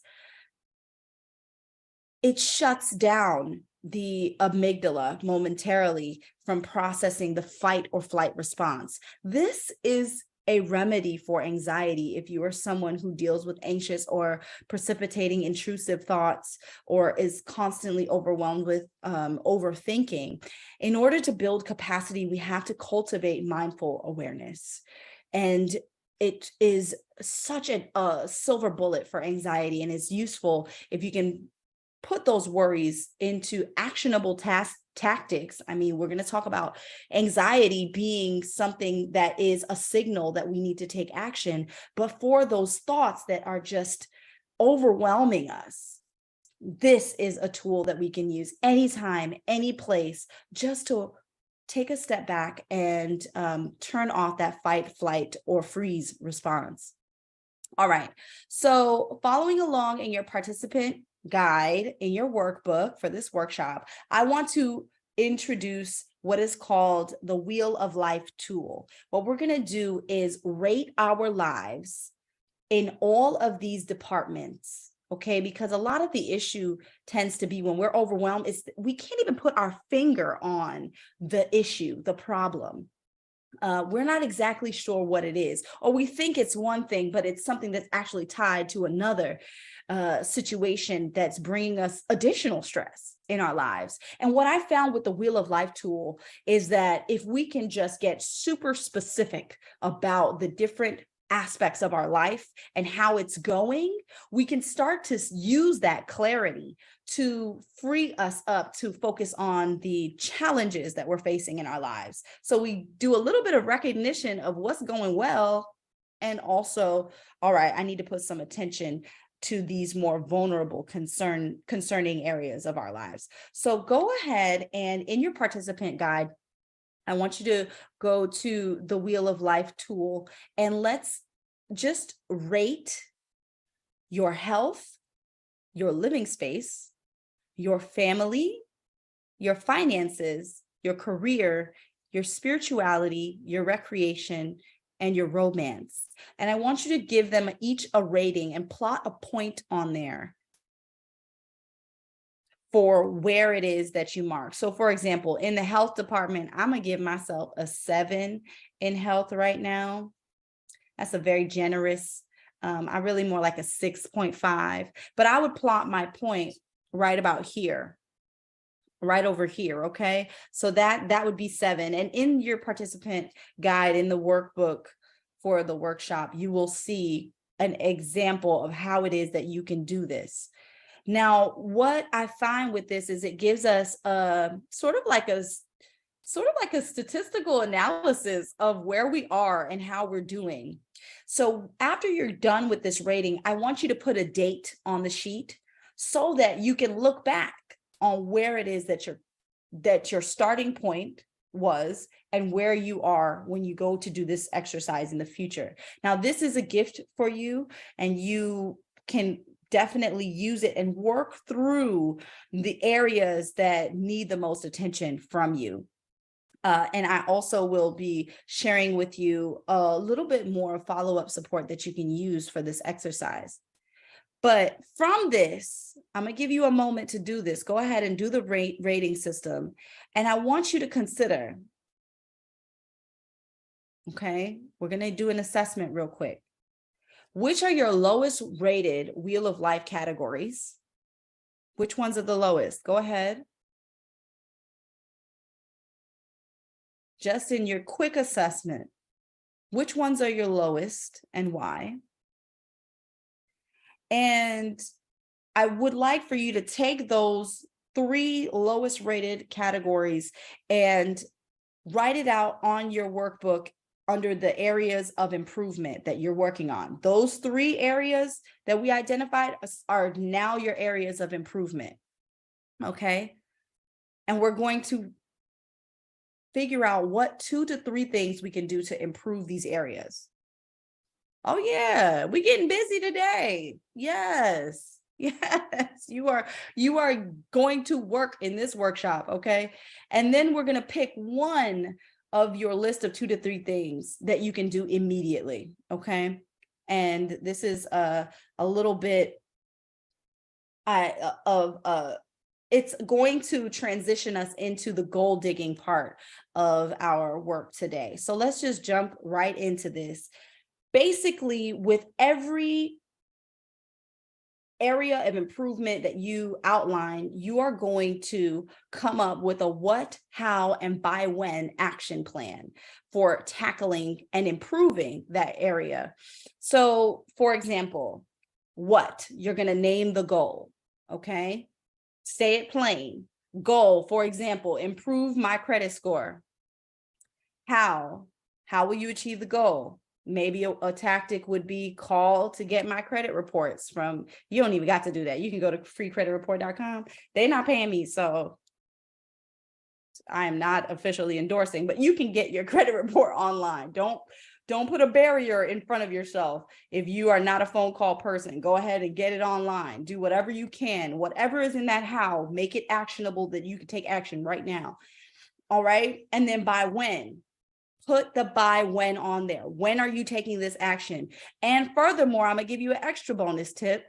Call a friend to hold you accountable to this thing that you're doing. Make sure.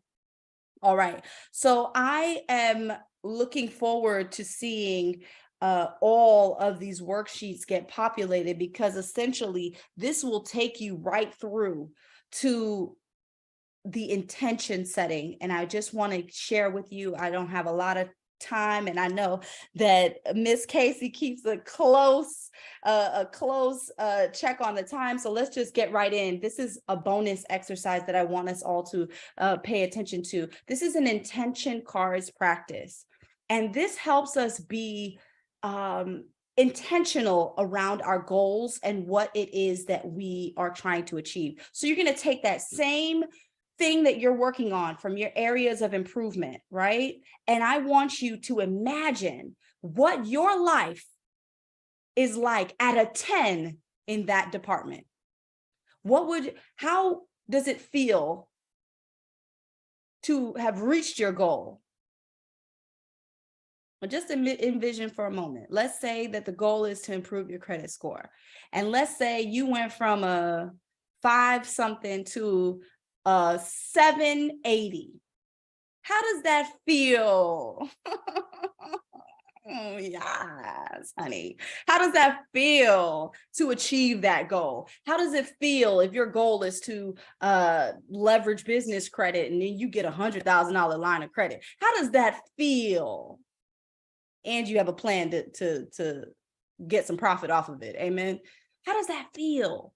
And I want you to put the feeling and get in touch with how it feels to achieve your goal. And the first part of that is going to be, I feel, fill in that feeling.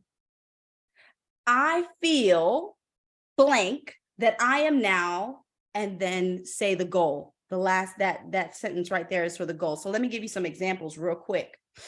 I feel freaking awesome now that I am making an extra $1,000 a month in my business. Do y'all see how this practice is to connect your emotions of how you're going to feel when you accomplish your goal to the goal, so that you can powerfully align both your subconscious, your conscious, your heart, mind, and your thinking brain.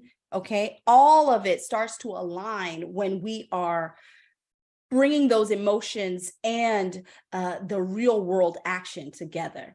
So the next one is, I feel confident now that I am a paid public speaker. Oh, and that was one of mine. Oh, yes. And I do feel confident now that I'm a paid public speaker, but this was my intention card from 6 years ago. Y'all see what I'm saying? So I am hoping that this was as good for you as I intended for it to be. My hope is that each of you will meet your future self.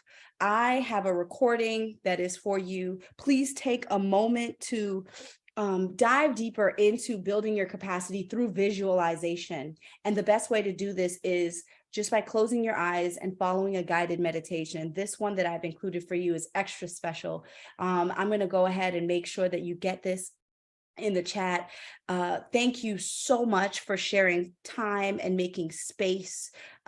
And I really want to implore all of you at the sound of my voice, know your worth.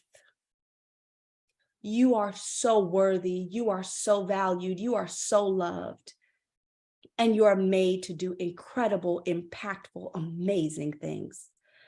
I would hope to empower you. If there's anything I can do in support, but in honor of you, I am going to include a free gift, which is my Thought Maps and Distortion Traps workbook. So on top of your participant guide that will walk you through all of this, you will also get the Thought Maps and Distortion Traps workbook that will help you walk through any cognitive distortions that could be stopping you or blocking you or getting in your way. I've also included this meditation for you. Please have a wonderful experience. And I thank you so much for this stage and this space, and I appreciate you. So I'm looking forward to us connecting. And again, you are so worthy. Thank you so much. Talk to you soon.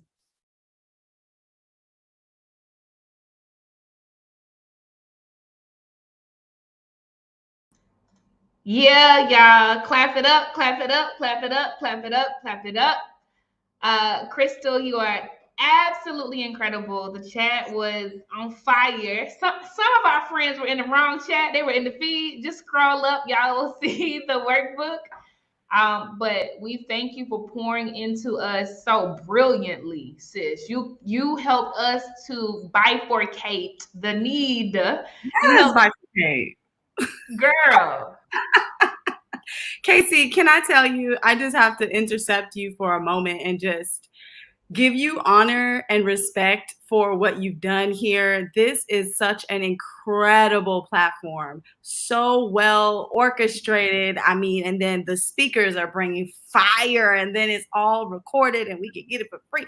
I mean, somebody give Casey a hand clap. Like, this is incredible what you put together, you and your team. Thank you so much for allowing me the opportunity. Excuse me, my webcam is acting donkey right now. Excuse me. I'm trying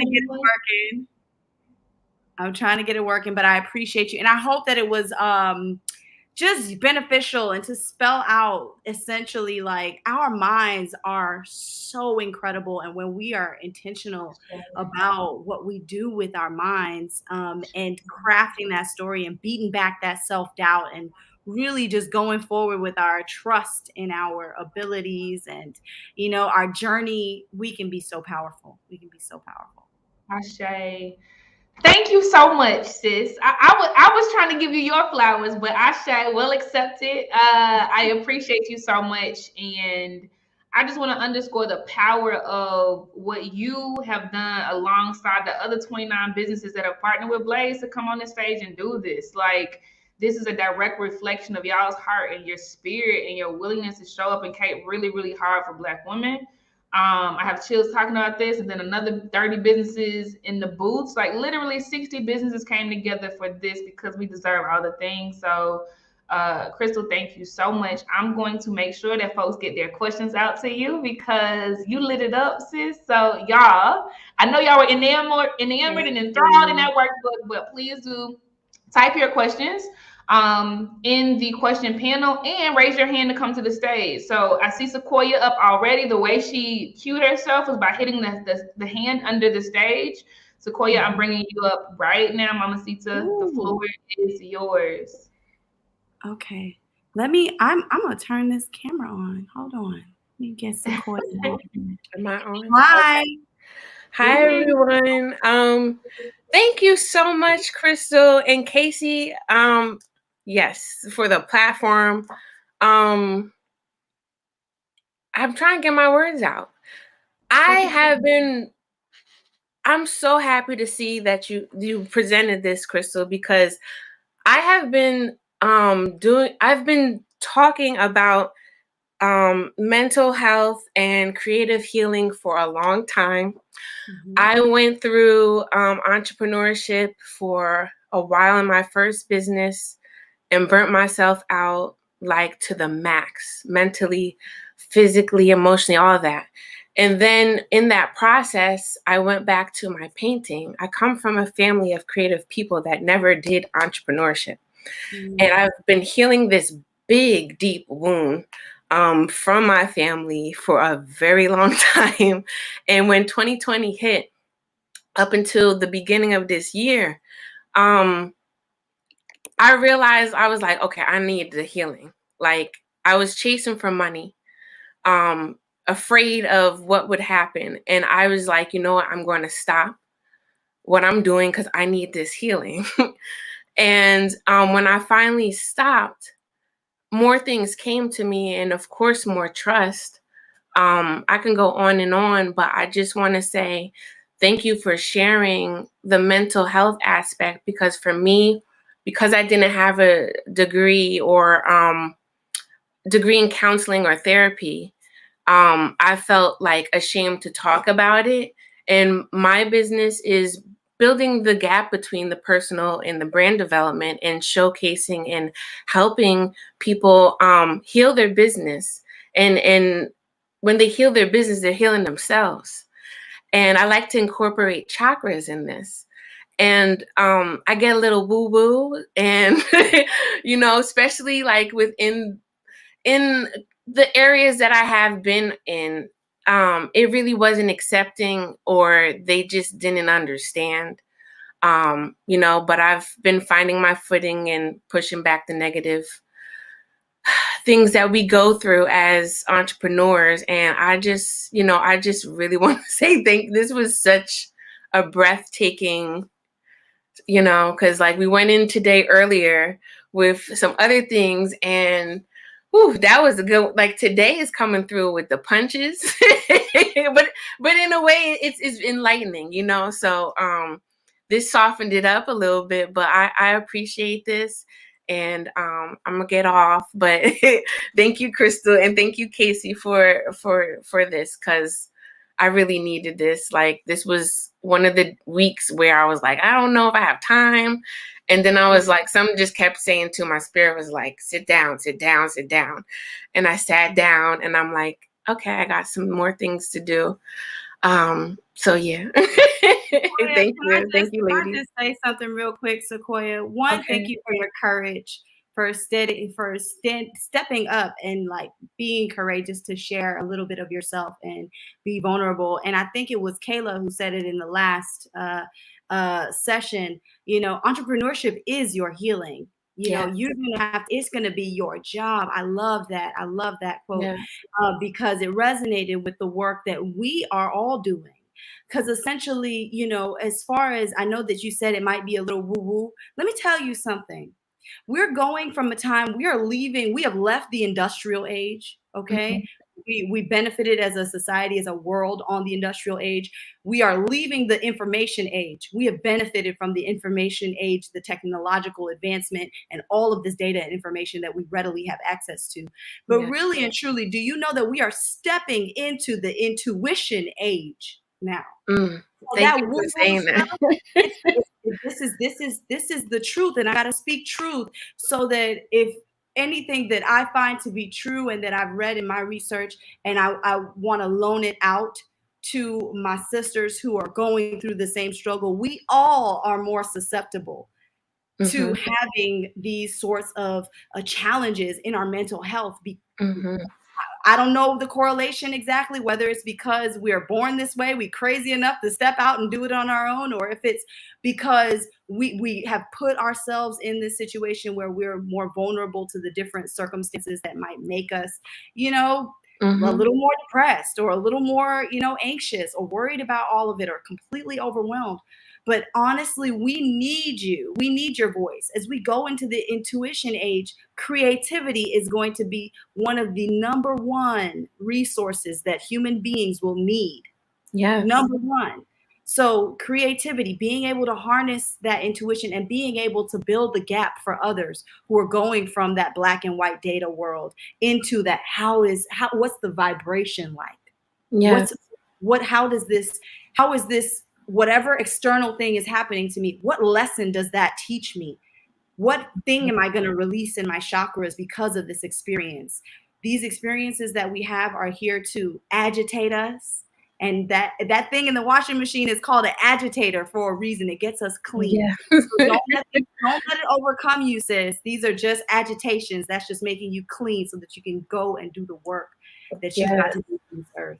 Thank you. Thank you. I accept and receive all of that. Thank you so much. Because I've seen so many people just not even understand how to process their ideas. And I know what that is like when you are going through the rejection alone as an entrepreneur, you know, so, and so much more. So thank you so much. Thank you, ladies. I appreciate everything.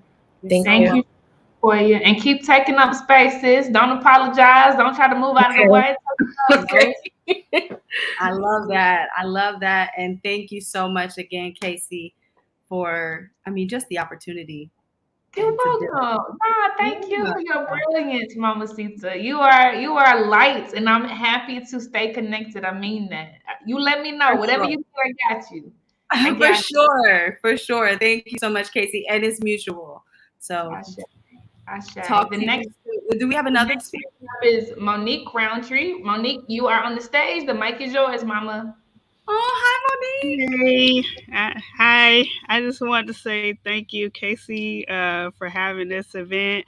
I was at the last one in the summer, and it was just so inspiring. And it got me back to my poetry. I used to do poetry, and we did a little ode to a Black woman, and I loved that and enjoyed that. And I'm just trying to kind of like push past my anxiety when it comes to starting business and being an entrepreneur. But like Crystal said, like being an entrepreneur is healing is a part of the healing. And so I definitely need to keep pushing through and keep doing it. So thank y'all. Of course. You're welcome. You're welcome. Thank Thank you, you for Mom. being here. Yeah. And Monique, you a vet. Because you were here last time, that means you're a vet. So I'm happy you came back. You still in the game. Give yourself credit for that. That was 6 months ago. Do y'all know how much life was life in the last 6 months for all of us? And you still here, sis. That's You it. still holding on. Like, don't play that down as something small, sis. I would tell you, keep leaning in. 1 + 1 is 11. It's not 2. It never was. It's always 11. And so just imagine how much power you have around you just in this community alone. Keep leaning into communities, not just Blaze.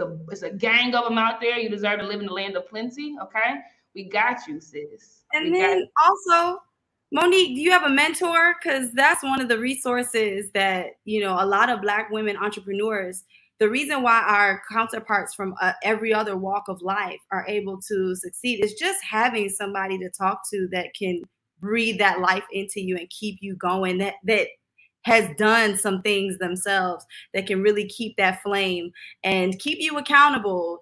Do not, whatever you do, you're gonna end up circling back to this anyway.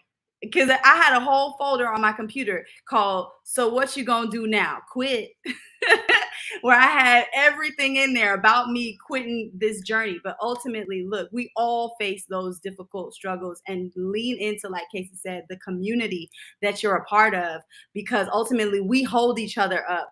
And make sure you have that one person, that one friend, that one mentor, that one person that speaks life to you and over you, so that you can keep going when the going gets tough. Yes, I don't have a mentor right now. I have business coaches, but I need like that accountability though. Yeah, so I definitely want to find that. Beautiful. Yeah, you're gonna find it today.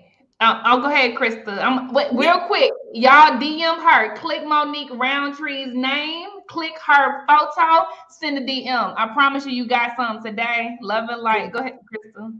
No, I was going to offer that, Monique, I'm starting a community where we can mentor each other, where we can coach each other. So I would love to get your contact information so that you can be a part of this community, because ultimately we all coaching ourselves. So we just want to gather around that idea and lift each other up. We all we got. Yeah, join Krista's community. Like, if this was a glimpse and it's just a glimpse of what she offers, y'all be connected. Hold on. Hold her up too. Ashe. Thank you so much, Monique. All right. And I don't see anyone in the chat. Not in the chat, in the Q&A. I don't see any hands raised. So I'm going to assume that you all have given your flowers and asked the things that you wanted to ask.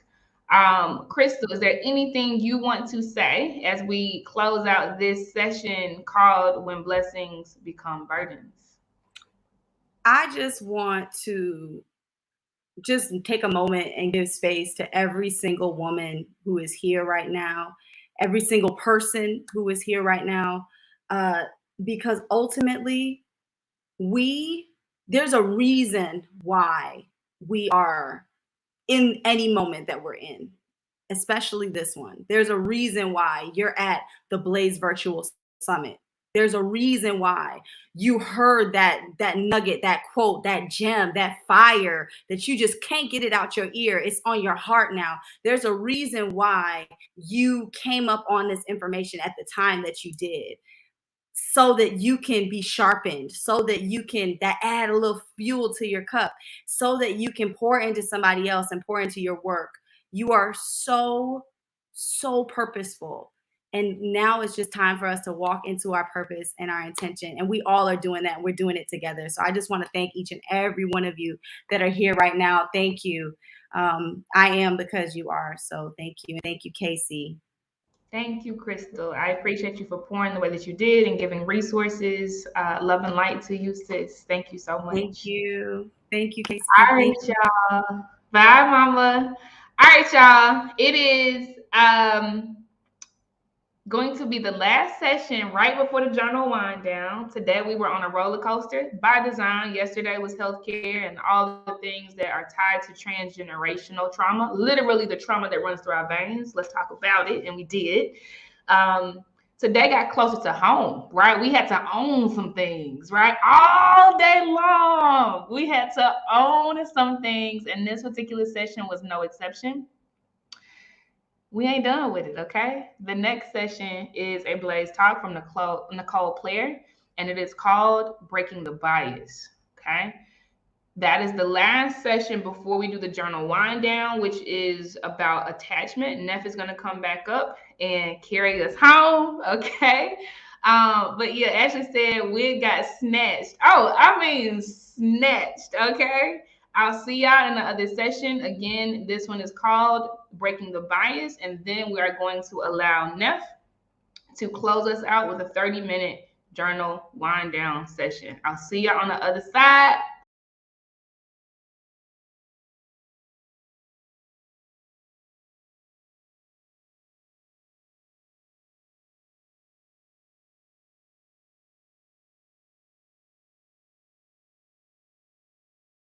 It was hard for me the first time I experienced bias in the workplace from my own boss, who was also a Black woman. Not that I hadn't experienced it before, but this time just really hit different. It was even harder for me when I had to have a conversation with my 4-year-old daughter and share with her that this world does not love her. But how these experiences would shape me into the woman that I am today, I am even more proud of. So how do you break the bias that you experience being a Black woman? Initially in my career, I had trouble speaking up and speaking out against the bias that I had experienced in the workplace.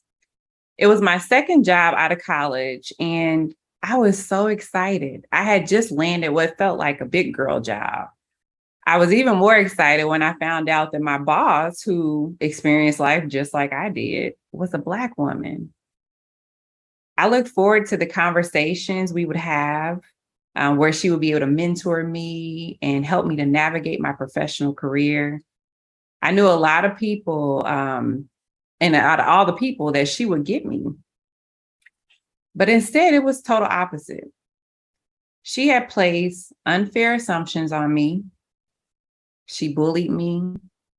She even told me that I didn't have the right look to work in corporate America and that people would not take me seriously.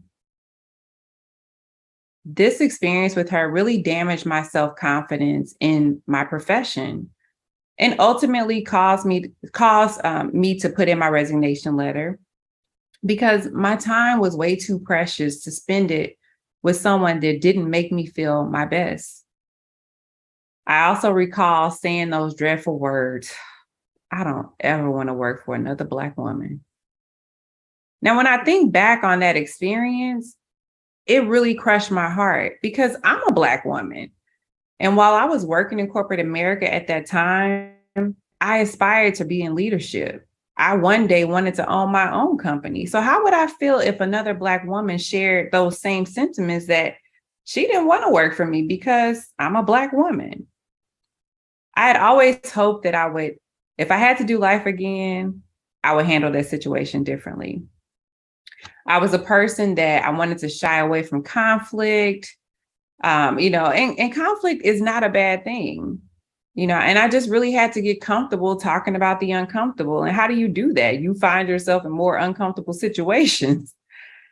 And if I just could have spoken up and stood up for myself, maybe I could have avoided the next Black woman working for her and the trouble that they may have, with unfair assumptions placed on them. One thing I told myself, from here on out, I'm going to use my voice and I'm going to speak up and speak out against things that I know are wrong. Now, it didn't always happen, or it didn't happen exactly that way. I had to have some real life experiences in order to, feel comfortable and where that actually felt natural for me to speak up and speak out. And when I say like, I can still say that it still doesn't feel natural, it still is uncomfortable at times. But there is something about motherhood that really just puts that oomph in your step, right? Like you just feel like the things I couldn't do for myself, I will make sure I can do it for my children. I've been blessed to be the mother of 4 beautiful Black little girls, ages 11, 8, and 4-year-old twins. So as you can imagine, my home is super dramatic. There's a lot of emotions flying around. And as you can see, I've locked up my hair because I could not fathom doing 5 heads in the morning. And I had to reclaim my time somewhere. And by the way, this was the best decision I could have ever made. I'm really hoping and waiting for one of my daughters to tell me that they are ready to start their lock journey so that we can make life a lot easier. But nonetheless, I am learning so much about myself through the eyes of my daughters. And this has just been a really amazing experience thus far. So I'm getting a lot of practice in this discussion around breaking the bias because it is my civic duty as their mother to make sure that my daughters know how to stand up for themselves, but also that conversation doesn't stop until every Black woman in this world is treated equally. And we've got a lot of work to do. When my oldest daughter was just 4 years old, my husband and I were looking at private school institutions because we wanted to afford her the best education. We live in St. Louis, Missouri, in the metropolitan area, and our private schools are really good in the area. So while searching, we found the perfect match. It was a school where we felt like our baby girl could thrive, where she could, and she could at times be very timid and soft-spoken. And this school was going to really challenge her to use her voice and really focus on building our future leaders. The only thing I questioned about the school was the diversity, because when I toured the school and the classroom that she would be joining, I saw no one in that classroom that looked like her. But I figured, we could offset it because we lived in the city and we lived in a pretty diverse area. I will never forget her first day of school. And, me being the mom that I am, I was super excited. I could not wait to pick her up and just ask her, how was her first day? I was really hoping that she had met some friends and that this transition was going to be easy for her. And to my surprise, when I picked her up and asked her, how was your first day of school? She remembered a little girl in my class came up to me and asked me why my skin was brown. And then she told me she couldn't play with me because my skin was brown. When I tell you my heart sank, it sank. I was absolutely furious. I had a mix of emotions going through me. Part of me wanted to cry because how am I supposed to have this conversation with my 4-year-old? Would she even be able to comprehend racism? And this other kid, I'm wondering, who are her parents? Because this is a learned behavior. And I might just have to purposely run into them in the parking lot. The other part of me, I was ready to pull her out of school.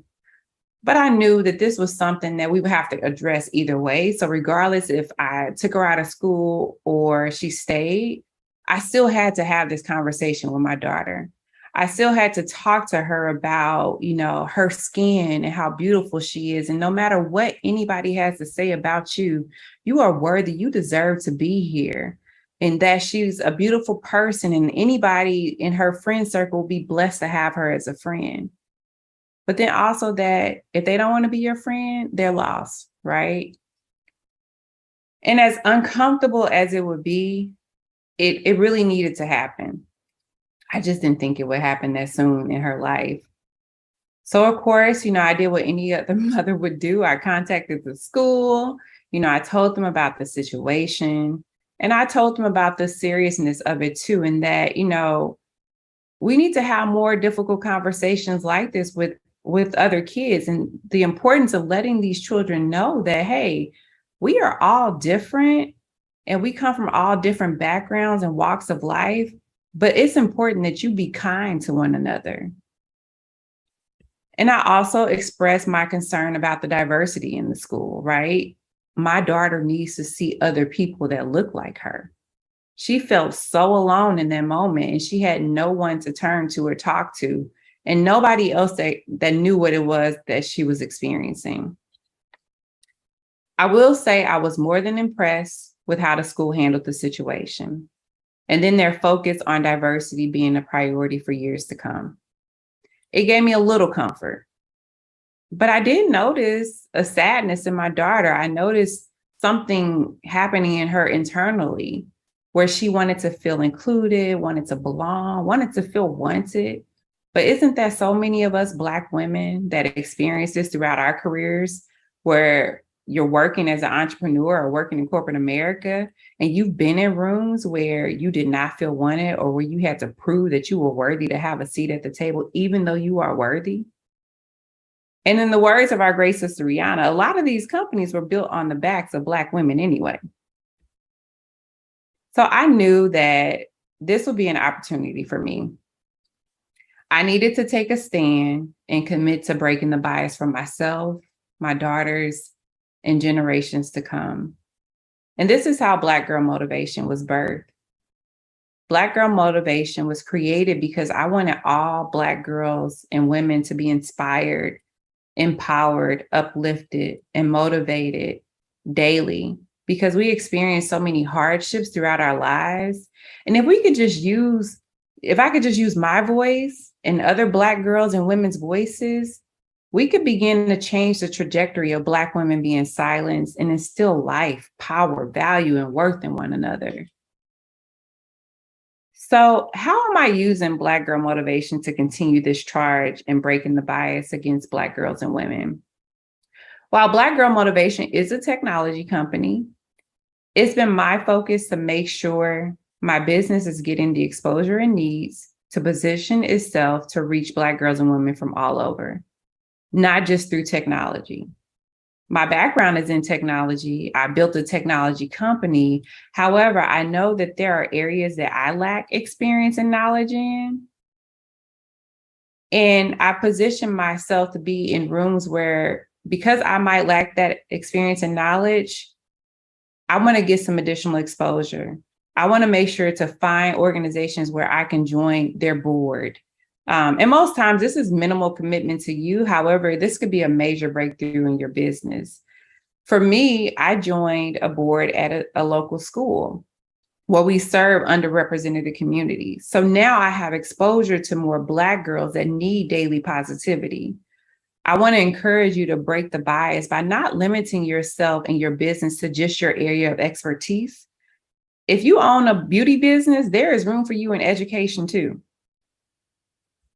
For me, I am still working a 9-to-5.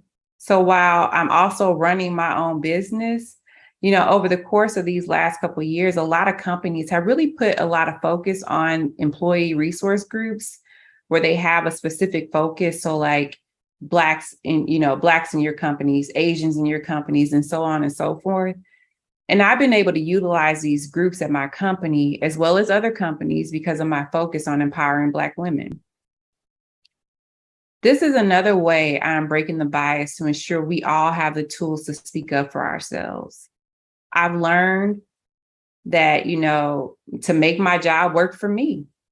And if you're in the same boat as I am, working a 9-to-5 while also leading your own business, I encourage you to do the same. Make your job work for you. Another way that I'm making my job work for me is continuing to break that bias is being very strategic about my career decisions. I position myself into roles that serve a dual purpose. And while they benefit my company, they also benefit my business too. I've been afforded the opportunity to attend different conferences specific to my area of expertise that has put me in rooms with people that I probably would have never been in rooms with, and to be able to open up the conversation about Black Girl Motivation and how we are empowering, uplifting, and motivating Black girls and women around the world. And I encourage you to do the same.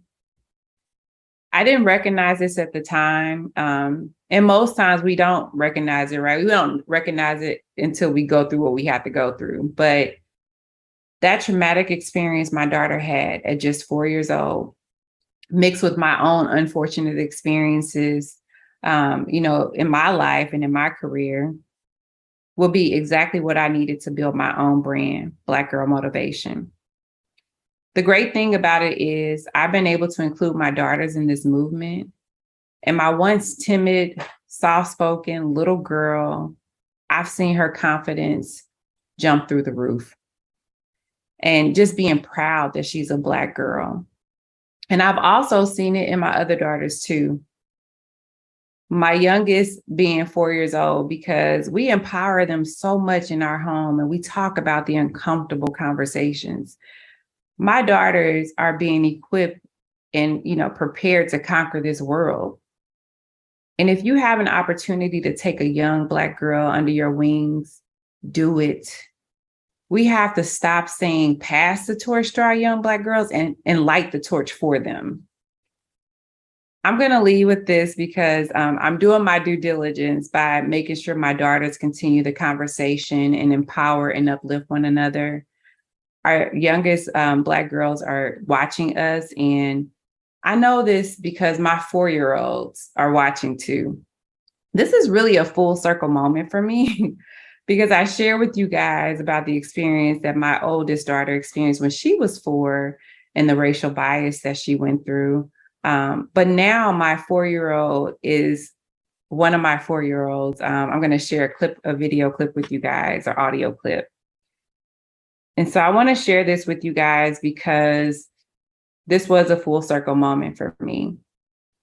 And, I shed a tear afterwards because I thought about what my oldest went through and just thinking about my youngest now. And I am more than confident that I know that she would handle that situation differently if she was at school and someone told her they didn't want to play with her because of the color of her skin. So I will play this really quick.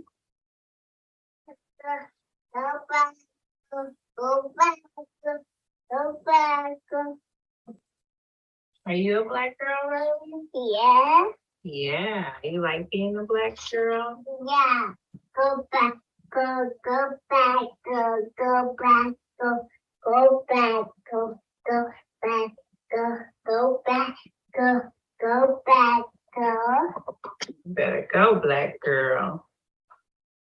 You're a beautiful Black girl. Yeah, and you too. Thank you, baby.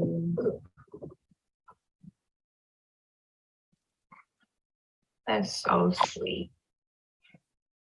So that was a video or audio of me while I was doing my 4-year-old daughter's hair. And, she just started singing out of nowhere. And the message is so powerful. Go, Black girl. And we have so much work to do.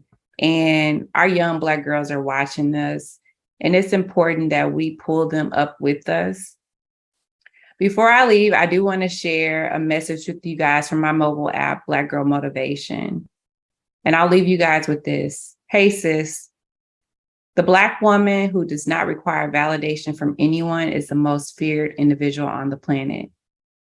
And I want you guys to remember this because you are worthy, you are valuable, and you deserve to be here. Thank you.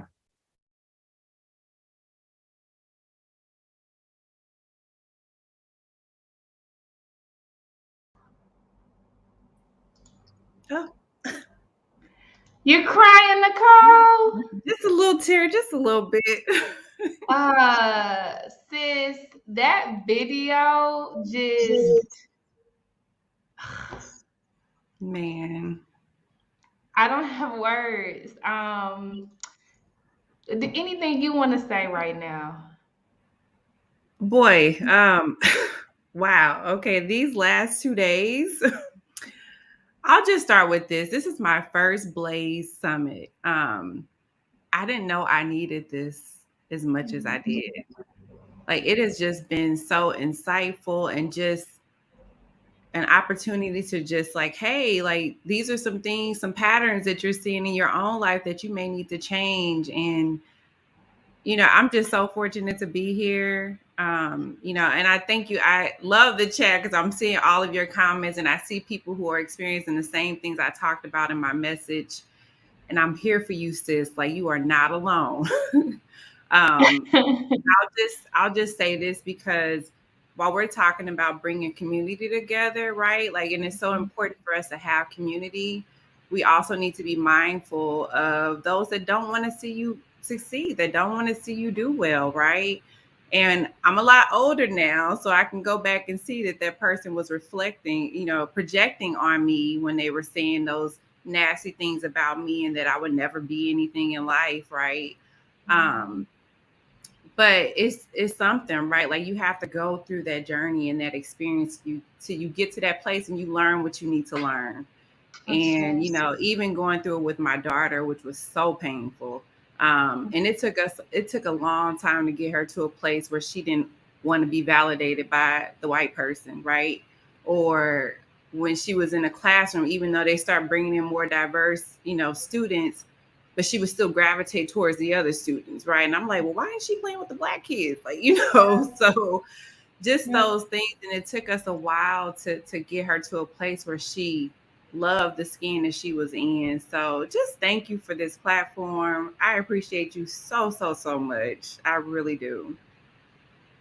Likewise, sis, we must be looking at mirrors right now, because I appreciate you just as deeply. I'm going to ask every single person that is in this session to write out words of affirmation directly towards Nicole right now. It could be one word, it could be a full sentence, it could be a paragraph. Flood her right now with affirmations. And as they do this, sis, and as you read this, I want to tell them a story about you. I met Nicole Claire through the Fearless Fun Summit some months ago on a spreadsheet, on a Google Doc.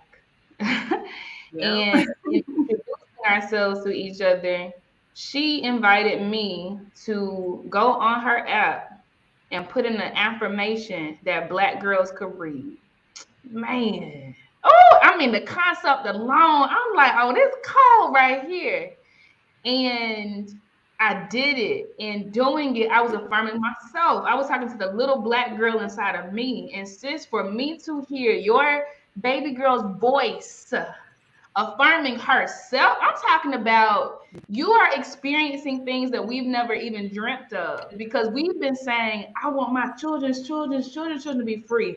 You went from your first baby to your little baby. Right. That is phenomenal. That is phenomenal. And now you are exponentially doing that for the world. Like, you cold, sis. You cold. Thank you. Thank you. I really appreciate that. Thank you. I honor you. And I'm going to read these to you, Mama. Okay? The chat. Nicole, you are amazing. You are compassion, Nicole. You are beautiful. You are worthy of an equal exchange of positive energy. Nicole, thank you for everything you poured into your daughters and Black girls. Nicole, you are enough. Nicole, you are a powerhouse.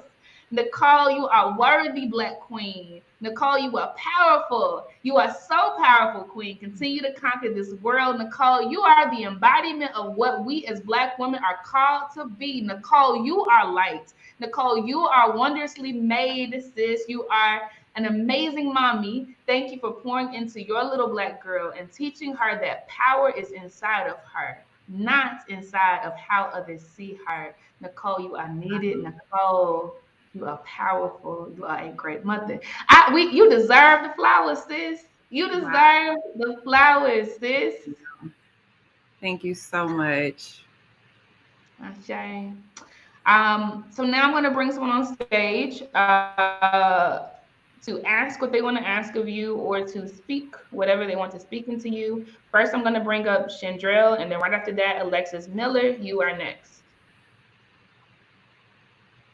How you doing, Queen? How are you? I love what you've done. Just to see how you've taken your situation and you turn that into your superpower. And I notice as Black women, that's what we have a tendency to do. We take what seems to be bad and we make it for good. We turn it into good. And, I have a Black young queen myself who is 9 years old. And I feel that you know, with you know, the Barbie dolls that they create, and you know, not really seeing themselves in the things that they're seeing on TV and things like that. And you know, basically them just kind of conforming to these ways of people who are not like them. And you know, I also have struggles as far as just trying to teach my daughter, love yourself.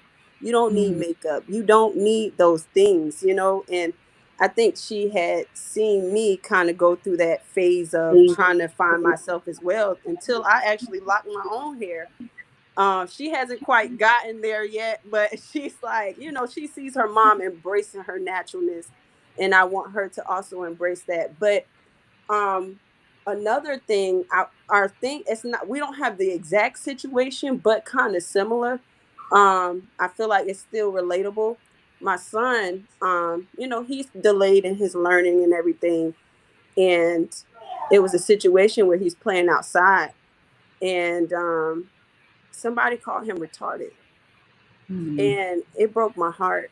You know, it really broke me down, because as a mom, you want to defend your baby.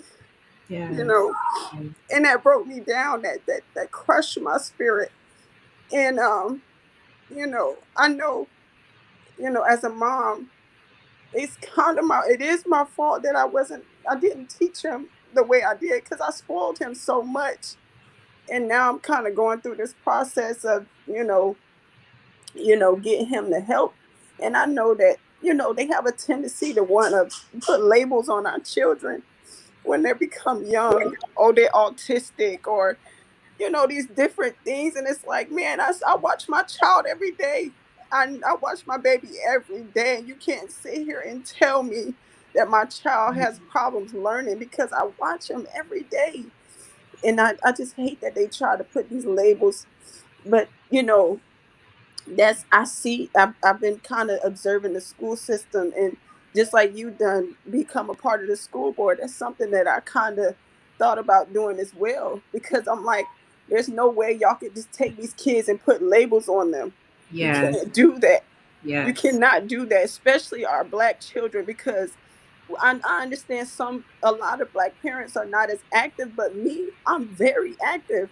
I changed my entire life. I've stopped the 9 to 5 thing just because of my kids, because I didn't have consistent babysitters and things like that, you know. So your story is empowering, because like I said, that just people judging my son, you know, because he is a little delayed in learning, but he's getting there. And I said, you know, with the right coaching, with the right people around, he'll get there. But I'm not going to put a label on my son. And I love that, the affirming, making sure your children are affirming themselves as well, you know, and teaching them that affirmation, because just because somebody put a label on you don't mean you have to accept that. So I really love that. I thank y'all so much. I really appreciate that.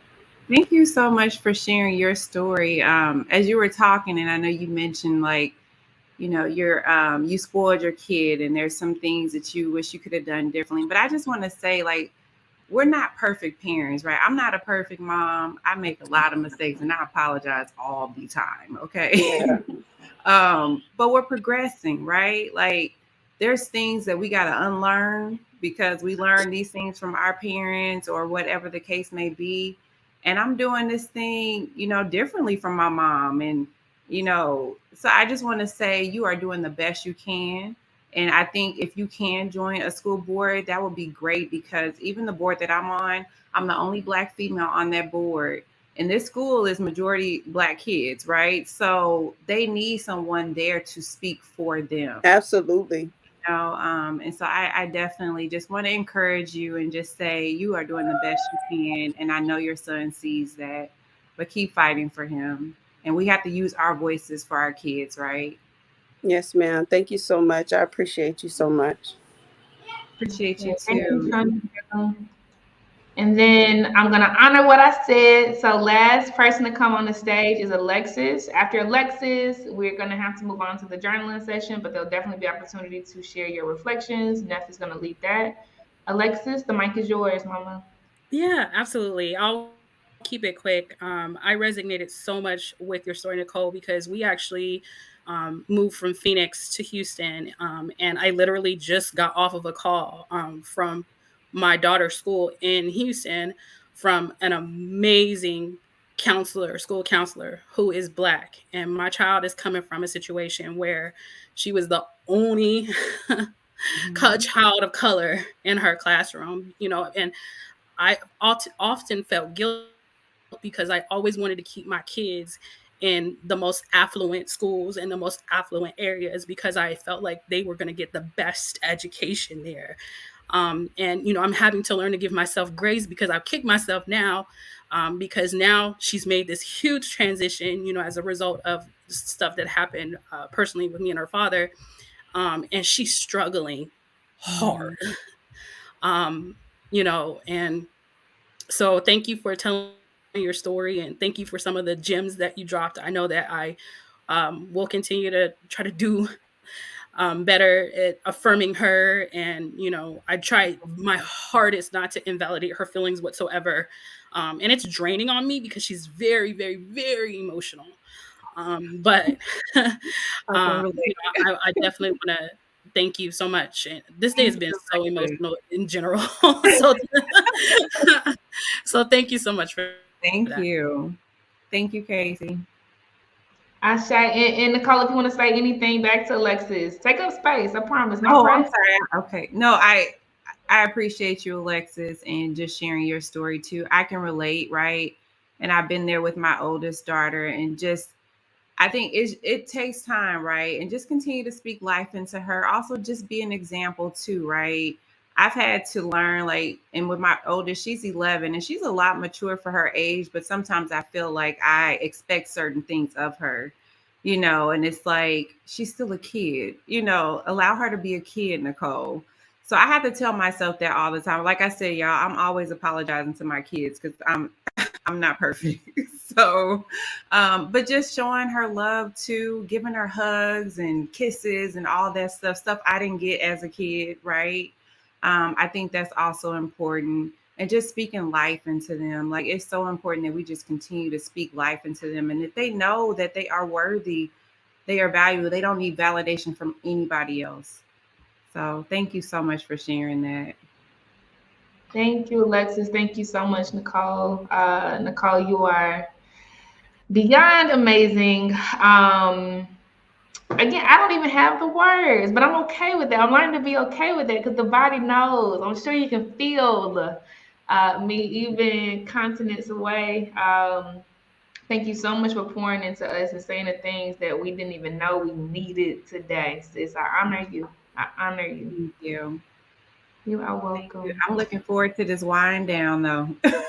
We're about to get into it. All right, y'all. So right now, we are about to go into the final segment of the day, which will be led by none other than Neff McGriff, Nefertiri McGriff, but I call her Neff. And the topic for today is attachment. Okay. And the whole purpose of this, just to get us prepped for this, because you need to grab your pens and your paper, okay? The whole purpose of this is to help you process what you just experienced, right? It's not enough to experience this stuff and it's all jumbled, and then you go back into stepping on top of it and moving over it and not going through it. The only way through it is through it. That's healing, bruh. The only way through it is through it, because when you climb on top of it and you run around it and you crawl under it, it's still there. And wherever you are, there you will be. I've gotten on planes and went very, very, very far away. And everywhere I went, there I was when I got there. Every time, right? And so the last few years have been heavy healing. And healing is a slow and soft process. It is so slow and it is so soft, right? And I'm still in the thick of it. So Neff is here to help us expertly unpack these feelings, put vocabulary to them, allow us to, move it through our bodies. Okay, so definitely join us there. It'll be 30 minutes today, so about half the time it was yesterday. So literally bring your pens and your pencils. We're gonna follow Neff's flow. But I'll see y'all on the other side. Love and light. Peace. All right, Neff. Hey, what's going on? Everything. All right, so I know we have a shorter time today, so we're going to get right into it. If you are in a place where you can participate in this very brief exercise, please do that, because we have listened to a lot and tension does build up in our bodies. So very quickly, not an expansive range of motion, but just turn your head from side to side very slowly, like so. And when you do that, I want you to notice if either part of your neck has less range than the other. So 1 or 2 times, turn from side to side, and then something is going, so I'm going to ask you to keep your face forward, but turn your eyes, curve your eyes as far to the left as you can. And we're going to hold this.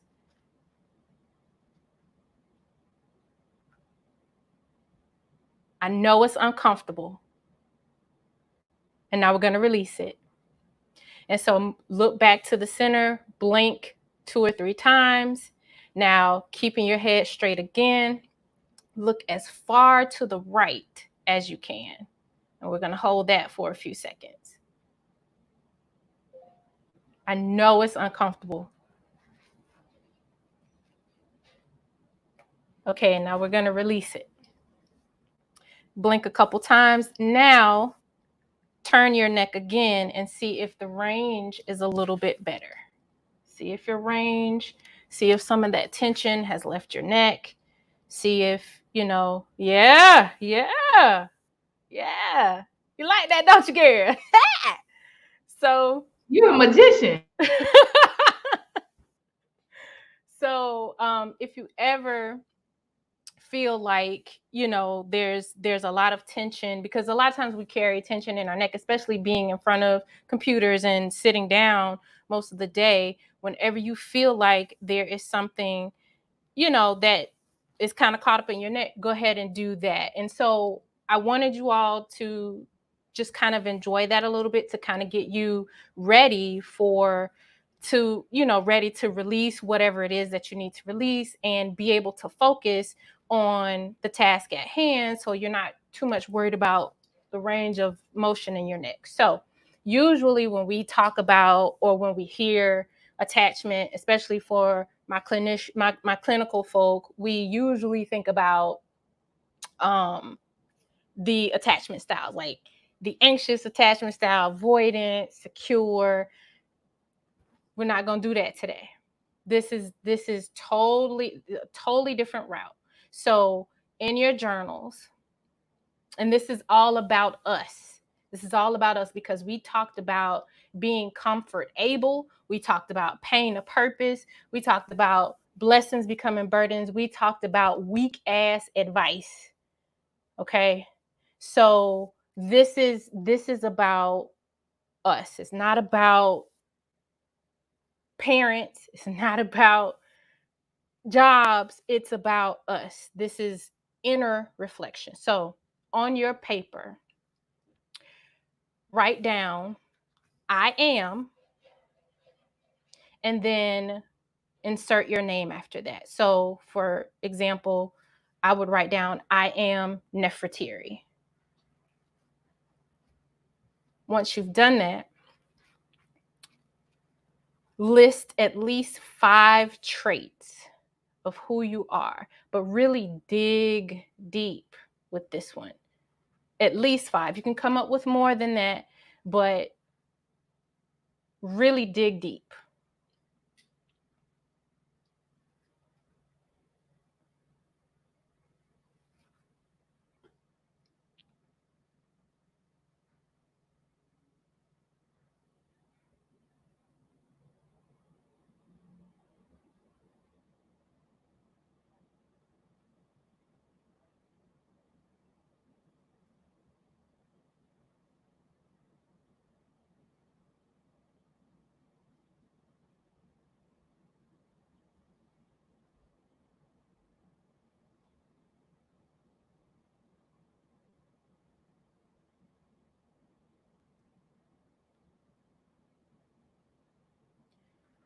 Now, as you wrap up your list, just kind of glance over them, because I want you to realize that these are the attachments that you have created for your life. These are the attachments that you have created for your life. So do not go back and change anything. You were led to write them for a reason, so let it stay. So usually what gives attachment strength is conditional love. I'm sorry, but that's what it is. Attachments get their strength from conditional love, and that isn't always a bad thing, but it becomes a bad thing when we lose awareness of our authentic selves. So think about it. Your attachment, you wrote down the list because there's some kind of condition that you know you've met, or some kind of condition, there's some kind of conditional love that you have for yourself that made you choose those traits. And that's fine, again, but it becomes a bad thing when we lose awareness of our authentic selves. And so that leaves room for infiltration by other people's belief systems that we have subscribed to, and it becomes our voice. So when you look in the mirror each day, do you see those traits that you just described? If not, write down, what do you see? When you look in the mirror each day, do you see the traits that you described? If not, please be transparent with yourself and write down what you actually see. And this isn't just about physical appearance either.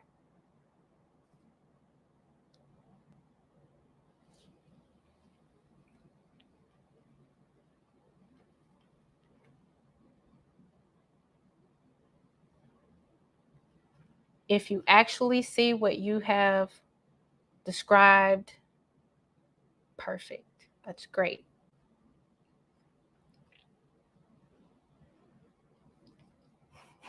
Don't give me that look, Casey. Okay. Next, I need you to write down what voice have you given your thoughts that describe what you see? What voice have you given your thoughts that describe what you see? Is it a soft voice? Is it demeaning? Is it critical? Is it forgiving? Is it coming from a place of tough love? Is it rough? Describe that voice. Because the voice is like the narration of your thoughts.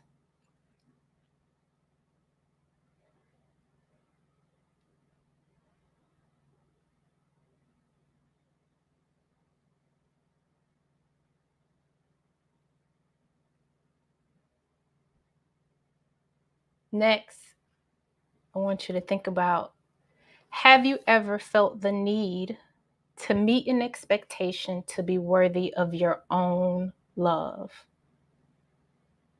Have you ever felt the need to meet any kind of expectation to be worthy of your own love?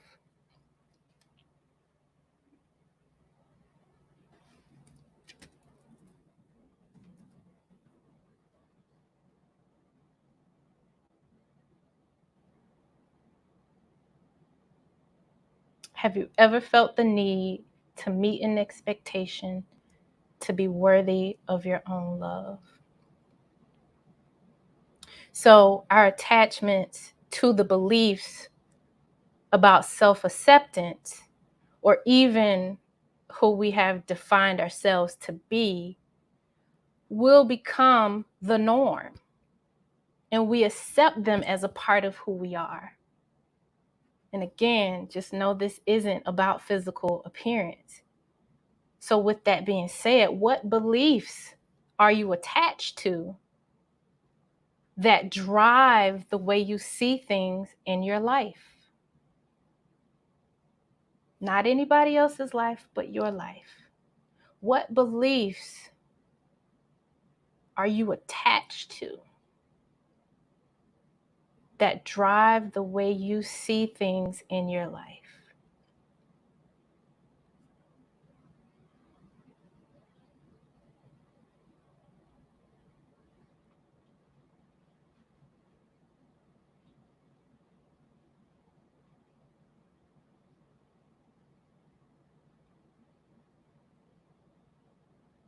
What beliefs are you attached to that drive the way you see things in your personal life?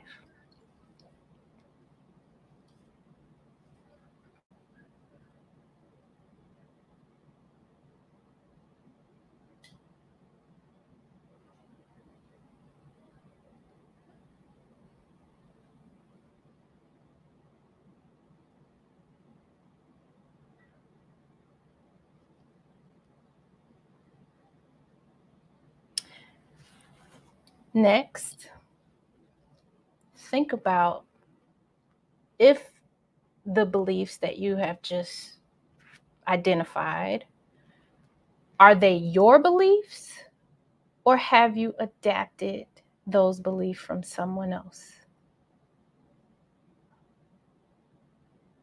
Are they your beliefs, or did you get them from someone else?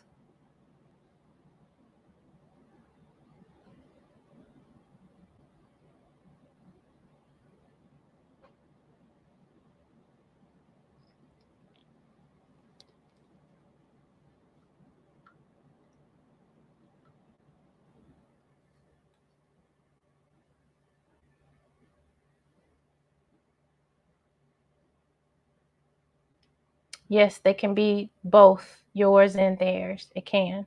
Yep. However it fits your life. Now, out of those beliefs, whether it's yours, whether it's theirs, identify one of those that you promise to yourself that you will detach from in the next 6 months.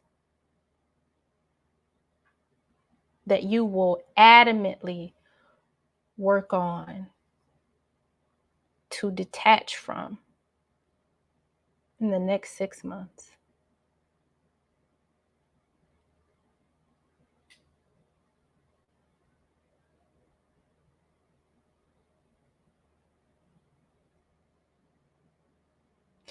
Nicole, we can like our beliefs, but are our beliefs healthy? Is it an attachment that makes us feel like we're not worthy of self-acceptance? But if your beliefs don't hit on that, then you're fine. But if they are an unhealthy attachment that you have, then, because beliefs can make us feel safe, but when we really look at the volume of safety, is it practical for us? Is it appropriate?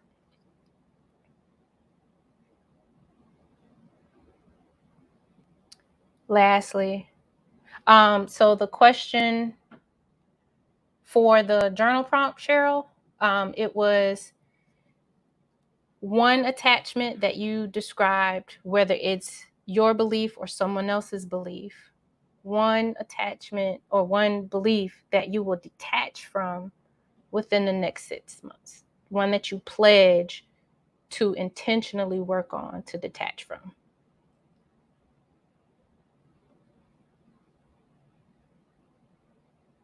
So lastly, I am confident that releasing this attachment will improve my quality of life by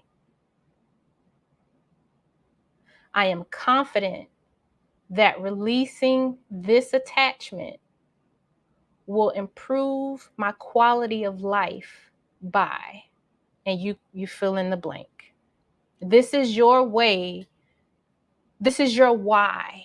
This is hopefully the purpose of you saying, okay, I have recognized that this is a belief that I want to detach from. And so I need to release this because my life will be so much better in this way.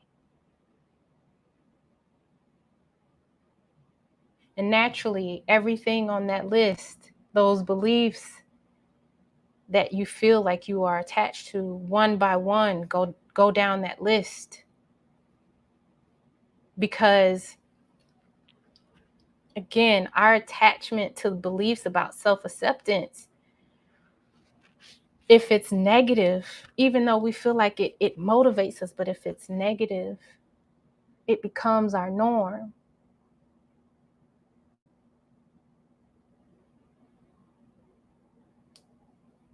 So we can blame social media, we can blame, whatever, but realistically, nothing has power over us unless we agree with the message.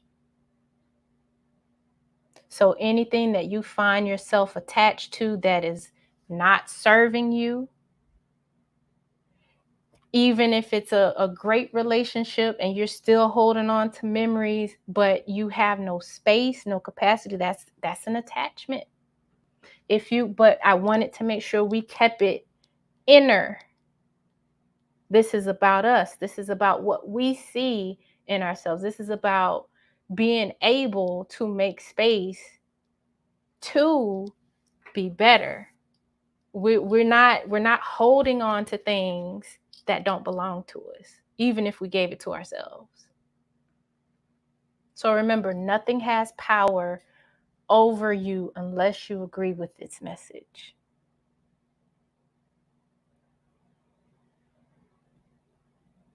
So I'm going to give the floor to you, Casey, if you have any feedback or if anybody wants to. Girl, you messed me up. Okay, you messed me up. What? You good. Okay, you got to take this on the road now. You good. You good, girl. Woo! Okay, so I just want to share my reactions, and Aaliyah has her hand raised. So I'm gonna let her come up and say whatever she wants to say. Because I'm actually enjoying this. I feel like I'm vulnerable, but clearly, I mean, my therapist wouldn't say I'm vulnerable. My therapist, she done worked hard, y'all, over the last 6 years, child. Okay, so, okay, when you said to write 5 things that describe me, I said, I am Casey, a protector, a teacher, a leader, deeply passionate. I am an artist / creative. Mm-hmm. And then when you said that these are attachments, can be attachments or these attachments can get their strength from conditional love, it messed me up immediately because all of these things are born out of my need to feel safe and respected and viewed as something worthy. And these are the things that people had the good connotation. Somebody said connotations earlier, like it has everything to do with how other people see me, right? Because I was the A student, I was the valedictorian of all of my schools, elementary, middle, high, and I'm still trying to unlearn that mess. Mm-hmm. Then when you said, sis, come on now, you got to take this on the road, sis. Then when you said, when you look in the mirror, what do you see? How would you describe yourself? Immediately, without thinking, I said sensitive, fragile, seeking, learning, blooming. Completely different. But when I look in the mirror, that is what I see. I see how soft I am and how much protecting I need, and how fine of a line there is between me being broken, depressed, anxious, stressed, right, and me being whole. It's a very fine line. My baby knows that. Like, he works overtime to protect me, even from myself, But the world sees me as a warrior, right? And then I'm almost done, Aaliyah. I'm about to pass you the mic, sis. And then when you said, what voice do I speak to myself, or what the voice do I hear? I said soft and loving. 100%. It is so soft and loving. Which is deep, because the way I show up when I'm protecting people and caping hard for people and standing in the gap for people is very, very bold. It's very assertive. I do not flinch, you know?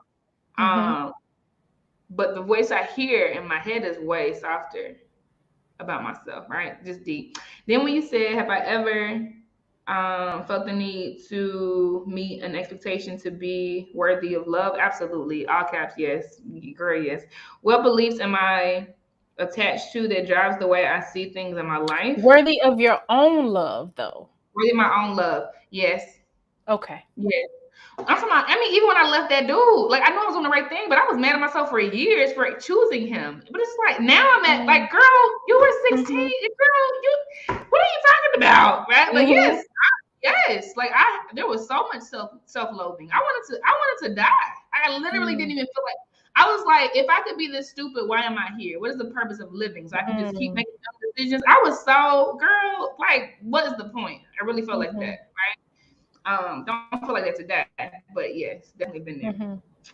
What beliefs am I attached to that drives the way I see things in my life? Productivity, hierarchy, scarcity, dominance, evolution, connectedness. And the last two are who I am, right? Like evolving, right? And the first four, which is your next question, are these my beliefs or did they come from someone else? Yes, somebody else. It was productivity, hierarchy, scarcity, dominance, like 100%. And evolution and connectedness is mine. Like I realize I'm connected to the soil and the air and it's deep. It ain't no scarcity in it, right? Identify one that I'm determined to like detach from over the next 6 months, productivity.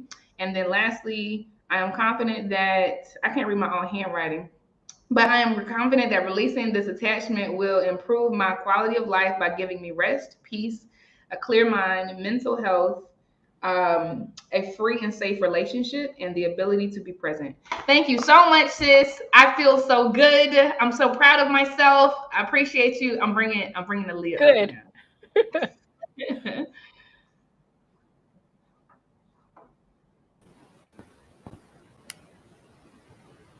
We can hear you, Aaliyah.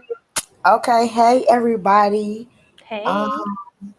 I said I am Aaliyah, and I thought of creative, soulful Sunday, intriguing, contagious, powerful.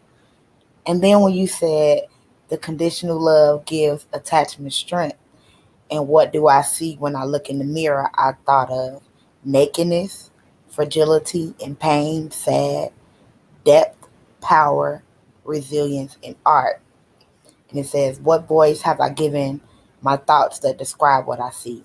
I said, I have given it a shaky voice, a childlike voice, sort of soft, not very assertive, but firm, sometimes timid even. And it says, have you ever felt the need to meet an expectation to be worthy of your own love? I said, yes, all the time. I'm still learning how to just love me as I am in every aspect of my life. And it says, what beliefs am I attached to that drives the way I see things in my life? I said that mistakes are who I am, not what I did. And then my second one was, I must die empty of all that God has placed inside of me. And my second belief is something that came from me, from knowing God for myself and figuring out my spiritual journey on my own. But I said the first belief of the mistakes are who I am, not what I did. It probably came from my childhood, from my past relationship, my past friendships, my family condemning me so much when I do things or when I have shortcomings. And then I said, I promise to detach myself from that belief.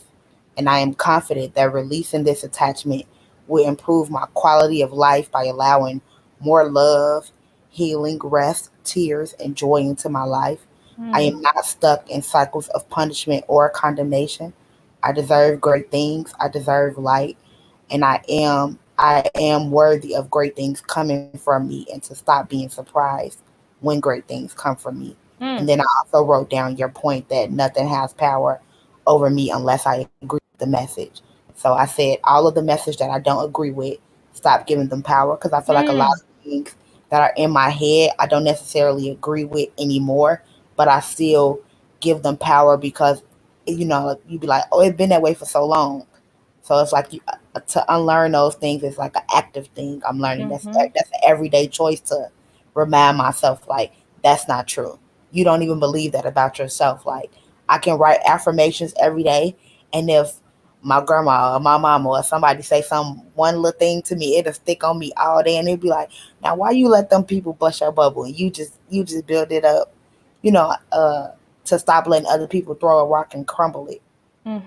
More solid in what I'm learning about myself, what I believe and love about myself. So I definitely thank you for providing this space for me to release that. I'm really big on journaling, so I appreciate that. So I'm trying to make that no longer my burden.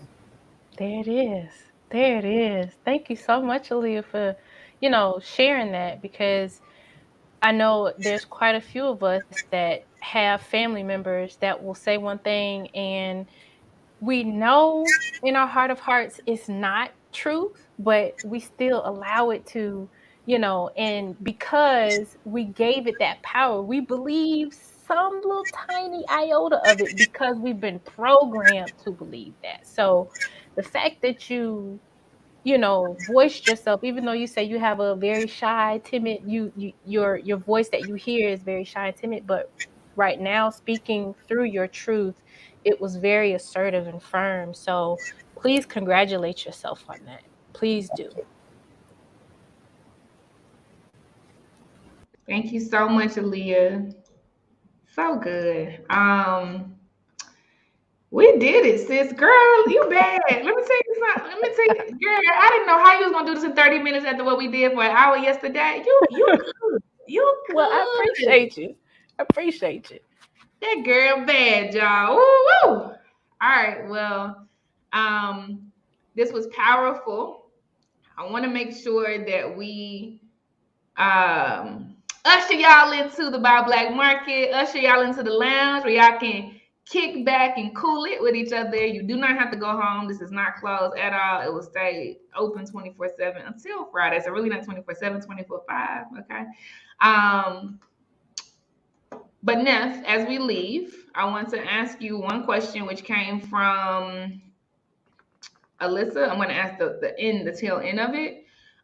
She essentially describes the fact that she assumes maybe that many of us might have written down traits that define ourselves in terms of what others, right, or in terms of what we do for others, right, versus just how we see ourselves. And she wants to know what that means for those who've done that, right? So if we wrote down traits that are anchored in what we do for others. Okay.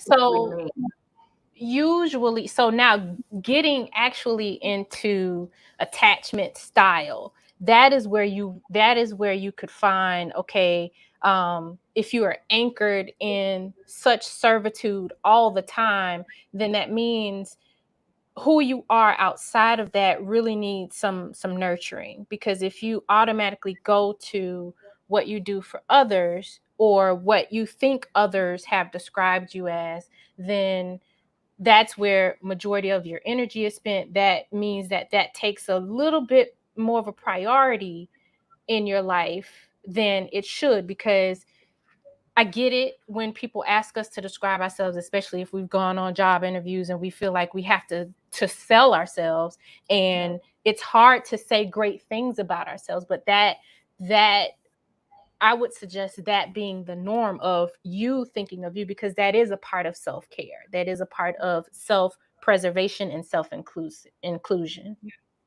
Yeah. Ashe. Thank you so much for that, Neff. You all make sure you go to the booths. I'm just gonna say the top 3. It ain't over. 15 people will win, but the top 3 on the leaderboard right now. Don't be mad at me, but Tiffany holding it down. Okay, she has a 2,000 point lead, a little more than that. Tiffany Brown, Sharita has slid into number 2, and then Winnie Quick is number 3. Keep going, y'all. 5 days, 15 spots will win. Some folks have started broadcasting their booth. So Women Who Matter Too, y'all, we love us some Auntie June. Go over there and check her out. She is super, super, super, super dope. That's the Women Who Matter 2 booth. It looks like NPO Creations has started a live broadcast. She makes a lot of dope things. I'm talking about fedoras and bags and art and all kinds of super dope things. New Heritage has started a live broadcast. They have 90s gear. Super dope story with her. I also met her at the Fearless Fun Summit a couple of months ago. Her business was started by her family members in the NYC area, right, with 90s gear. And it was like booming. Literally did it for the culture in a very big way. And she picked it up. I think it was her uncle's business. She picked it up recently and she brought it back, still, giving homage to 90s gear. So love her story, love what she's doing. Check her out. But yeah, y'all enjoy, y'all have a good time. Some people made a table for the VAs for 5:30. So, enjoy. I'll holler at y'all. Ness, you got anything else you want to say, Mama? Hey, we always say Black girl magic, so let's be that. Let's be it. Ashay. Y'all have a good night. Yeah, Yvonne said good night. Yeah, I'm going to bed. It's 1 a.m. for me, so I'm going to bed. But y'all have a good time. Love and light to y'all. See y'all tomorrow morning. Bye. Peace.